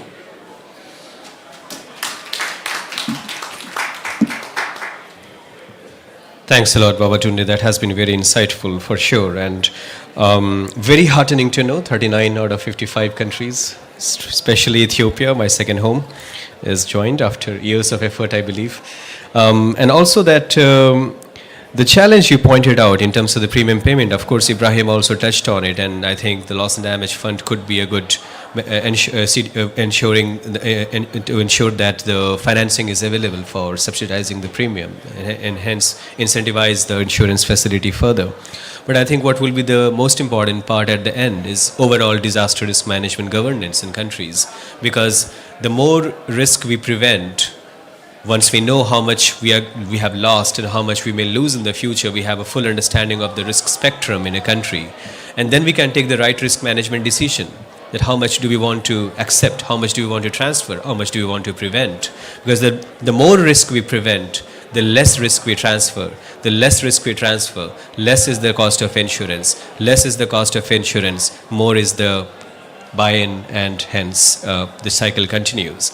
But sometimes we feel, as you said, like insurance is not the silver bullet, and sometimes we get into the trap that we don't invest in risk prevention because we feel the insurance will take care of it.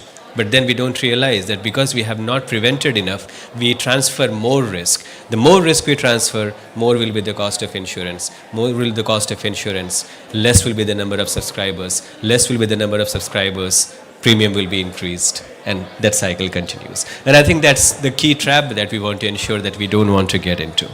Now, in all of these discussions, it's very important to then learn from the communities.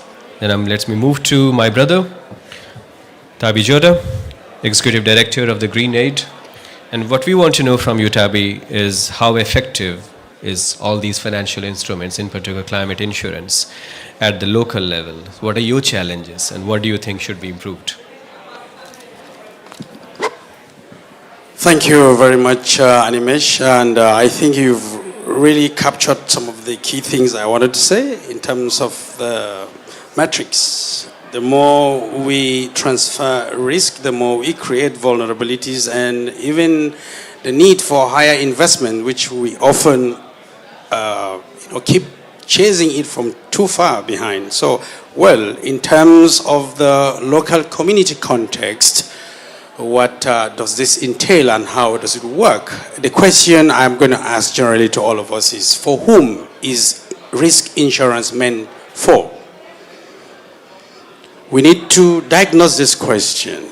And to me, risk insurance is meant to that critical mass of community people who are these women, these fishing communities, these herder communities, these farmers, these local community service providers, and the different people that are, including those in small island communities where there are small, diminishing or completely, at risk to be wiped out communities. So if we understand risk insurance or climate risk insurance from this perspective, then it is very clear how the risk insurance can be channeled down. I totally agree with what you said, Babatunde, that this is financing to support state in coordination and planning. But now, how is this planning done? How is this coordination done? Coordination for the superstructure, or coordination for the central governments, or coordination for the city systems, when the critical mass, like my brother here said earlier, other local communities are heavily impacted, or the most heavily impacted? How does that insurance ensure that those risks or those potential risks that will be the risks that will need insurance are actually prevented or are eliminated? The possibilities of this risk are eliminated by whatever kind of insurance that we create in place. That means insurance ought to be a response for early action for immediate, midterm, and long term, so that the possibility or the potential of any kind of loss, any kind of impact, or any kind of vulnerability is completely dismissed. That is what I think insurance means for the local communities, because these are the critical mass of, imagine the farmers who are herding their cows or their livestock. They are taking care of their fish. How do you expect a fish farmer to run and leave their fish stock behind when a disaster is occurring?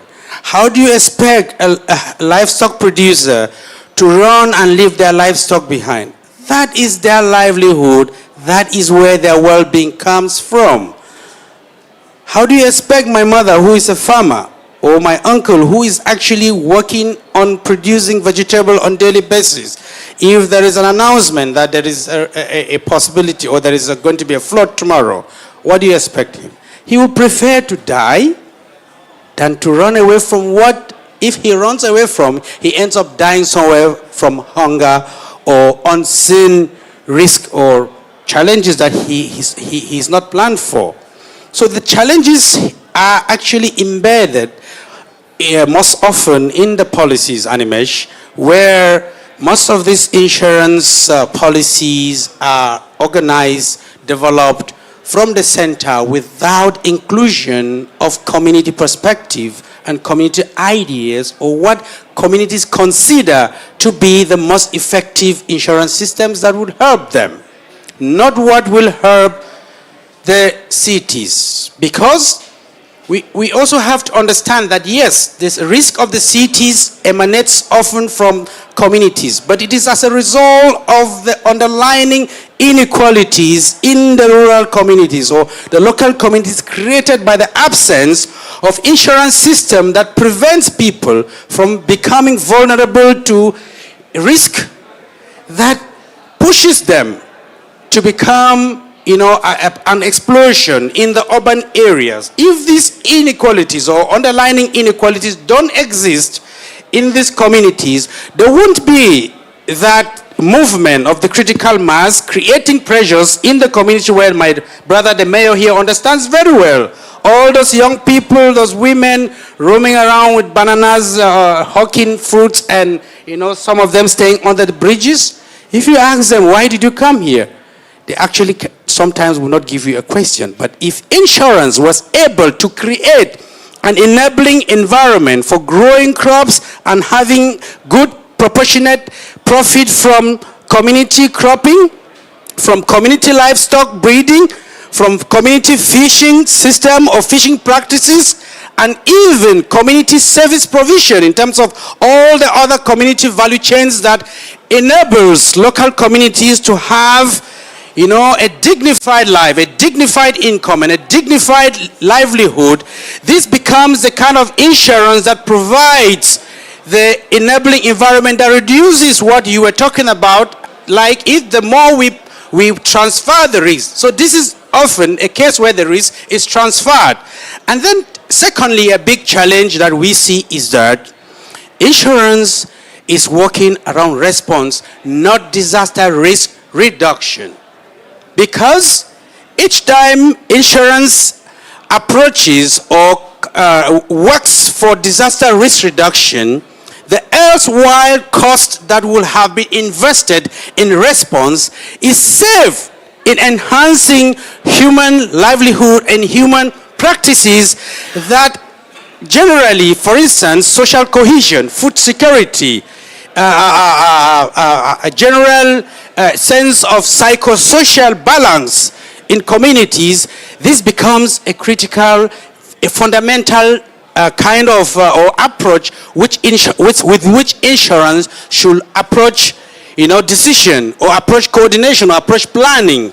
Then in terms of response or recommendations, Animesh, what I see is we need to redefine what climate risk insurance means and to whom it is meant, so that those real people on the front line, on the spot, are actually identified in this planning and in this coordination and in this financing policies and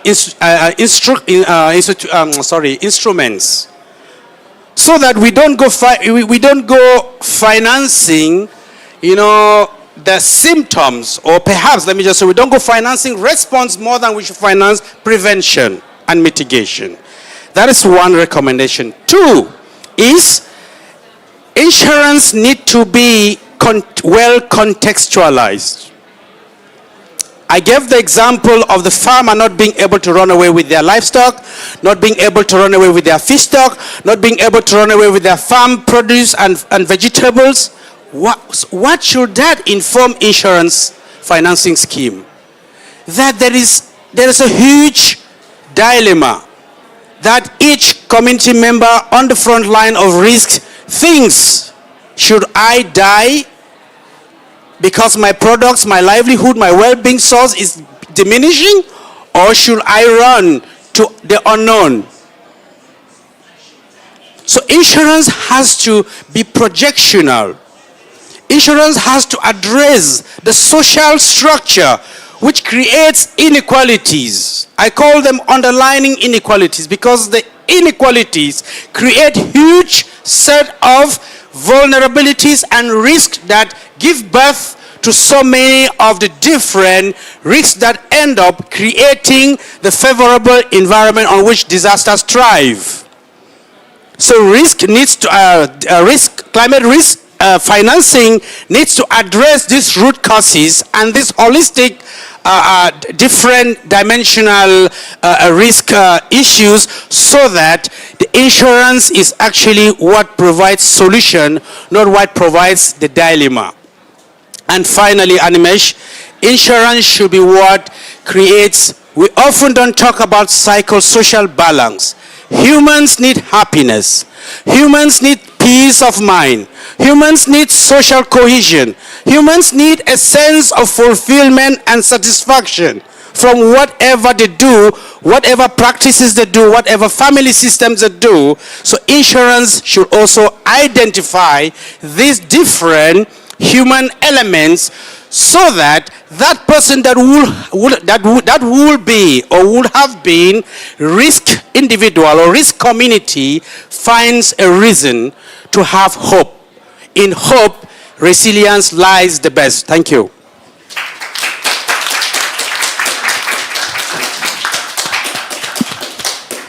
Thanks, Tavi. It's always heartening to hear from you. And just as Babatunde is very happy with 39 countries, how many trees have you planted? 3.7 million. Yeah, and that's how I know him. I started knowing him 10 years back because he had the commitment of planting 1 billion trees. One of the key things that we would draw from you is insurance as the hope. And I think that's very important because what does it mean for a person? What does it mean for a community in the sense how would insurance work? Because if we don't have any fallback option, normally we would always be risk averse. But if we have a fallback option with insurance in this case, the community members might take some minimal risk and be able to access some more resources with the supplier of resources be assured that in case something happens, this person has insurance. And then it creates an ecosystem where financial system starts moving a bit forward at a very basic local level. With this, we'll take a few minutes to take a few questions from the floor for the first panel, and then we'll move to the next panel. So, question please. Please identify yourself very quickly and short questions. It's a corded mic here. Oh.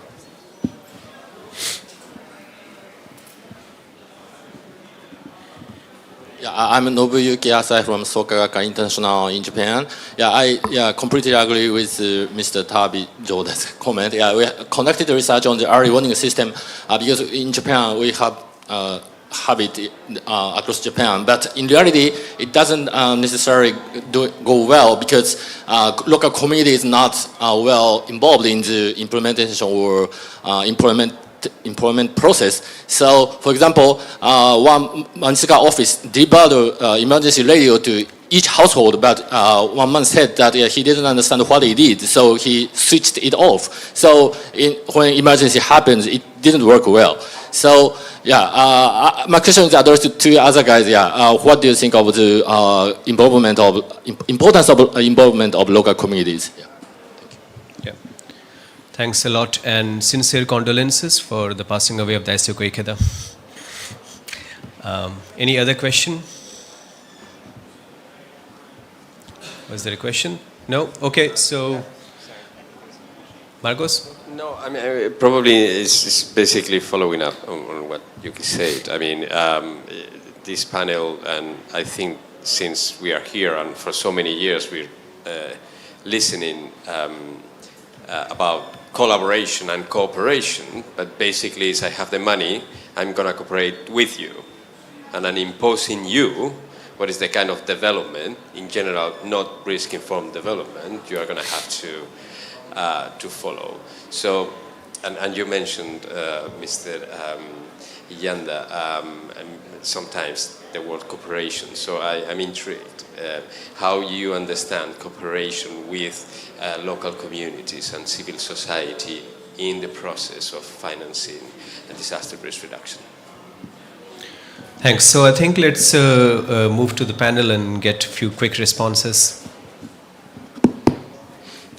No, these are basically the questions you've asked are one of the main challenges of basically implementing an insurance mechanism is how do you involve the beneficiaries at the end of the day. So from ARC's perspective, the African Risk Capacity, when we started out, it was basically a sovereign insurance, but now we're looking at also tailoring it down to more micro level. But apart from that, in terms of involving the communities, what we do is we also have, apart from the insurance, we also have the contingency planning aspect of our work. So there's early warning, contingency planning, and the risk transfer.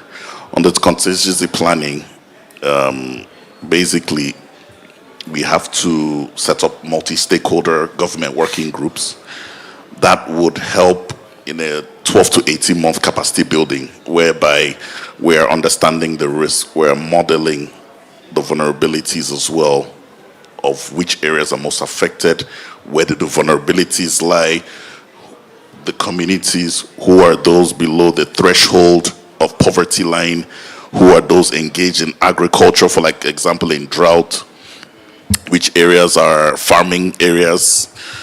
So all that work helps with, having a more informed decision.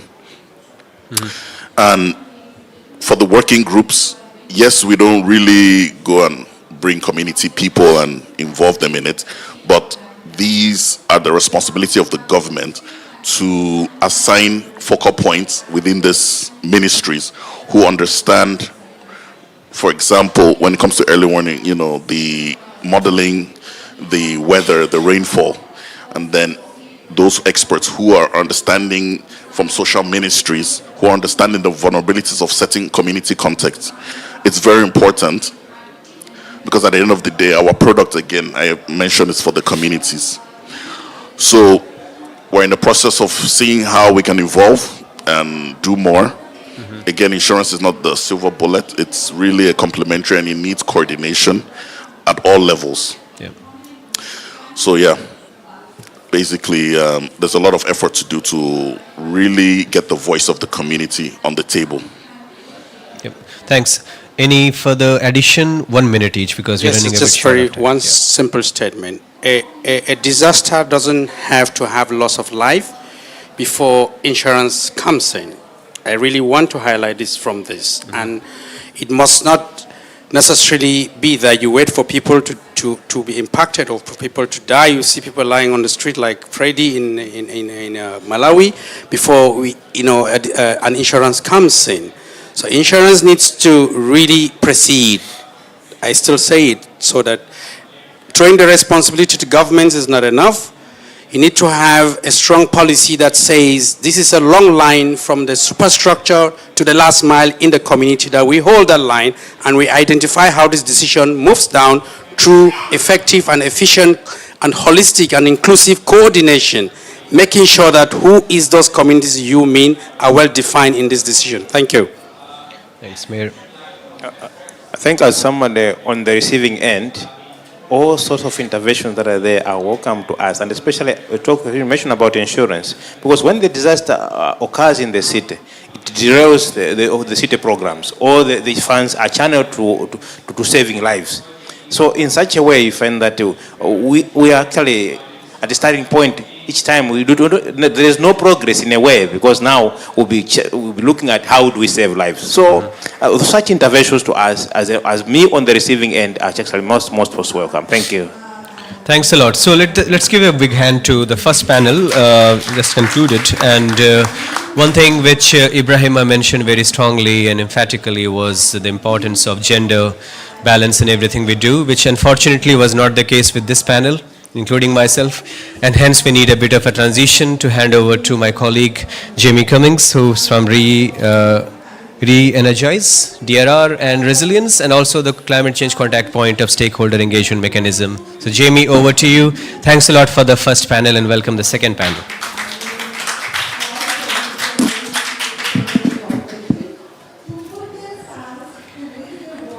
Yeah, thank you all. Thank you, Animesh, and thank you to a wonderful panel. I think it's really important to acknowledge that we had someone from a stakeholder country, a government.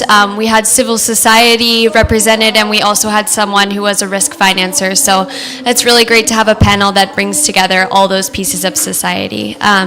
So I would like to welcome to the stage Elizabeth Riley. Or excuse me, sorry. I want to apologize because Elizabeth Riley is unwell today, so she won't be able to join us, but she was with the insurance group, the Caribbean Disaster Emergency Management Agency. But we do have with us today Elizabeth Emmanuel, who is the team leader and sustainability management for Caribbean Catastrophe Risk Insurance. And also I would like to welcome Marcel Cairo, who is the Climate Change Adaptation Analyst and National Council of Climate Change and CDM for the Dominican Republic. So thank you all for joining us. Really excited to have these female voices. As we mentioned, women are some of the most vulnerable people when it comes to climate disasters. So first I'd like to open it up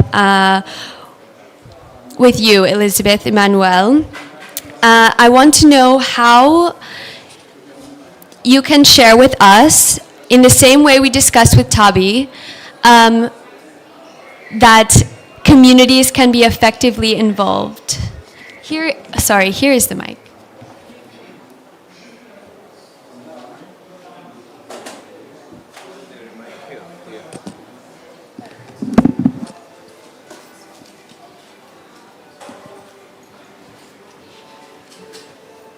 So if you could share with us how you believe that communities could be effectively involved. The same question that went to Tabi Joda. Okay, so I am from the CRIF SPC, formerly the Caribbean Catastrophe Risk Insurance Facility. And similar, well, we were formed before ARC in 2007, so just about 17 years ago. And we were designed to provide quick liquidity following a natural disaster. Quite different from ARC was how we came into being, because the Caribbean, as many of you may know, is made up of a number of small island developing states. And imagine an event, in our case it was a hurricane, that struck several countries at the same time, resulting in some of those countries, the losses being about 200% of their, so this would have been 2004 Hurricane Ivan, their 2003 GDP. Now, in the past, with natural disasters in the Caribbean, we were often of the sort of notion that you are impacted by a natural disaster, one neighbor helps another, but imagine when the entire community is affected. So what happened was that our heads of governments in the Caribbean, and we refer to them as CARICOM, we're the Caribbean community, so we are a community of islands, came together, and with support from the World Bank, we formed CRIF. And what you had with CRIF was 16 Caribbean governments immediately joining CRIF in 2007 when it was established. And what Caribbean governments wanted and what their strategic thinking was that following a natural disaster, we must have liquidity because you need resources. And when you think about it, everything shuts down after a natural disaster. So governments are not able to go into their tax offices and collect money to do anything. And if all our neighbors are impacted at the same time, who helps us? There is nobody to help anybody. So access to quick liquidity before long-term resources come in. And that is how CRIF was established. Today we have 26 members, 6 products, and the thing about quick liquidity and helping people is that when you have access to this liquidity after a natural disaster and it goes to governments, what we have found is that governments have been able to use those resources to support the most vulnerable in their populations. We have been able to see where we have had 63 payouts since 2007, totaling about $267 million, but impacting 3.5 million persons in the Caribbean and Central America. So we have seen Well, we're now in Central America as well. But what we have seen is those resources actually trickle down, whether it meant, for example, to support, in the case of Haiti with an earthquake, to support medical workers, or in the case of St. Lucia following Hurricane Matthew, it supported farmers to help farmers get back on their feet again. To get back quickly on their feet, get their crops in their fields going. But we've also seen, for example, where quick liquidity was able to stave off, for example, diarrheal diseases as a result of a tropical cyclone that impacted the island of St. Lucia in 2010, where following that natural disaster, the country's main water treatment plant went down. Your main water treatment plant goes down and you have no resources to fix it. That spells an additional disaster, because we know what happens in the health arena. Their resources from CRIF went into fixing that sewage treatment plant. But what we recognize at CRIF as well is, beyond this payout, there has to be building the capacity of community. And we're talking about at the lower level. For example, what we have at CRIF is that we have a well-developed, what we refer to as a technical assistance program. And what we're doing in that program is a number of things. On one hand, we are providing scholarships and internships for young persons. So we're driving people into the field of disaster risk management, disaster risk financing, actuarial science, risk management, and so on. So we have provided 200 scholarships in the last maybe 10 years to about 200 Caribbean nationals. And we're smaller than, you would say, Africa and so on. But that's a lot, because you're really building that cadre of young persons. We're providing internships. We are working with communities, local communities, to develop projects around ecosystems-based adaptation, disaster risk reduction. So working with local communities to, one, be able to develop project proposals, write projects, apply for projects from CRIF, be granted funding for projects, implement those projects, report on those projects, scale up those projects. So you may only be getting $25,000 US on your first project,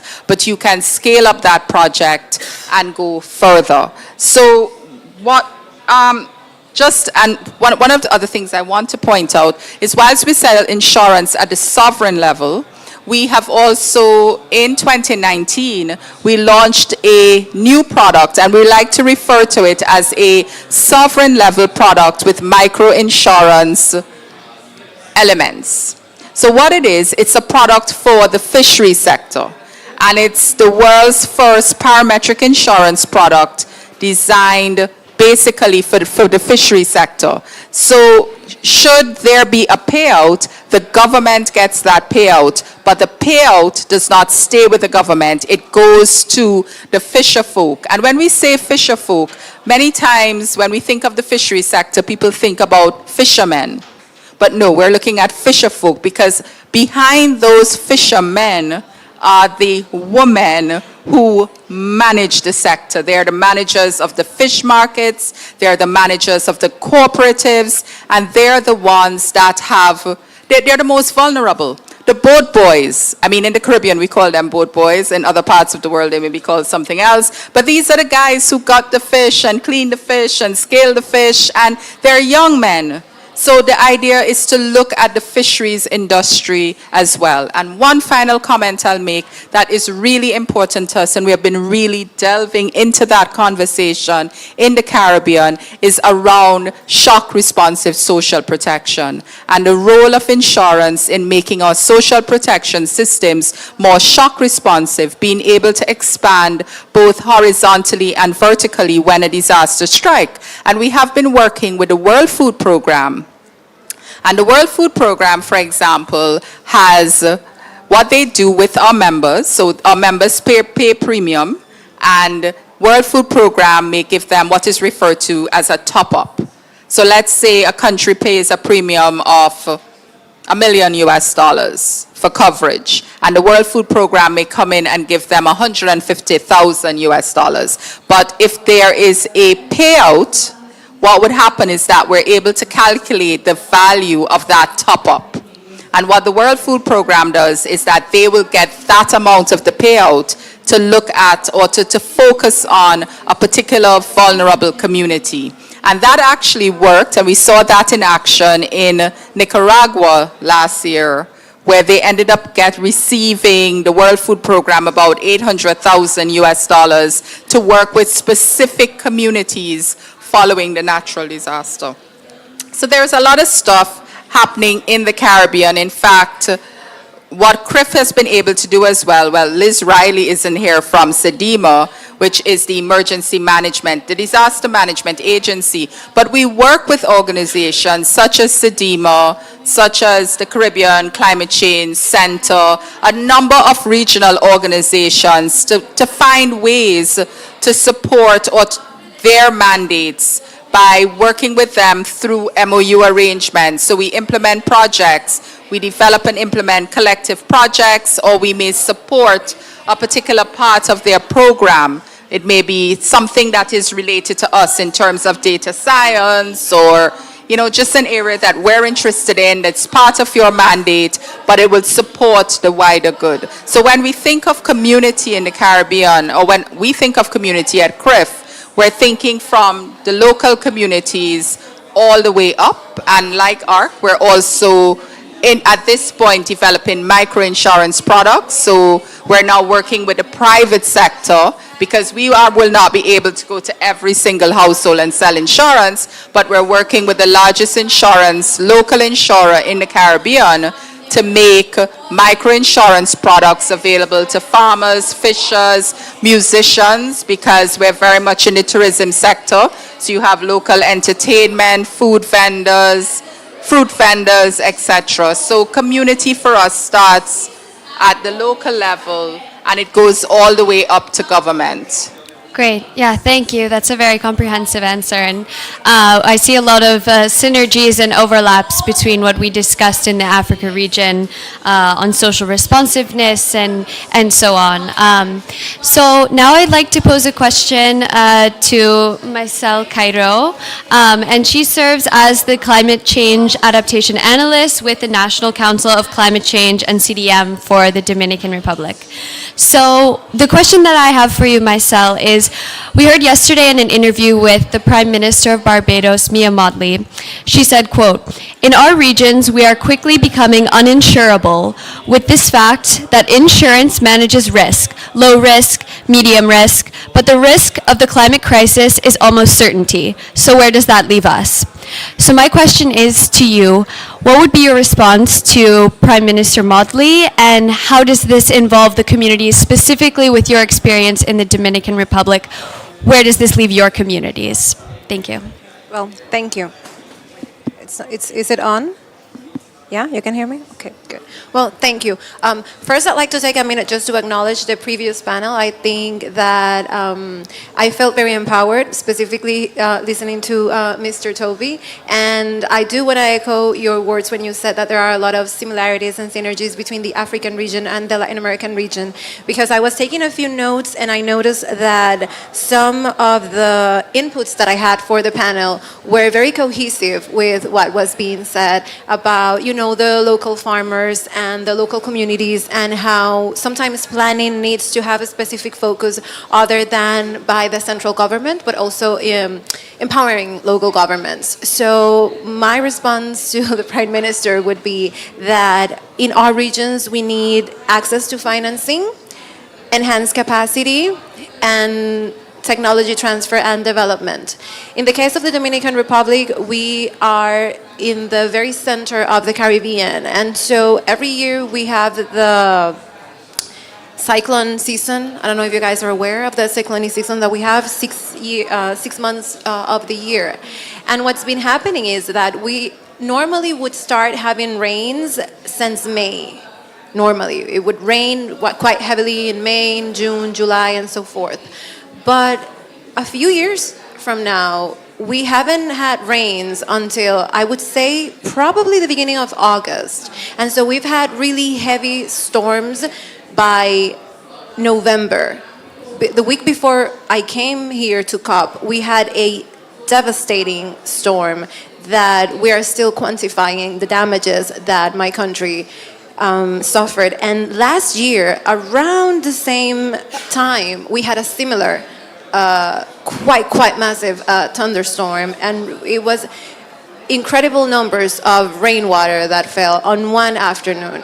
And so what this gives us is that we have to rethink and replan even our production sectors. For example, depending on the crops that you grow, if you were planning to get the crops ready in November, October, now you have to start replanning, because now that is the heavy rain season. So you can no longer plan for perhaps having the crops ready for November or October. You have to have the crops ready for September, but then you don't have enough rain to have the crops ready for September. So in the Dominican Republic, we have local organizations. They are PMR committees, which is prevention, mitigation, and reduction.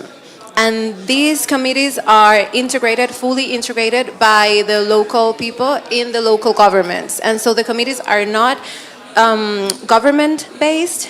They are based from volunteering people in the community based on the knowledge that they have. And I think that local knowledge is something that really needs to be considered when you are crafting some type of tool. And I'm saying some type of tool because I wouldn't say that it is necessarily insurance. As some of the colleagues said before, insurance it's not the solution, it's not the silver bullet. Insurance is just part of what could help a community, what could help even a company, what could help a local producer. Because as Toby said, and what happened to us, which was quite traumatizing, because even people who lived in urban areas had their houses flooded and their cars were drowned. We had buildings that have like 24 apartments and like 13 of those cars were drowned. So again, that goes back to how do you plan and how do you prepare for that? Because those insurance companies that had insured those cars, most of them didn't have insurance for that type of event, which was being drowned due to rain. Not because not because you went through a river, but because of rain in an urban area, like the city central of Santo Domingo. So in our experience, what we are trying to do is that we are trying to promote knowledge sharing at a local level, but also we are trying to find ways of how we can access technology transfer and technology development to make sure that the producers, as well as the industries, as well as all stakeholders across all sectors are prepared for this type of events. Wonderful, thank you. Yeah, that's a really interesting initiative that you have with the PRM, the local committees, really driving the action from the ground up. So, unfortunately, we are a bit short on time, but I want to open the floor to the panel, to the audience, to see if you all have any questions for the panel. Yeah. Zakir in the back. Here.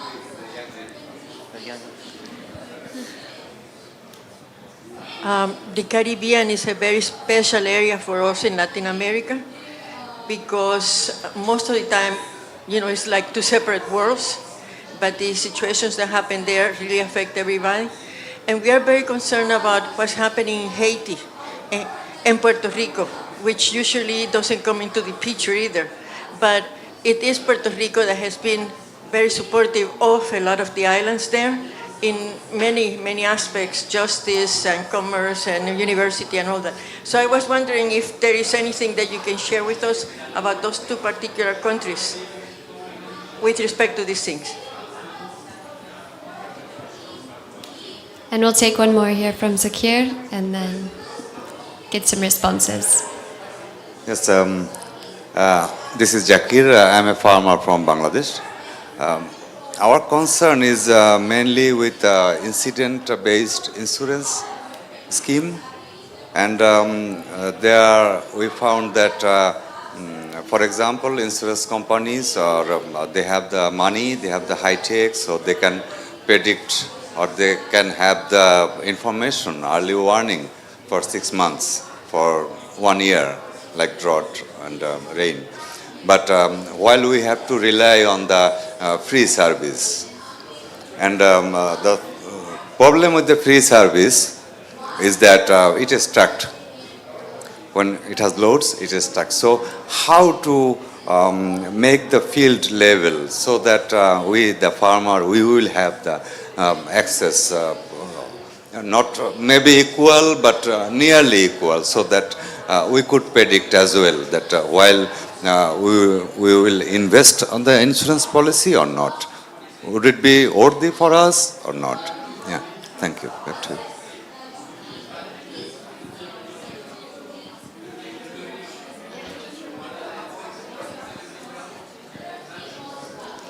Because the area of the Caribbean is so important for all of us in Latin America, but we don't pay enough attention to it.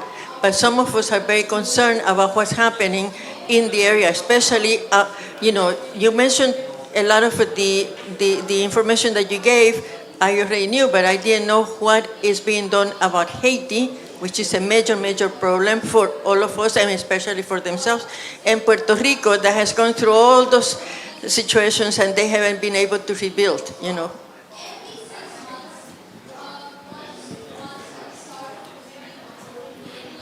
And we'll just keep the responses very short because we are close on time. Thank you.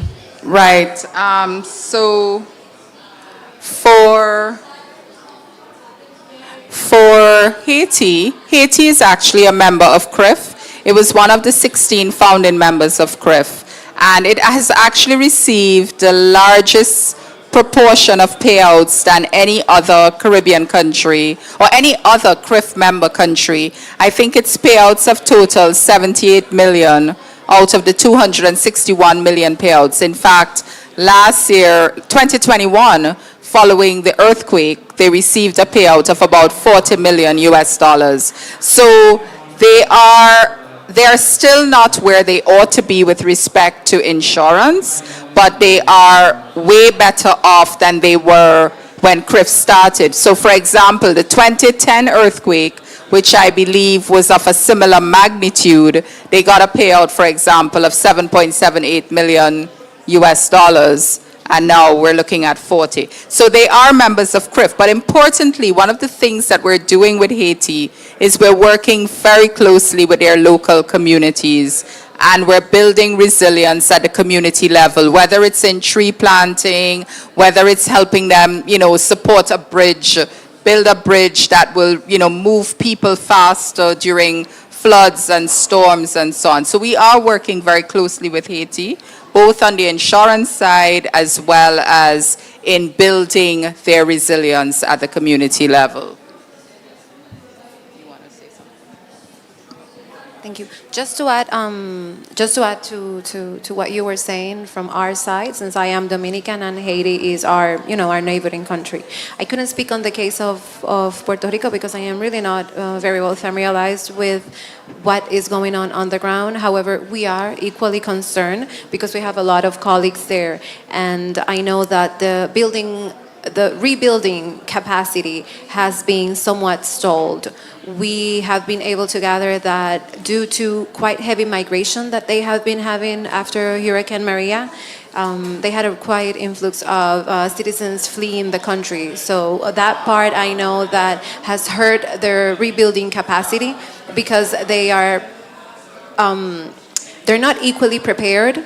But the young people really are not staying in the island as much. So in the case of Haiti, since they are our neighboring country, the Dominican Republic all the time opens their borders to, send help, provide food, medicine, whatever type of supplies. However, we all know that the political situation in Haiti is quite delicate. And unfortunately, the response efforts that collectively take place are sometimes not as effective or as ideal as they should. And just to respond on the Puerto Rico issue, I think we are engaging on the CRIF side in terms of trying to determine if there is an interest in being a member of CRIF and participating in insurance. Wonderful, thank you. And if you'd like to respond to Zakir's as well, just Right. One of the things that when you sell insurance at the micro level, one of the things that we're focusing on in terms of selling micro insurance to farmers and fisher folk and day laborers and so on, taxi drivers, is to educate that group in terms of what parametric insurance is, to build capacity, to better understand the product that we're selling, to better understand, in the Caribbean that is, to really better understand what you're buying, what is the potential of that product to trigger, when will it trigger, and so on. So I think there has to be a lot of awareness raising and capacity building around insurance, the linkage between insurance and financial inclusion. And this is one of the lessons that we're learning from different schemes across the world, because it's not every time that rain falls you will get a payout, but when is a payout likely? How do you structure the product? Because different regions have different, in one country, you can structure the product in a way based on the amount of rain, the climatic conditions of that particular region. So it's about product differentiation as well. And it's also about working with the local communities in determining what kind of product they actually want, what would meet their needs. And we're doing a lot of surveys now in Belize, in Jamaica, in Trinidad, in St. Lucia, to determine what kinds of needs persons have with respect to insurance. Wonderful, thank you so much. And now I'll turn it over just very briefly to Ms. Moana Kioa, the Deputy Director of National Disaster Risk Management Office in Tonga, to give us our closing remarks. Thank you to the panel.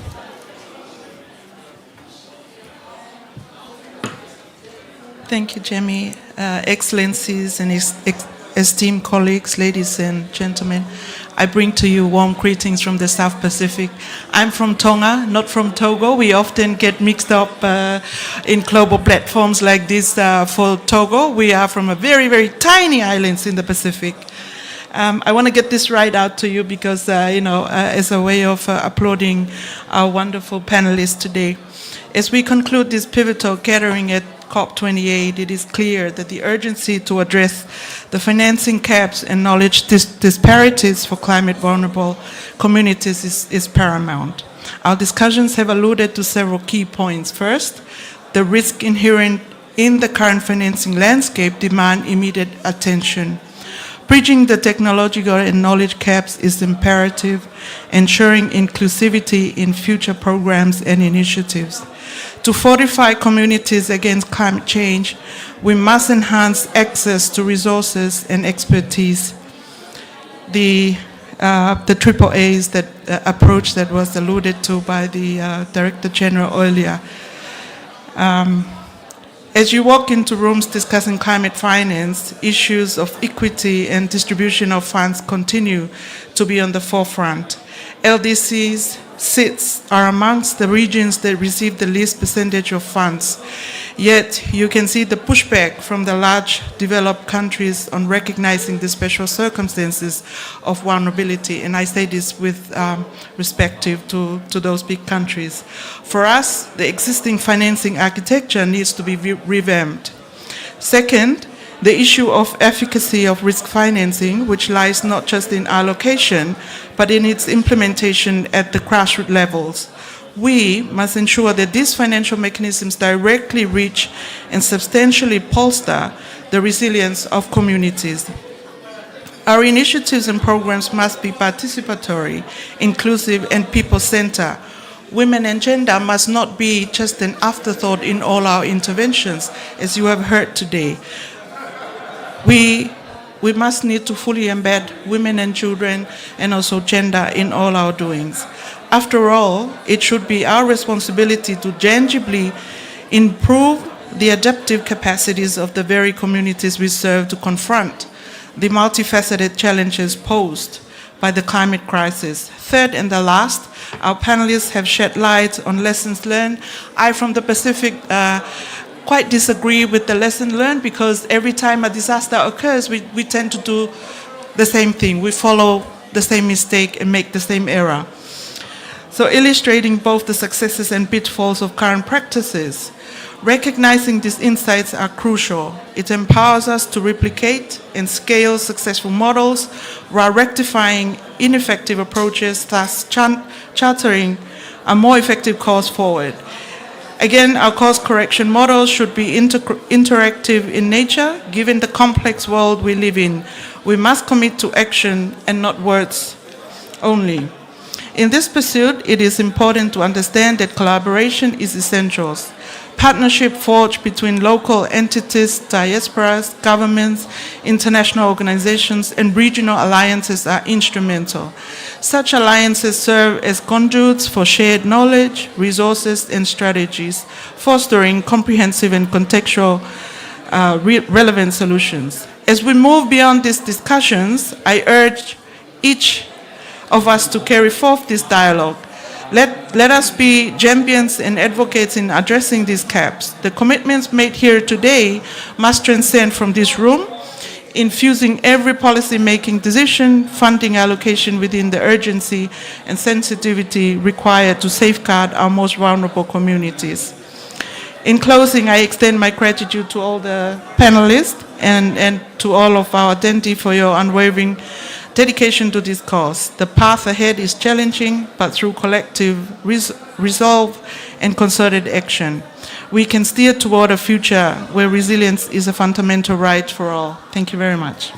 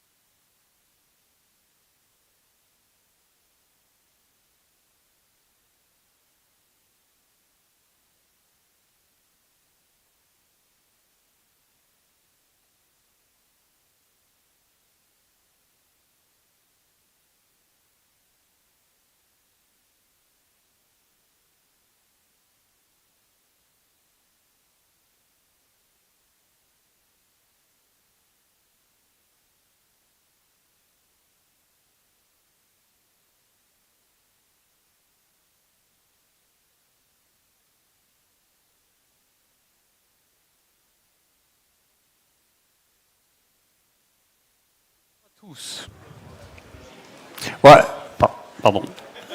Désolé. Alors, je recommence. I will start again with our voice. To moderate the intensity, it's okay. Can you going to bring it down a bit? Okay. Yeah, it's a great opportunity to have if I can describe it as such, as an intimate conversation, since we've all been participating in big panels. So, welcome everyone. I'm Lawrence Janovich, the coordinator of the OPSWIFT network, the One Planet Sovereign Wealth Fund network, which is comprised of 47 financial institutions, over $37 trillion of assets under management, and we're championed by President Emmanuel Macron. I also have the privilege to be a member of the French delegation. And so this is a very hot topic for our community and for President Macron. How do we know we can't reach the goals of the Paris Agreement without helping the Global South transition.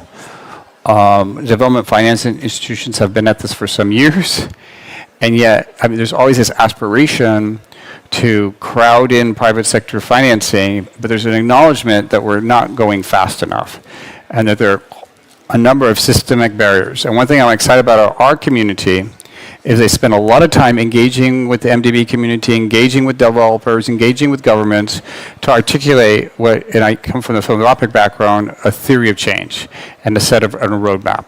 So that's why we're excited to participate in this.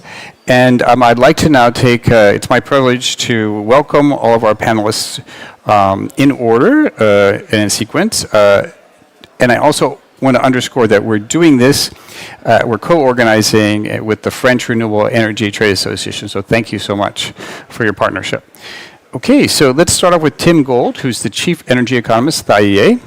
If you could please be seated here and then we'll... Okay. And then we'll have Gangan Dirgantara from PTSMI from Indonesia, correct? Good morning, sir. Or good afternoon. I think we're in good afternoon.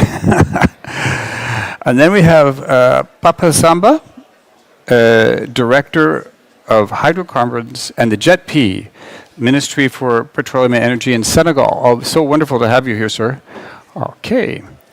And then we have just myself.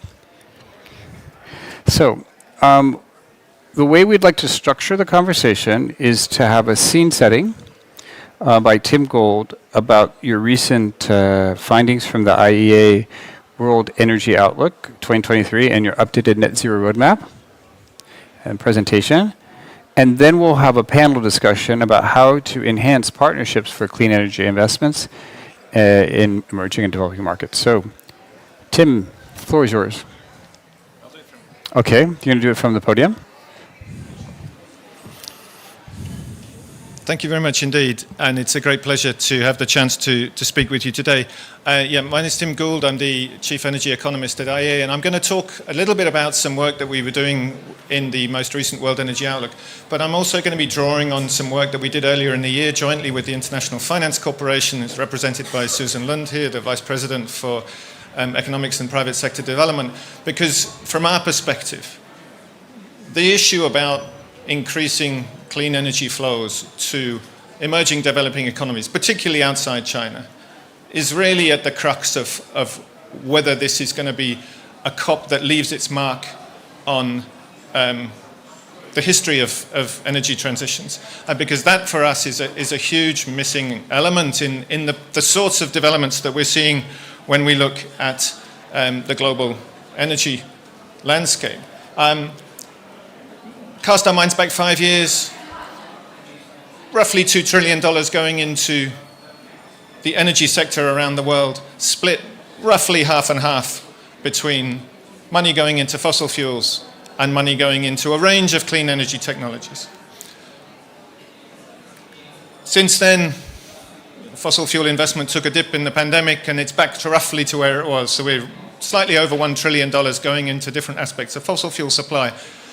But what we've seen in practice is quite a substantial increase in clean energy investment. Now, we have to have in mind that that's not just renewable power. And in fact, this is not just technologies that immediately deliver zero emissions energy services. So within that, there are some renewable technologies, but there are also many investments that are somehow contingent. Like investments in grids, for example, are absolutely crucial enablers of the transition, but they are only clean insofar as the electricity mix is clean as well. So it's important to remember that that definition of clean, we shouldn't think of clean versus dirty just in a very binary sense, because there are contingent, there are transition financing investments that are also incredibly important. But we do have a dynamic picture, finally, after a period from the conclusion of the Paris Agreement when there was no visible increase in spending on clean energy technologies, we do have a significant uptick. Now, the issue is that the sources of the increase are very concentrated.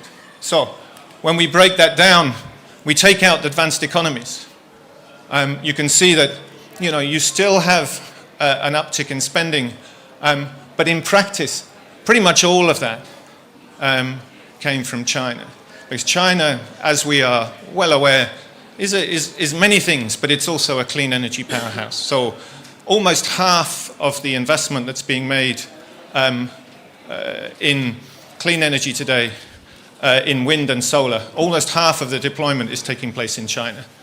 And almost, well over half in practice of the new electric vehicles that are sold around the world today are sold in China. And there are, of course, bright spots in other parts of the world, but in aggregate, we haven't yet seen that substantial pickup in clean energy investment in other parts of the world that we would need to see. And that results in some very strange data points for energy transitions. It is strange for us as energy analysts to say that there is more solar installed in Belgium than there is in the whole of the continent of Africa. That doesn't make sense from a cost perspective. It doesn't make sense from a sustainable development perspective. And so we need to think creatively about how we can overcome some of the issues that prevent that from going ahead. And because we look very closely at what those barriers might be, we have a survey that we conduct on a regular basis with practitioners, financiers, asking about the cost of capital that they would expect that they would apply to standard sort of 100 megawatt solar developments in different countries of the world. And we find that the cost of capital is 2 to 3 times higher in emerging developing economies than it is in advanced economies in China. And some of that is sort of macro country elements, but some of it is sector and project specific risks, and some of the ones that come up on a very regular basis are some regulatory risks, off-taker risks in the case of wind and solar projects, but also issues with the grid. There is a big lack of infrastructure in many countries that prevents some projects from moving ahead more quickly. A few weeks ago, we released some analysis on that and found that there's 1,500 gigawatts of renewable projects in different countries around the world at advanced stages of development that are waiting for a grid connection. And there's another 1,500 gigawatts at earlier stages of project development that are also where the single biggest obstacle for them moving ahead is the availability of infrastructure. So that's, when we think about the roles of the private public sector, we just certainly have to have in mind all those complementary investments in infrastructure that would allow us to move ahead, because the task is huge. If we want to get on track for a net zero emissions by 2050 scenario, these are the sorts of dynamics that we need to be aiming for.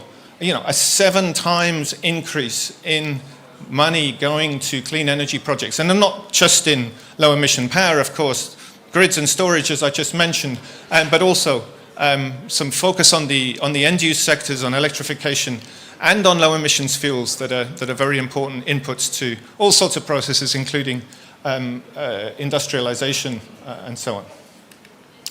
And you can see roughly the sort of split there that you would have for different parts of the world too.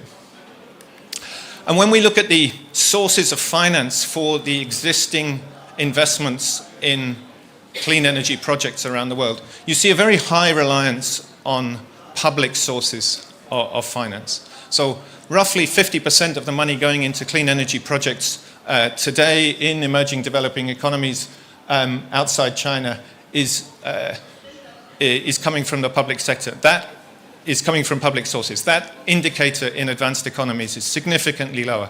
It's around 20%. And so that speaks to the importance of rebalancing that and trying to find ways to bring in higher volumes of private capital. Because when we try and imagine the sorts of splits that could support that increase in spending, you see everyone has to be doing more, but we do rely on the largest source of largest increase comes from private sector. And in the analysis that we did together with IFC, we came up with 4 buckets of measures that we felt were important to mobilize greater volumes of private capital. Of course, policy, regulatory, institutional capacity is incredibly important, and there's roles there for collaboration also between different countries and institutions. We found that there remains a significant need for additional concessional finance in the order of $80 to $100 billion worth over the next annually by the early 2030s. Now, not all projects require concessional funding. There should be mature technologies in reasonably well-developed markets that should not have a need for it. But there are countries and there are technologies that do require that help to scale up. And we were just talking about this before the event started. There must be a way to build bridges between that volume of capital in advanced economies that is looking for opportunities to invest in clean energy projects, but doesn't have the vehicles, doesn't have the platforms that would allow it to engage with those opportunities in many parts of the developing world, and I'm sure we'll come back to that as well. And then the final component that is very important for us to have in mind, and this is the medium and longer term solution that we need to be also working on, is deeper local capital markets, building up that pool of domestic savings that can be channeled into private investment in clean energy across emerging developing economies. So that's the agenda, at least from the perspective of the IFC and the IEA, for the sorts of discussions that I'm very much looking forward to in this panel and the 2 panels today. Thank you very much indeed.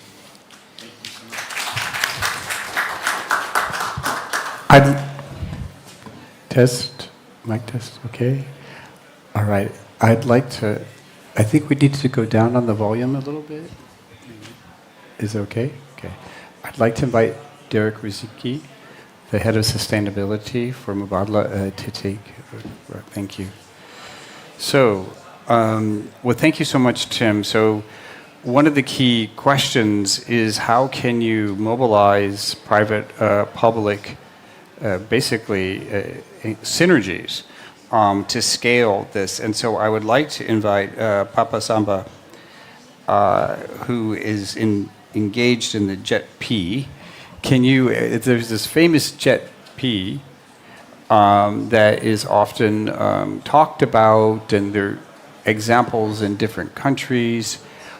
So can you explain a little bit about the JET-P, or actually you might want to just start with Senegal's ambition. So we should say that the One Planet Sovereign Wealth Fund Network has identified Senegal as a very propitious place to accelerate or to prototype our engagement. And I visited Senegal twice just recently and participated in the IMF roundtables there. And one of the reasons is that you have a lot of really innovative policies. And yet the de-risking question is a big element. So could you describe a little bit your ambitions for the country, and then how do you see the JETP helping? Thank you very much, and good evening, everyone. For what Senegal is concerned, as you may know, Senegal energy sector is historically a net importer of energy resources. So we are just made some discoveries of oil and gas resources in our country a few years ago, and we are up to start our production of oil and gas by mid of next year. So this said, our energy mix is today based mainly, if you put aside the traditional energy that represents about 40% of the total energy mix. I will come back to this in terms of clean cooking priorities. If you put this aside, we are mainly based our energies on heavy fuel oil, on which we are basing our power production activities. And also we achieved to incorporate up to 30% of renewable energy in our electricity mix. So this was made in a very short time. By 2012, I think we are at about 8%.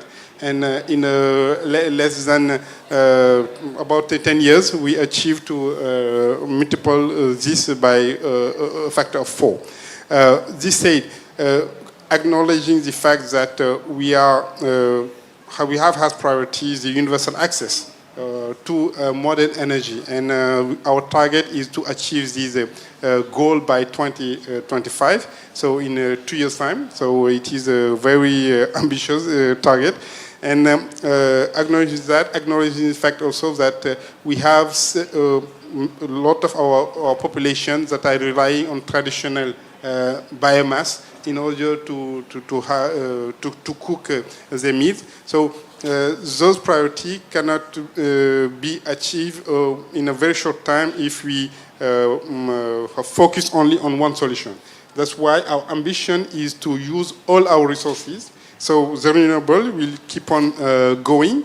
We are to target to achieve 40% of renewable energy by 2030. But with that also, we aim to switch all our electricity production to natural gas, replacing the heavy fuel oil with natural gas, what have a very positive emission impact, decreasing our emission, but at least 30%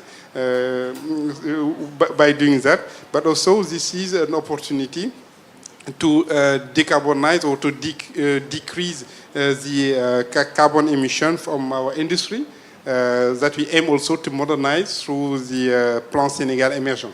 So those are the areas, the pillar of our energy strategy, using our renewable resources, but also building on our gas resources that are local to have more energy security, to decrease in the same time the carbon footprint, but also to foster really the condition in order to achieve the universal access. So how the JETP now and all the discussions that we are having with our partner could help in this. I think through the JETP that we launched in last June, people are focusing on the renewable energy. Yes, we have this 40% of renewable energy, but it is not the same area where I think the JETP can help and the partnership can help, because the energy transition is a whole. Definitely, the electricity, yes, it is just a piece of the whole system. It is really an overall system, society paradigm shift that we are talking about. We need to focus on the transport. Senegal is modernizing very quickly its transport system. with a electrical train in Dhaka, that is the main city, but also with a BRT, the bus rapid transit, that is up to be operational. So with all this, we need to keep on developing such a kind of how to say sectorial project in order to have a very resilient energy transition, and the JP could help mobilizing the financing, but also decreasing the cost of such a financing, because as shown by Tim, how to say it's in presentation. Countries like Africa, really, the cost of financing is a huge barrier to the integration of renewable energy, but also to the development of other projects. And when we talk about those projects in the frame of the energy transition, definitely somehow they are not so much beneficial. They are not, but we need some incentive to make them really attractive for the private sector. This is how, where the public funding is the guarantee that we can also mobilize from the MDBs or other partners, the IPG. So this is where such a kind of facilities could help really to decrease the cost of financing of such a project. Otherwise, definitely there is a real barrier to foster or to accelerate such a kind of project. So I will stop here, but those are some areas, I think, where the JP and the different partnership around the energy transition could help in the frame of Senegalese ambition. Okay, well, thank you so much, Papa Samba. And what I heard really important is all the incentives, and that we have to look at the whole value chain, right? And the systemic change required in having to push on different levers. And we can't ever forget the last mile, which you were talking about, the cooking stove. So we have to see the integration. Well, thank you so much for that. So I would like to now hear from, if you would, Gangan, if you could please share with us from Indonesia your perspectives, particularly about your experience on the private-public instruments. Okay, since we are the financial institution owned 100% by the government, so we try to provide some solution. For example, providing the risking instruments. By providing these risk mitigation instruments, we encourage the private sector by reducing uncertainties associated with emerging markets. That's one thing. The second thing, one example of this is with cooperation with the World Bank and also with the GCF, we provide one program for enhancing the geothermal exploration activities. We provide the loan convertible to grant. So as you know that the exploration activities is a very high risk. So we provide loan to private sector. Once the private sector successfully done the activity, so they have to pay the prepayment to us. But once the case of the exploration activities fail, so we can some portion of the loan can be reimbursable to grant. For example, 25% to 50% maximum as grant for the developers. The second instrument that we would like to, we have been doing so far is issuing green bonds and also sustainable linked loan that you mentioned earlier. We invite the potential private investors to chip in our sustainable linked loan or bond. And last year it was successfully, beyond our expectation, the intention of private sector. The third thing is by encouraging the public-private partnership. We already developed some projects, infrastructure projects for water sector and transport, etc., by PPP scheme, and we would like to looking at the possibility to apply this also in energy sectors. And of course, tax and subsidies also will attract the private sector's involvement to chip in on this, what do you call it, the fund. We established together all funds, we established the platform, SDG Indonesia 1. It was established in 2018. And recently, last year, we are assigned by the government to be the manager of ETM country platform, Energy Transition Mechanism country platform. So we also established the platform to mobilize funding for energy transition activities. Thanks to also to JETP that accelerate the energy transition in Indonesia. And so far, in the JETP comprehensive and investment plan, there are 4 investment areas that focusing by JETP.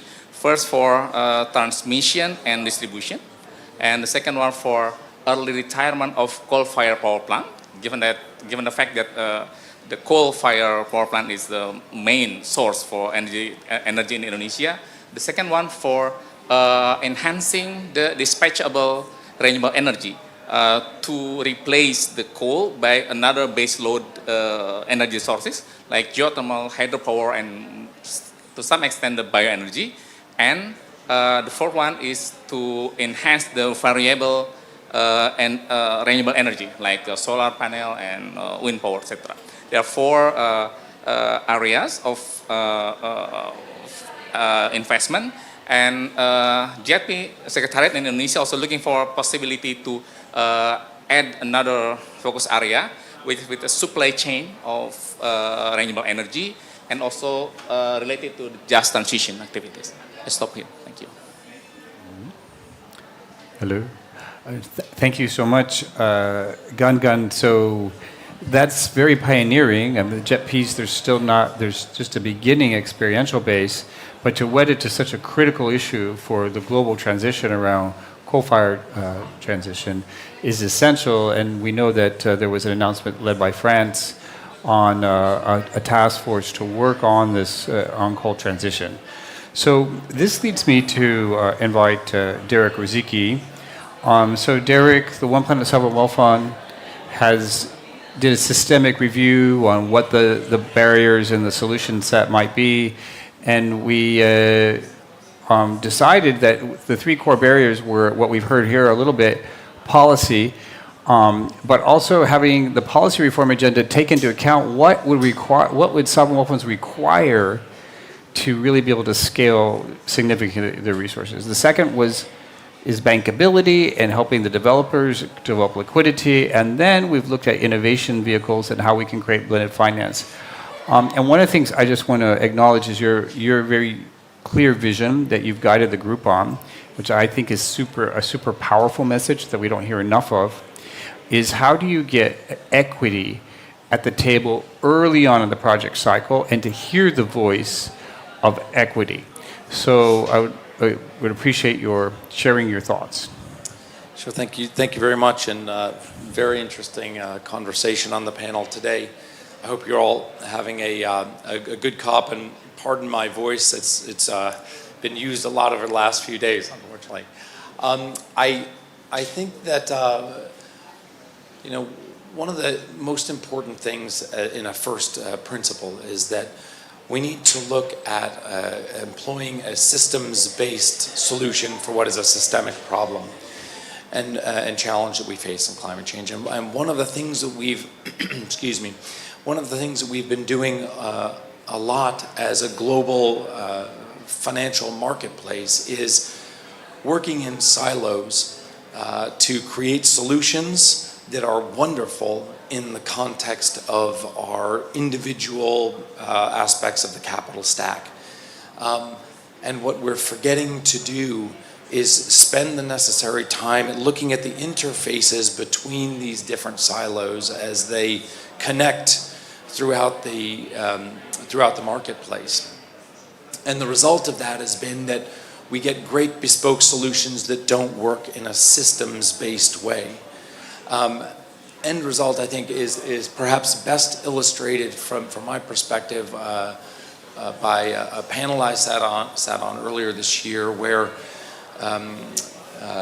we had one participant was a business developer from Africa, talking about an amazing, this amazing pipeline of transactions that just couldn't find capital anywhere in the system.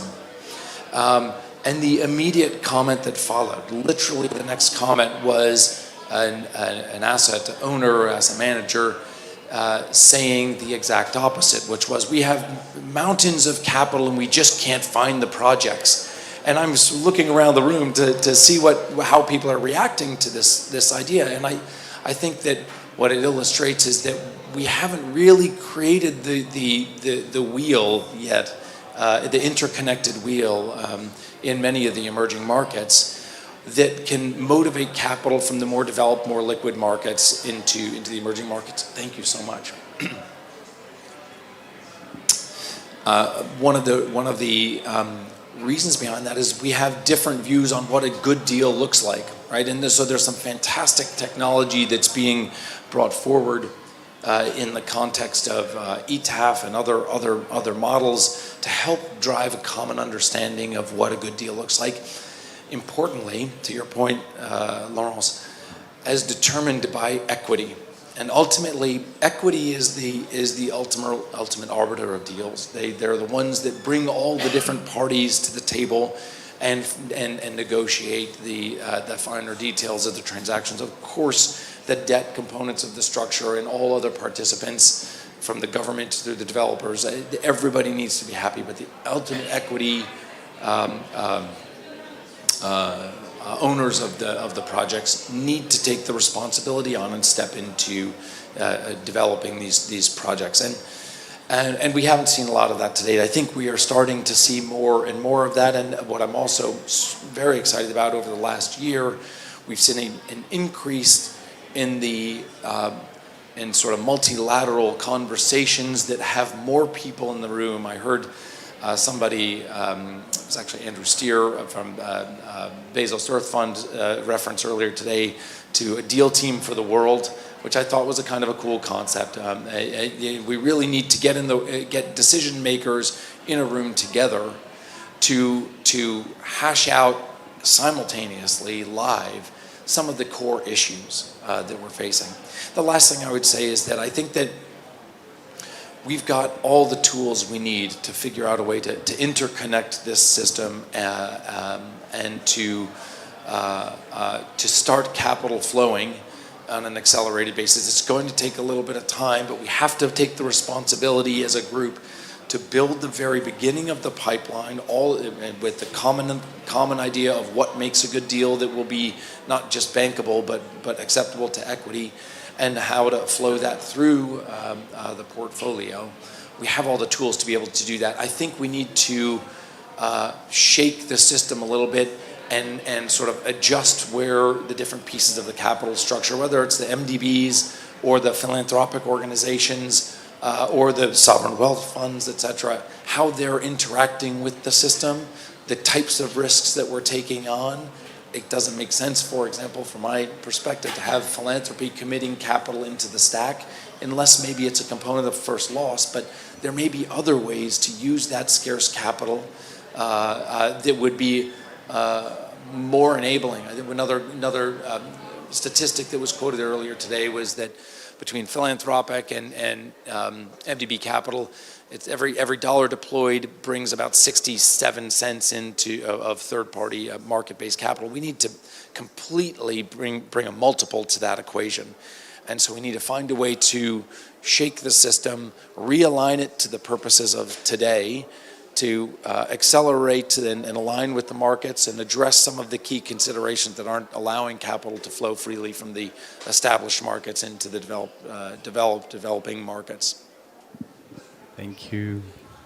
Thank you so much, Derek. And I would just like to share with the group that One of the things we've made a commitment to do, the OpSwift network, is to launch an accelerator program for West and Central Africa to prototype this solution set in that geography with the ambitions to go to scale. So with that, I really enjoyed this conversation. I myself have to depart for another session, so I appreciate your engagement. And I would like to turn it over to Tim, who's going to help facilitate the close of the session. Thank you so much. Thanks very much indeed. Just to clarify, we've got another 5-10 minutes for...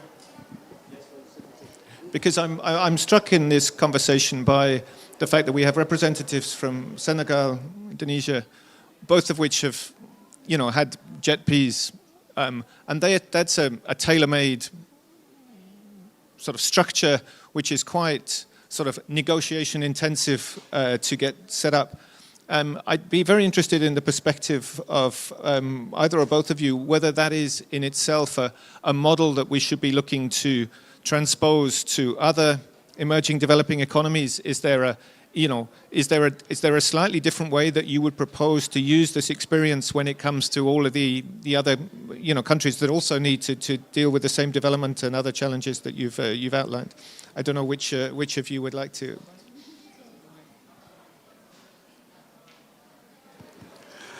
No, definitely. I think there are some good lessons, good experiences that could be shared in the frame of this JP mechanism and how we reconciliate definitely the country's priorities with how to say this new paradigm, as I said earlier. And in the frame of Senegal, we believe that as developing countries, the priorities really need to be set up at the right place. So we are fully committed in the frame of the climate change, etc. But let's not forget the economic development priorities. So this is one step. And the second point is also the local context is a key to design and to incorporate in any kind of such a kind of discussion and partnership. This was really a very clear point on which we focused a lot during this negotiation, in particular for what the natural gas is concerned. We cannot imagine a JETP or any other partnership where we are not taking into account our resources of natural gas that are our energy of transition. We need, in order to incorporate the renewable energy, we need to, as a first step, to switch our energy to the natural gas. Then we'll be able to modernize our energy system, having more battery storage, having a more modern grid that could manage this intermittence of such kind of energy. All this will take time. So it's also the mechanism that we are designing need to take this into account. And the other point, it is how also to prepare our economy in order to be competitive, actually, in this new economy to come. When you talk about this switching to renewable energy, definitely it is not just, we cannot do it like we used to do, building one new plant, solar new plant. No, I think we are talking about a huge economy to come. And this means that we need to also focus on the way the equipment are locally manufactured. The knowledge in terms of maintenance of technology, etc., are fully embedded in our local private sector. So this brings us what we call the local content, and that is really a must to take into account, and also to have an integrated way of doing the business, avoiding, and I agree with Derek on that, there are several project holders that are not aware of all the possibilities or all the interactions that they can have with other shareholders who are looking them actually. So putting in place the platform, the right platforms to interconnect people and the stakeholder from the different part of the table, I think is really a key. And this is all the parameters that we really take into account when negotiating this JP. And we are at the beginning of the journey. So we keep on this negotiation and this structuration, both on the financial aspects, the operational aspect, and to see how to organize all this to make it the most efficient way. Also learning from our elders, so the Indonesian, Vietnamese, South African in this journey, in this adventure. So it is new, so we need to really to have this benchmarking and this share of experience in order to have the best way of doing all this, and to also to share the experience with other countries for sure that will come after us. This is the way. Thank you. Okay. A few words. Yes. I would like to share my view on the two sides. First, funding sides and financing side. So given the fact that our company is the national financial institution, so we can be considered as intermediary. So in terms of JETP, we have successfully gathered funding mobilization from MDBs, from the international governments, and also philanthropies, and possibly there are high possible from the private banks. I think there's no problem on this funding side. So, but the problem we face problem at least in transaction phase.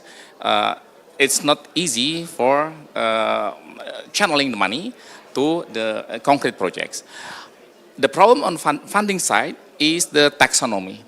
So the transition issue in Indonesia, at least, we differentiate into two aspects. First, how to reduce the coal utilization and how to increase the renewable energy. So for financing this early retirement of coal-fired power plant, there are a lot of debate. ASEAN taxonomy in Southeast Asia already adopt that early retirement of coal-fired power plant as the green in the taxonomy, and Indonesia already adopt this. But if we would like to invite the private investment, private bank from European countries, from US, or from another part that hasn't adopted this early retirement of coal-fired power plant as a green, so it will be a problem. So yeah, that's one thing in funding side. In financing side, we face a lot of issue on the just transition issue. So how about the coal mining? How about the coal transport and many other things? Yeah. So that's why we establish now, we develop now the social and environmental and strategic environmental and social assessment framework. Usually we conduct the risk assessment only in project side, and now for this transition we analyze beyond the transaction cost, the project side. And another thing of the financing side is how to find the low cost of fund.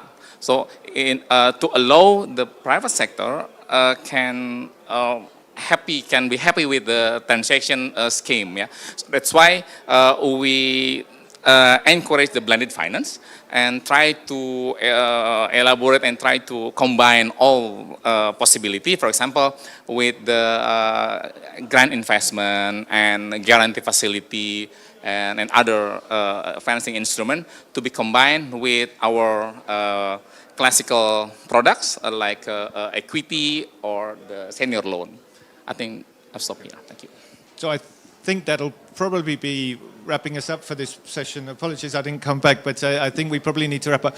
I mean, I certainly took away from this that you cannot adopt a viable transition strategy unless it's an integrated one. So that's true for the technical viability of transition, so thinking through the interactions across grids and flexibility and electricity, but also all of the other technologies that you need, the complementary technologies that you need for an industrialization strategy and everything else. But it's also about the political viability of transitions, because unless you look after the social aspects, unless you have a plan for clean cooking, unless you have some strategy for bringing domestic value, domestic employment, then that also is going to undermine the sorts of goals of what you're trying to achieve. And then I think on the other, I think there has to be a way to get these public funds to work harder. You know, at the moment we are in the position where the sort of leverage ratios that were described are not what we would need to see. And so I think, you know, that does speak to a bit less direct financing of projects and a bit more use of guarantees, a bit more use of some innovative ways to try and scale that up. But I think I will leave it there. And I know we have an excellent second panel to take this discussion forward. And so it would remain only for me to thank very sincerely our excellent speakers and to pass things on to Monsieur. Great, thanks a lot.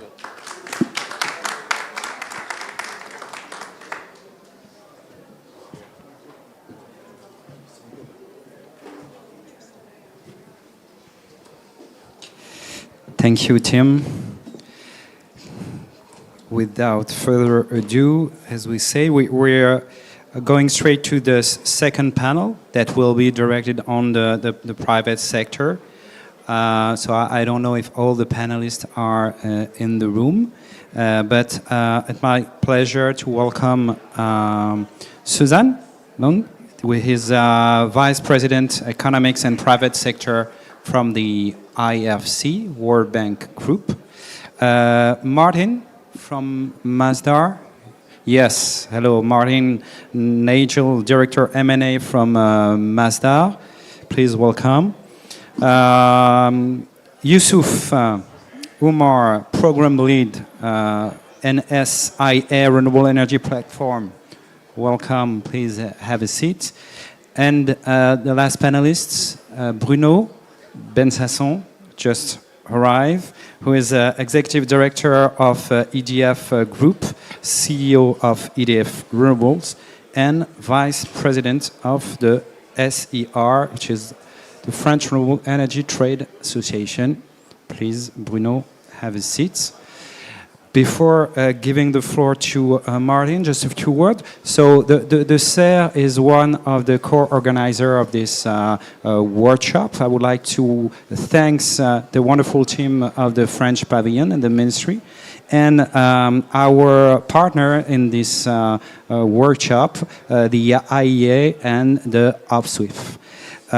SER is gathering 500 companies working in renewable energy sectors in France and abroad.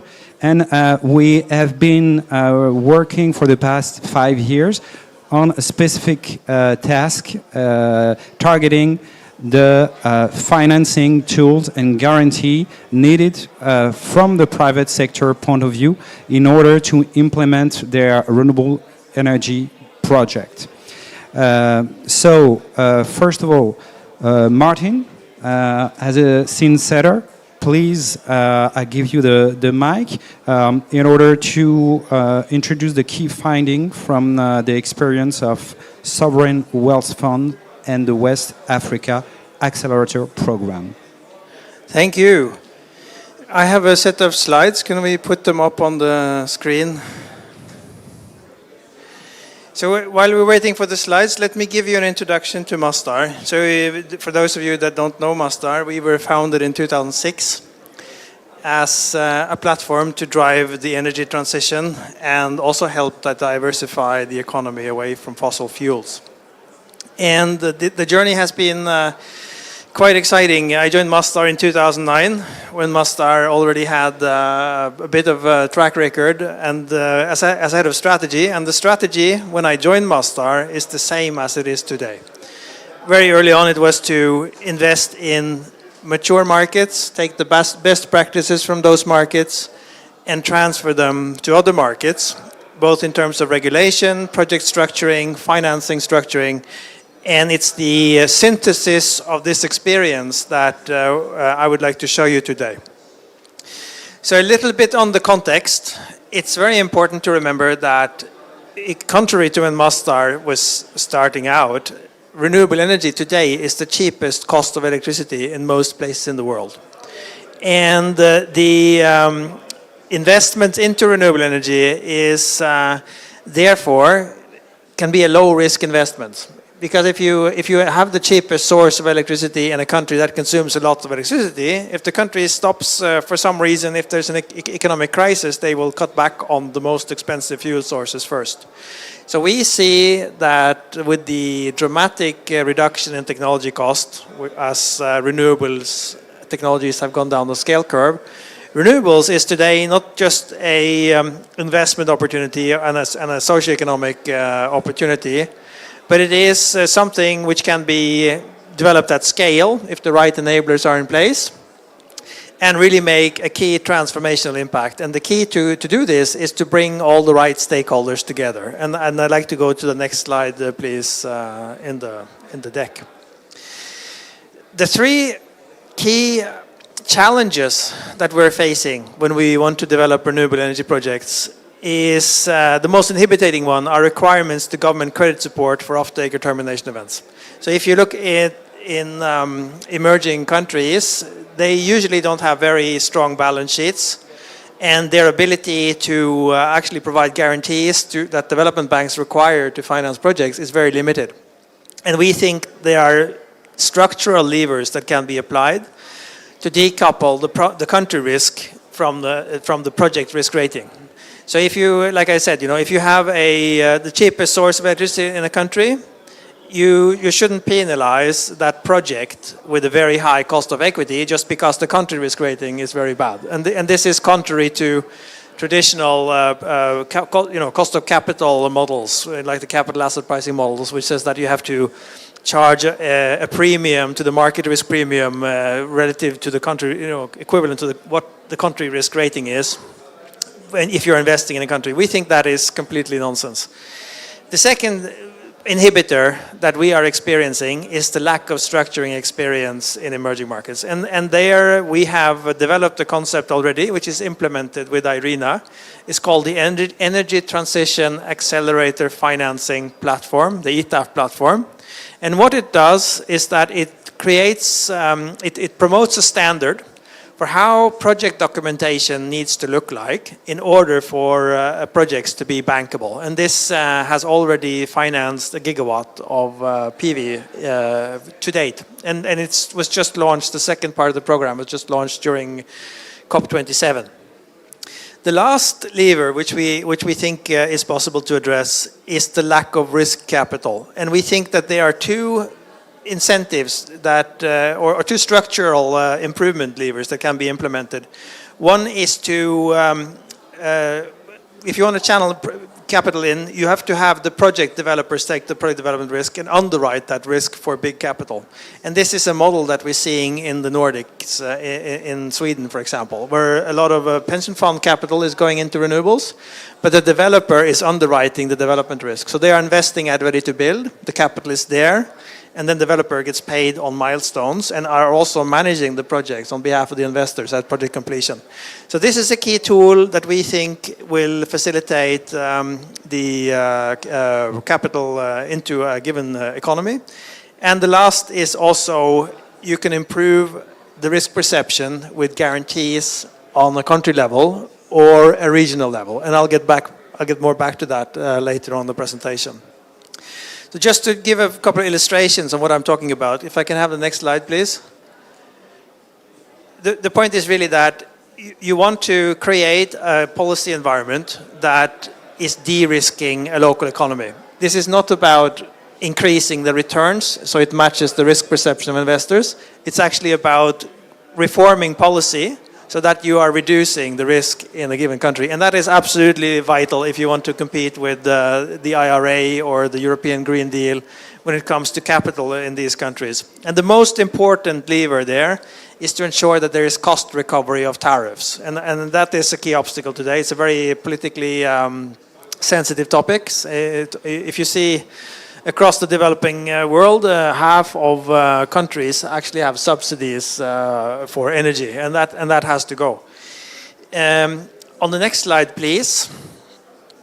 So the cost-reflected tariffs is really a key principle that we want to see in place in these countries, that you have a legal autonomy and unbundling of the local utility, that you are splitting it up into distribution, generation, and transmission, and ensuring that each one of these three parts is financially self-sustainable. And then once you have that established, you know that the off-taker can actually provide you with grid access, that the grid is self-financing, and that you as an international power producer, independent power producer, can get paid in your PPAs. And that's extremely important to create this bankability environment. And then the last lever is relating to something that has been implemented in Argentina, which is to provide these guarantees on a country level or on a regional level. In Argentina, they implemented something called the RENOUVEZ program in 2016, which was tremendously successful. Argentina at the time was a CCC rated country. But with the RENOUVEZ program, which was essentially a $750 million guarantee, which guaranteed termination events for projects and liquidity events for projects, they were able to attract $8 billion of capital. And because renewable energy is so cheap, the guarantees have to date not been called upon. And the socioeconomic impact has also been tremendous. You have had a reduction in electricity cost from around $200 per megawatt hour down to 50. And if you look at the returns that investors are now requiring to invest in renewable energy projects in Argentina, it has gone from 15% to 8%. So, and a total of 150 projects have been financed to date under this scheme. So we see this as something that is very promising to roll out in other regions, and we are delighted to also work with the officials, the Argentinian officials, which have broken out, started their own NGO. It's called RELP. And they are now launching something called the iTrust model, which is a trust fund that will guarantee this on regions, which we are working with them to see how it can be implemented in West Africa. Next slide, please. And this slide is on the bankability accelerator concept. It's mirroring Masdar's experience. We're the ones putting equity into projects. And when you put equity into projects, you're actually underwriting the risk of banks and multinational development banks. And you have to work very collaboratively with governments. And what we have, and our experience has been very successful in this context. One example is what we have done in Uzbekistan, where we started out with 2 bilateral projects awarded on a bilateral basis. We helped them also in collaboration with development banks to create a bankable framework. And on the back of those 2 projects, they launched an IPP program, which has some extremely competitive tariffs, where we also happen to win a lot of projects where we have close to $1 billion invested. But the point is really that you have to work collaboratively with the stakeholders in this bankability accelerator and set the standard, agree on a standard for what makes a project bankable. And then once that standard is established, it can be scaled up in the region where it is implemented. Can I have the next slide, please? Now, the other thing on the bankability accelerator is when it comes to technical support. So technical support is something that is provided by NGOs for free. A lot of the technical support is provided to projects that actually are never materialized. So what we helped IRENA develop, and that's what you see here, and I do apologize for the complexity of this slide, is a scoring tool where we looked at how attractive is this project to allocate technical support to? Is it large enough to have a meaningful impact to Paris Agreement goals? What is the current status of the documentation of the project? Do they have an energy yield assessment that is to the standard that we require? Do they have a power purchase agreement in place?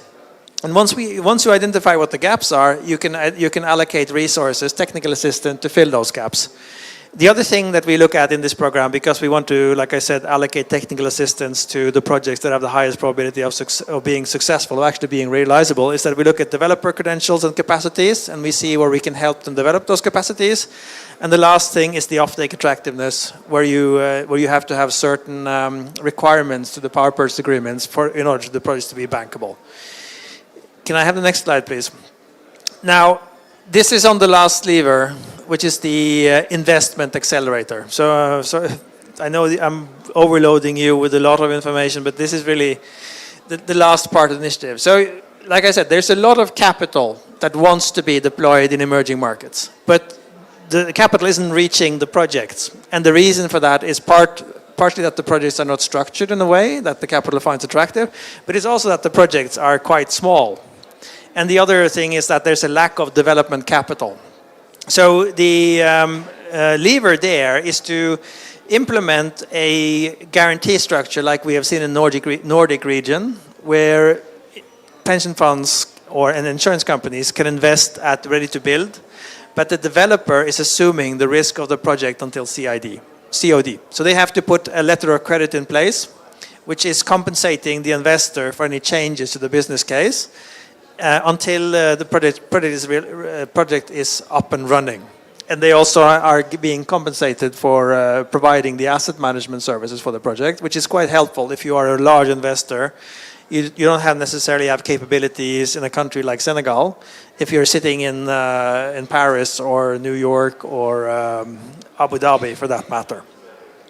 So this is essentially the main levers. I think I have one more slide in this deck, which is an example of a term sheet for an investment accelerator, which will work as a fund, but only invest in projects at ready-to-build stage, and also take out projects that are completed, and thus provide developers with the capital to do early-stage development, because that is also something that is lacking.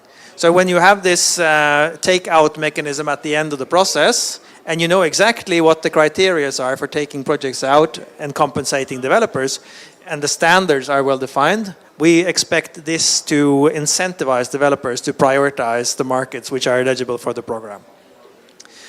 That is the end of it. Thank you, Martin. You mentioned a very important point on the effect of guarantee with the example of the Renova project in Argentina, and what we experience also from the private sector is that, like Derek said in the previous panel, that you have on the one side all the financier, the sponsor who are looking for good project, bankable project. On the other side, you have private sector saying we have good project, but we are looking for finance, above all for medium to small scale project. So to echo maybe what Martin said, Susan, what are your specific action, the IFC specific action in the energy transition, and specifically on renewable energy sectors? Great, so thank you. IFC, for those of you who don't know, I always want to clarify, is the private sector arm of the World Bank Group. So we invest across the capital stack in private sector companies in developing countries. So we are very proud that last year, in our last fiscal year, we had our highest ever amount of climate financing, $14.5 billion in FY23. That was about 45% of IFC's total commitments in that year, and that's a number we're looking to grow very rapidly. So in the energy transition space, we are investing across the space. So in energy generation, we're investing heavily in renewable energy sources, whether it's hydro, commercial scale solar, wind, offshore wind. We're looking at distributed solar and mini-grid projects.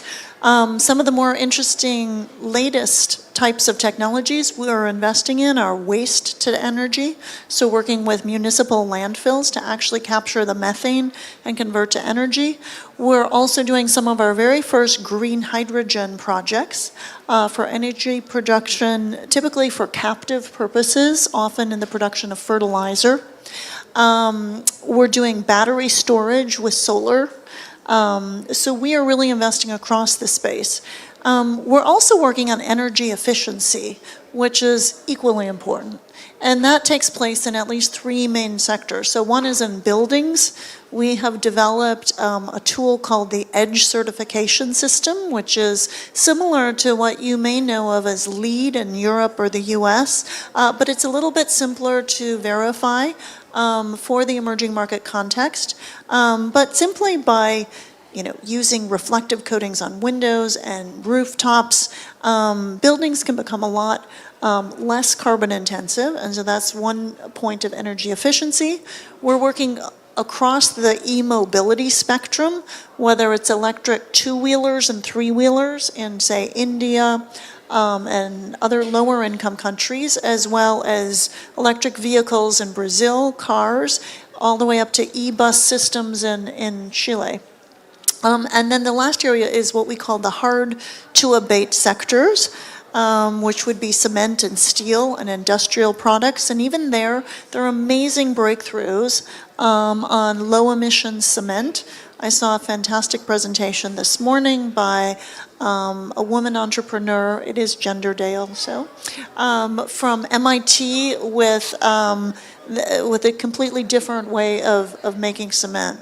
Very fantastic, and they're actually in operation. And the same with steel. And these aren't just, in an MIT lab. We invested in Ryder Steel in Ghana, which is using steel scrap, and it's using high efficiency internal combustion to dramatically lower the emissions related with that steel. And it is circular in nature in that it uses recycled steel. So, and on top of all of that, we're investing in advisory. So we do hear there's trillions of dollars out there in the economy.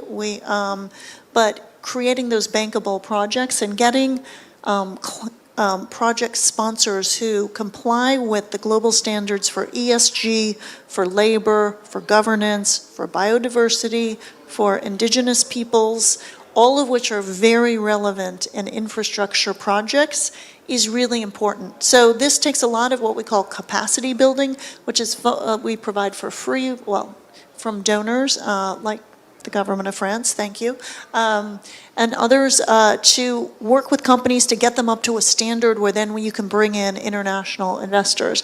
And I'm proud to say we, when I talk about IFC's investments, we co-invest with Masdar and with EDF here on the stage, thank you, and others. So we're very active across the energy transition space. Thank you, Susan. Bruno, you've been mentioned just right now. In a few words, for those who don't know you and EDF, Global Energy, what is your activity and maybe your point of view on the financing issue? So EDF is an important player for renewable. So EDF, standing for Electricité de France, is one of the few large renewable players in the world. We are number one in France, number one in European Union, and one on the top 5 international players in the world, hydroelectricity, wind and solar. When I say international, I put aside very large Chinese players, but that don't go very often out of China, and very large US players that don't go out of the US. So that's what we are. On the other side, renewable matter for EDF, they are already with almost 40 gigawatt, a good third of our capacity, and perhaps 20% of our energy. So that's what we do. Mainly hydroelectricity, wind and solar, a little bit of biomass and geothermal to be exhaustive, but mainly the 3 first. And yes, of course, those technologies, they last. So when we invest, it's for 20, now 30, 40 years. So we need finance. We need equity and debt, depending on the risk profile of the asset.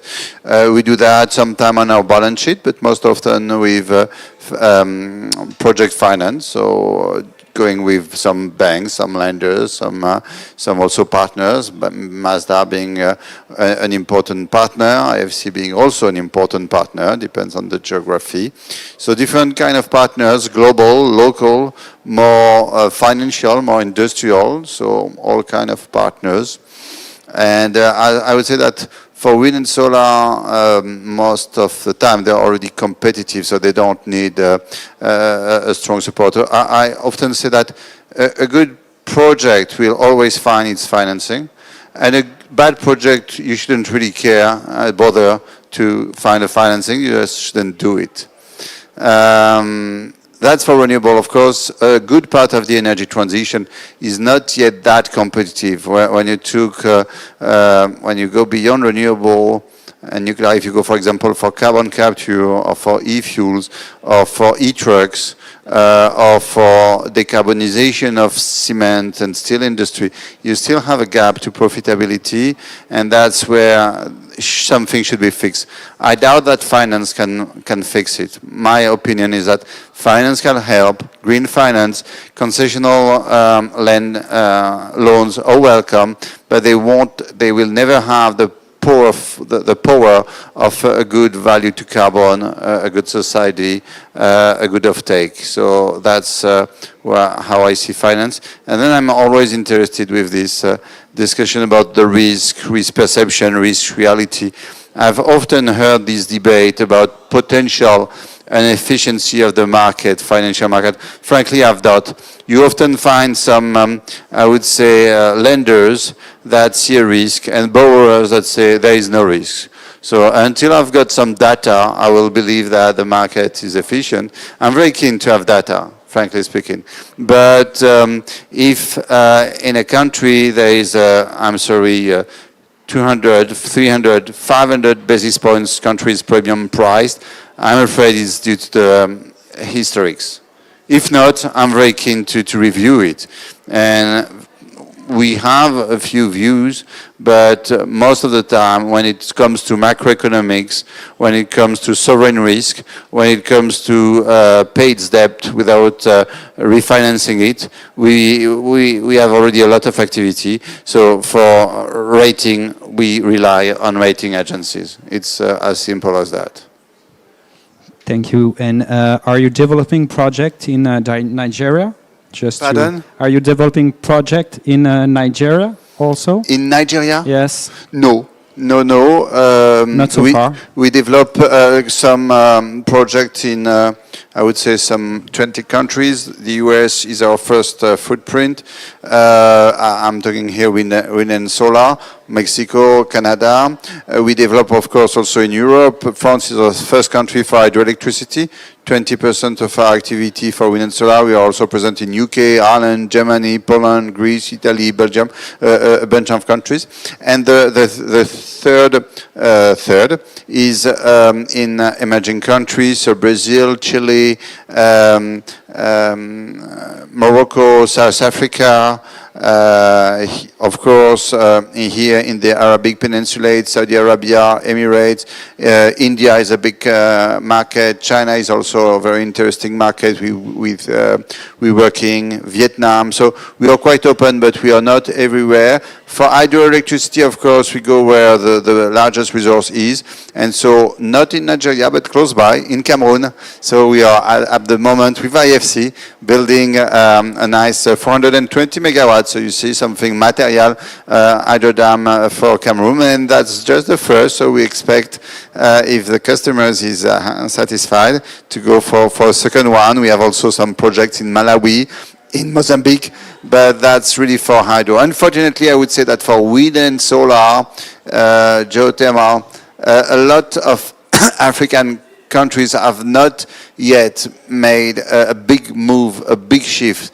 towards renewable. The recipe is, I would say, simple, and Martin perfectly described it, a good offtake, cost-effective tariffs. I've heard that now for 10 years, unfortunately. The recipe is fine, and I think everyone knows it. And if you want to have it very fast, you can do scaling up solar, a nice product that has been invited by IFC. I do a little bit of advertising here, but very few countries adopted it. So why?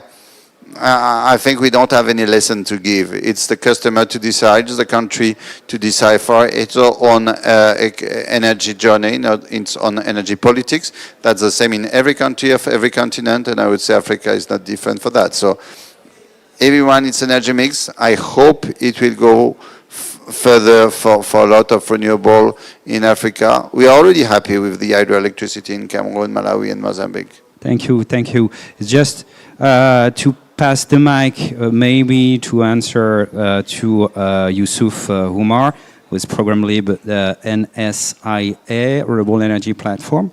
Yusuf, in a few words, could you tell us about NSIA and the priority of your 5 years renewable energy plan? Sure, thank you. So the Nigerian Sovereign Investment Authority is Nigeria's sovereign wealth fund managers. We're set up about 12 years ago, very small and new compared to sort of our peers. And even if you look at sort of our focus, our mandate, it's quite different. We have largely an internal domestic infrastructure development mandate, and that's, I think, resultant from the peculiarities of the market that we find ourselves in Nigeria. There is a lot of infrastructure deficit that needs to be filled, and rather than looking outwards, which the Sovereign Wealth Fund actually does, but we just have a very large focus on domestic infrastructure development. We look at 7 main sectors in Nigeria: healthcare, agriculture, roads, technology, financial market infrastructure, and energy broadly defined. But split in that is gas and renewable energy recently. I head the renewable energy business, and Nigeria has had quite a few false starts in terms of developing renewable energy. I think we've had success in hydro for the last 30, 40 years, but that's stalled. And I think we're just starting to pick up on other forms of renewable energy, be it solar and wind generation. I think about 2 weeks ago, we launched the renewable energy platform with IFC as our first transaction to do distributed renewable energy. So I think when I look at the space in Nigeria for the next 5 years or so, the focus has to be around energy access. A country that has less than half electrification rate, energy access beyond energy transition has to be the main focus. How do we get people empowered with the energy they need for productive use? And then secondly, with the little that we have, how can we make the most of it? Hence, energy efficiency is an absolute priority in Nigeria. There's a lot of sort of fossil fuel, particularly diesel generation capacity in country, and it's working towards displacing that capacity from diesel or liquid fossil fuel to gas and then renewable energy. And then most importantly of the three, I think it's ensuring or guaranteeing energy security. How do we, to a large extent, localize that spectrum from the financing in local currency to the inputs made locally and essentially the offtake as well being put to good use internally. So I think for the next 5 years, it will be putting in place those things that would ensure these things come to fruition. And as NSIA, we look at dislocations in the market, in as much as we look at them in the sectors. Martin spoke quite brilliantly on things that they've seen per your sort of review, study of that part of the world or emerging and developing economies. And I think as NSIA, that's what we're trying to do as well, putting in place a project prep facility with Afrexim and the Nigerian Exim Bank, putting in place construction facility that would aid, a short-term bridge that would aid developers to actually construct. And then we put in place a guarantee, infrastructure guarantee company that essentially raises financing from otherwise latent capital, pension funds and insurance companies. So I think it's, as the Sovereign Wealth Fund, we're going over and beyond sort of what other Sovereign Wealth Funds do. But I think we do that because it's important that someone actually looks at these dislocations, puts in place facilities, instruments, enterprises that are able to help fix these dislocations. And what we also try to do is we put our money where our mouth is, essentially. We co-invest alongside developers. We take as much risk as any international partner we're inviting, similar to what we're trying to do with IFC and the likes. And we think that provides enough comfort to investors to actually pull in money. I think one last point on this, I think we're very, very aware that Sub-Saharan Africa, Nigeria included, has specific challenges, and that's why we have to be very methodical, very take a very stepwise approach to how we proceed with things. And that in itself, and I like that slide, is a slide that I think very early in my career that you showed, risk and capital outlay is very important. That's why we start small and then we scale from there. I think it's very easy to get lost in the size of things, be it capital, be it project, that we hear being announced in the GCC and other parts of the world. But I think it's also important to be grounded, to know where we are in our journey, and to start from there. So that is typically an approach that we take. Thank you. Thank you. Thank you very much. Can you remind us what is, just for the sake of understanding, the typical distribution capacity in Nigeria? So Nigeria has essentially two parallel electricity markets, as it were. There's the very large off-grid or self-generated market, which makes about, depending on the reports you read, 70% of the sector, and then there's the on-grid system.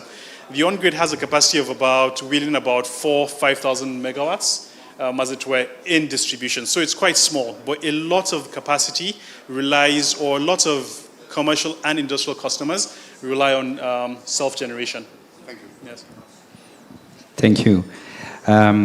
Going back to the IFC, Susan, there has been an announcement on the tripling of renewable energy by 2030 in order to reach the Paris Agreement objective.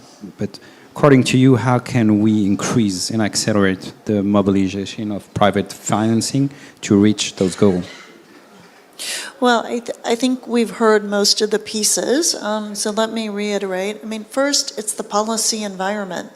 Without the right policy environment that enables private sector participation, has good rule of law, enables honoring of contracts, you're not going to get private investment. Now, you can then, beyond the policy environment, then we talk about the off-taker. So transmission and distribution is the big bottleneck. I think Tim told us earlier that there are 3,000 gigawatts, was that the right number, of renewable energy waiting to connect to the grid. And typically in developing countries, this means a state-owned utility that is not creditworthy. And so then you've got to either do work with that state-owned utility to make them more financially viable, or use guarantees. So then that comes to my next point: where does concessional finance or blended finance or risk capital come in?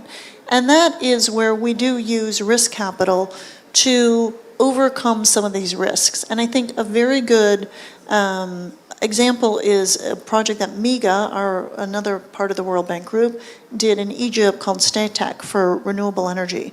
So they provided a political risk insurance, which is their main product, for foreign investors who were worried about political instability. And then they provided a liquidity support guarantee. So if a project goes into mediation, which they often do, there will be a period of time during mediation which the developer may not get paid from the off-taker. And so a liquidity support guarantee covers that payment period. And by doing this, they were able to get the credit rating on this deal increased by 6 notches, which made it way above the Egyptian government credit rating. So I want to applaud Bruno. I completely agree. There's no free lunch out there. Investors, as far as we can tell, are not mispricing risk. But you can use small amounts of guarantees and other concessional finance to bridge that gap and make a project more creditworthy and give the returns that an investor's looking for. We think it's very important to use that type of risk capital in minimal amounts. We don't want to over-subsidize projects. We don't want to destroy markets. We want to create markets. And actually, we found, for instance, in commercial scale solar in Uzbekistan, the first commercial scale solar deal we did required some blended finance. It was an unproven market in that country.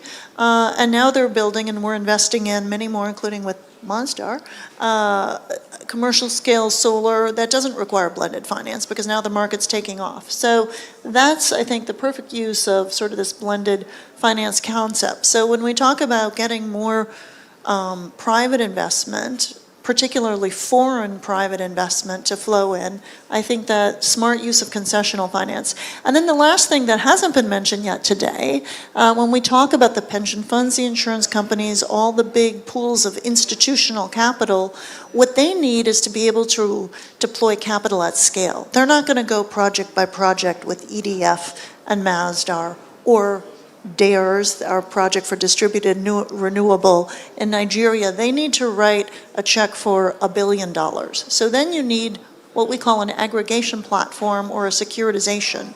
So you need to either originate the projects and then bundle them together and securitize them, or IFC has developed an alternative which is called the managed co-lending platform. We're terrible at branding, but it enables an institutional investor to write a big check upfront, and then we promise to give it in loans in Paris compliant ways, and then report back on how we've utilized that capital. But in either case, it's some kind of asset class or vehicle that allows the big institutional pools of money to come in at scale. Thank you. Bruno, to react on the acceleration of financing to reach the goal, according to you, what is needed above the classic recipe? I think we already enjoy a very nice growth rhythm in renewables, so I'm not the kind of guy to complain. We're already 15-20% growth per year. That's already good. And the countries that want it, they manage to do it. Emirates, they want it, they do it. So, and of course, if you don't want it, it won't come by definition. And it's not finance that will change. Politics come first, and that just the legitimate politics. Politics before economics, that's good. And before finance. So I think 15-20% growth per annum is a challenge. There can be bottlenecks. We have to be careful about human resources. Our sector needs to continue attracting people. We need to be careful about natural resources. We need silicium, polysilicium, steel. In the battery, people need lithium. So there is a need for a good supply chain, full supply chain, far beyond and before renewable. But I'm optimistic. If you look backwards, since I would say for the last 100 years, the consumption, the production of copper has been multiplied by 40 without a big difference in the cost of copper. It's still almost the same. So can we make now a new multiplication by 4? I don't know. I'm not a copper producer. But just looking at the past, I want to remain optimistic. So that's for the natural resources. As for, I would say, equipment's financial investment, I think there is plenty of savings that are available to invest in the transition. And again, the question is about political will everywhere, and not only in renewable, because I would say renewable is the easy piece of the 1.5 degree puzzle. It's much more difficult when you look at the rest of the equation, because power is only 25% of the consumption. We need to electrify more. We need to bring nuclear and renewable energy efficiency in all usages, transport, industry, housing. That's a big part of the journey where you find an extra need for political will to make it possible. So on one side, industry, business, we need to invest and innovate to make this transition as affordable and as politically and socially acceptable as possible. That's our duty. But on the other side, because it won't come for free, there will be a cost. We need to explain, people need to explain that there is a cost for the future generation, and that's where the political will is necessary, and that's what a COP is about for me. And then every country has its own rhythm, its own history, its own resources, its own social constraints. I asked Yusuf about Nigeria, because Nigeria is 180 million people now, 200? 200, because it's increasing fast. So last time it was 180, now it's 200. So that tells you how fast it is. You wait 5 years and it's already 10% more. So, and for only 5 gigawatts, I understand that it is only one part, but you cannot compare Nigeria to any other country. So every country has to find its solution, but the general idea is we need political will and support, and for the industry, renewable. We have divided our cost by 10 in 10 years. So now it has to be the same in other solutions, such as hydrogen, e-fuels, electric truck, carbon capture, and so on and so forth.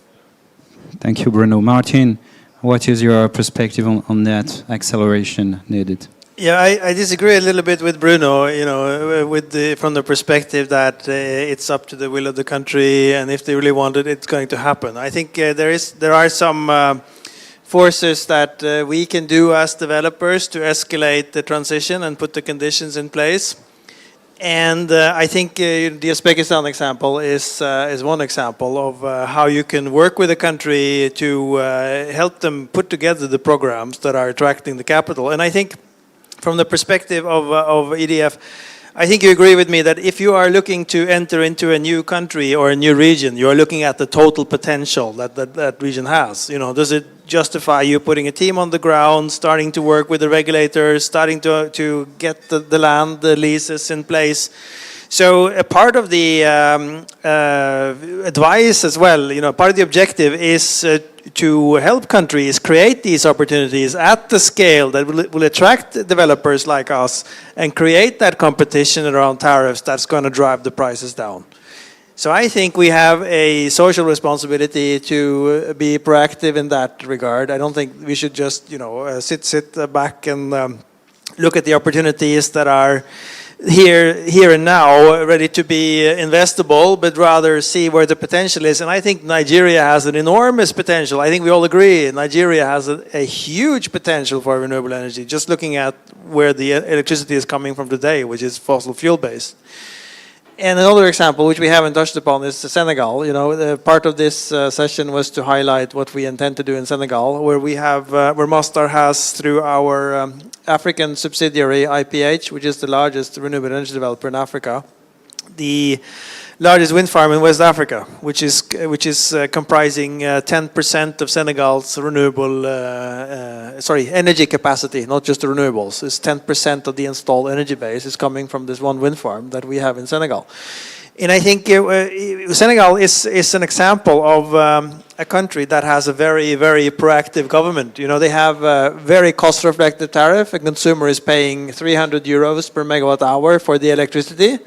So if you are able to work with the Senegalese and really scale up the program that they are planning to announce now in July next year, you have an opportunity not to have a transformative impact in Senegal, but using the interconnectivity that Senegal has, potentially also transform a lot of West Africa, because they are connected to the West African pool. So we see a lot of potential in outlining what are the factors that will lower the cost of electricity, work with the governments on a very collaborative basis with our financing partners like the IFC in order to make that transition happen. Thank you, Mark. Of course, there is something right in both opinions. I would say that there is all the more potential since renewable have not really emerged yet in many sub-Saharan Africa countries. And I think it doesn't, a country, head of state doesn't need us to explain the benefit of cost-reflective tariffs, but he knows better than us what is the political and social impact of that. So the recipe is clear, but it's difficult.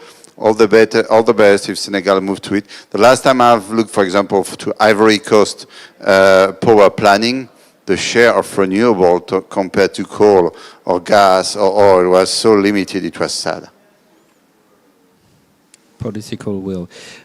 Yusuf, to go back to you, you're proposing to mobilize financing, and among the solution, the new Ripple platform.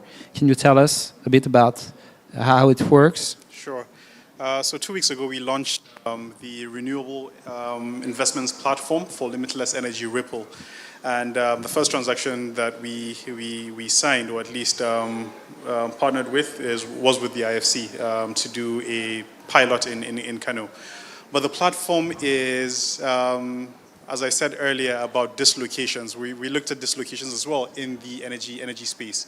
And the intention behind, or the thesis underpinning Ripple, is to essentially invest along the value chain of along the renewable energy value chain in Nigeria, at least starting with Nigeria and then expanding that should the need arise.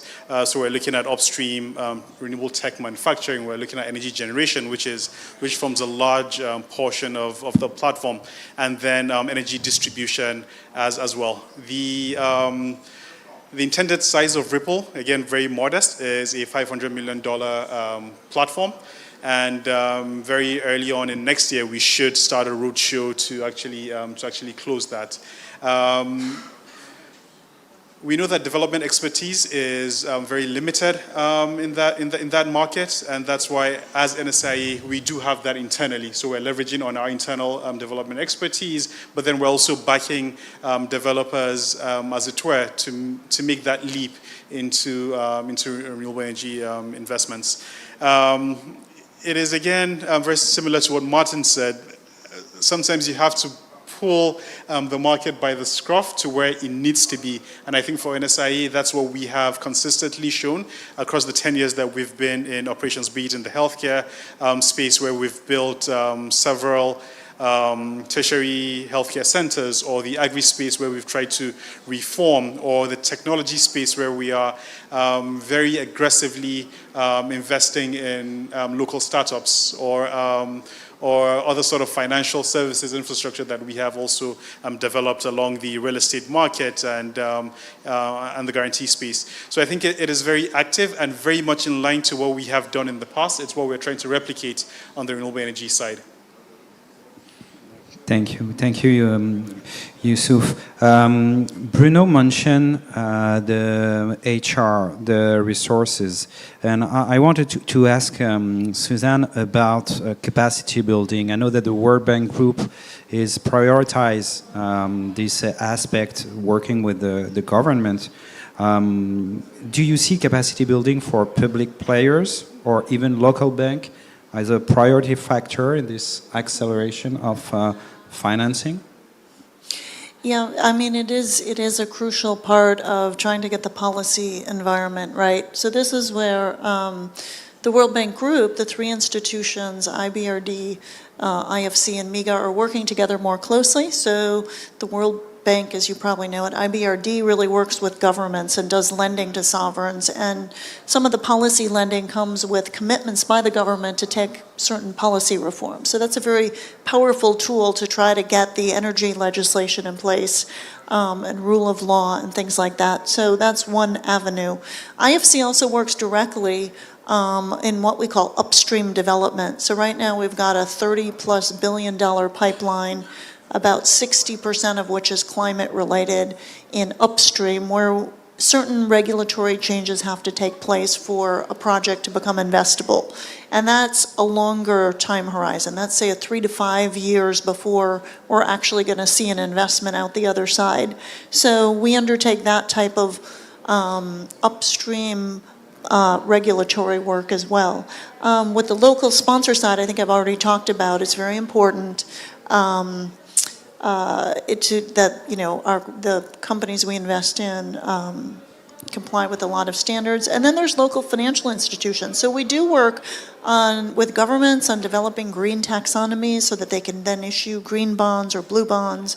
We work with banks on how to think about a green taxonomy for their lending to small and medium-sized firms. So this is, I like to say, when I think back on where we've come since the Paris Agreement in 2015, I think we could all say that we could be amazed at the technological developments and how the cost of renewable energy, how some of the technologies that seem fanciful have really come along, like carbon capture and storage, or direct air capture, or geoengineering, green hydrogen. Even 2 years ago, we thought was so far off, and now we're doing projects in developing countries. So that's been amazing, but now what's left is a really hard part, which is the capacity building, it's the regulatory change, it's, unfortunately, it's the human behavior now, and that's the tougher nut to crack, and that's where I think institutions like ours, working with governments to develop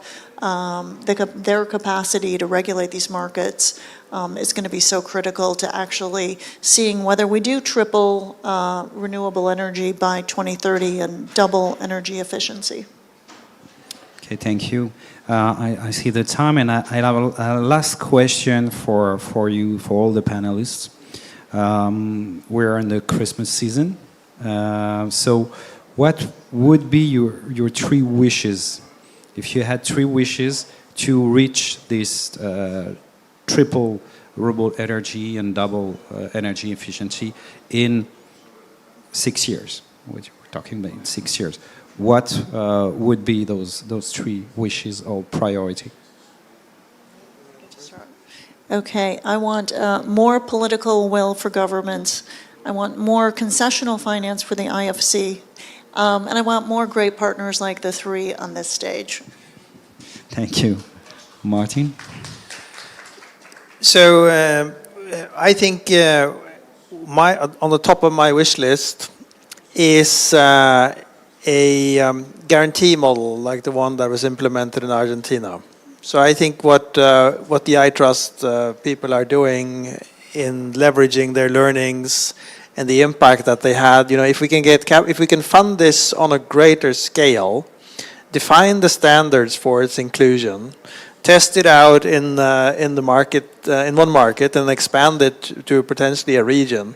I think that is something that will dramatically change the risk perception for emerging markets and enable them to compete with other incentives like the IRA or the European Green Deal. Because, I'm sure Bruno will agree, renewable energy developers today have lots of opportunities all over the world. And if you want to prioritize investing in emerging markets, you have to have some visibility on pipeline and the scale, and there has to be mechanisms that enable the scale that you require to prioritize them. So that is certainly on the top of my wish list. Thank you. So I think my 3 top wishes would be, 1, a clearer reflection of the risk profile of African countries, rather than the perception that I think lingers around and above us. I think secondly, I would like to see more capital from institutionals flow into that part of the world. And then thirdly, I would like circularity in Africa, where the resources that we produce are beneficiated and value added on the continent, rather than sending out raw materials and bringing back finished goods. Thank you. For myself, I would like a proper support to least advanced countries, and on top of loss and damages that could take the form of guarantee on country risk and sovereign risk, but proper guarantee. I would love to have some technical breakthroughs that makes this 1.5 more affordable, especially in the domain of heavy industry, heavy transport, e-fuels, and carbon captures. And to help that in one form or another, I would like to have a carbon price, carbon value everywhere. Not the same everywhere, but everywhere a proper carbon value. Thank you. Thank you very much for this excellent panel. Thank you, distinguished guests. Thank you for the participants who stays so late. The few remains. Just to mention that under the control of the pavilions, this workshop has been on live stream, and a replay will be available together with the slide that has been presented in the two panel. So thank you very much. Have a great COP. Take care, and Merry Christmas in advance. Thank you.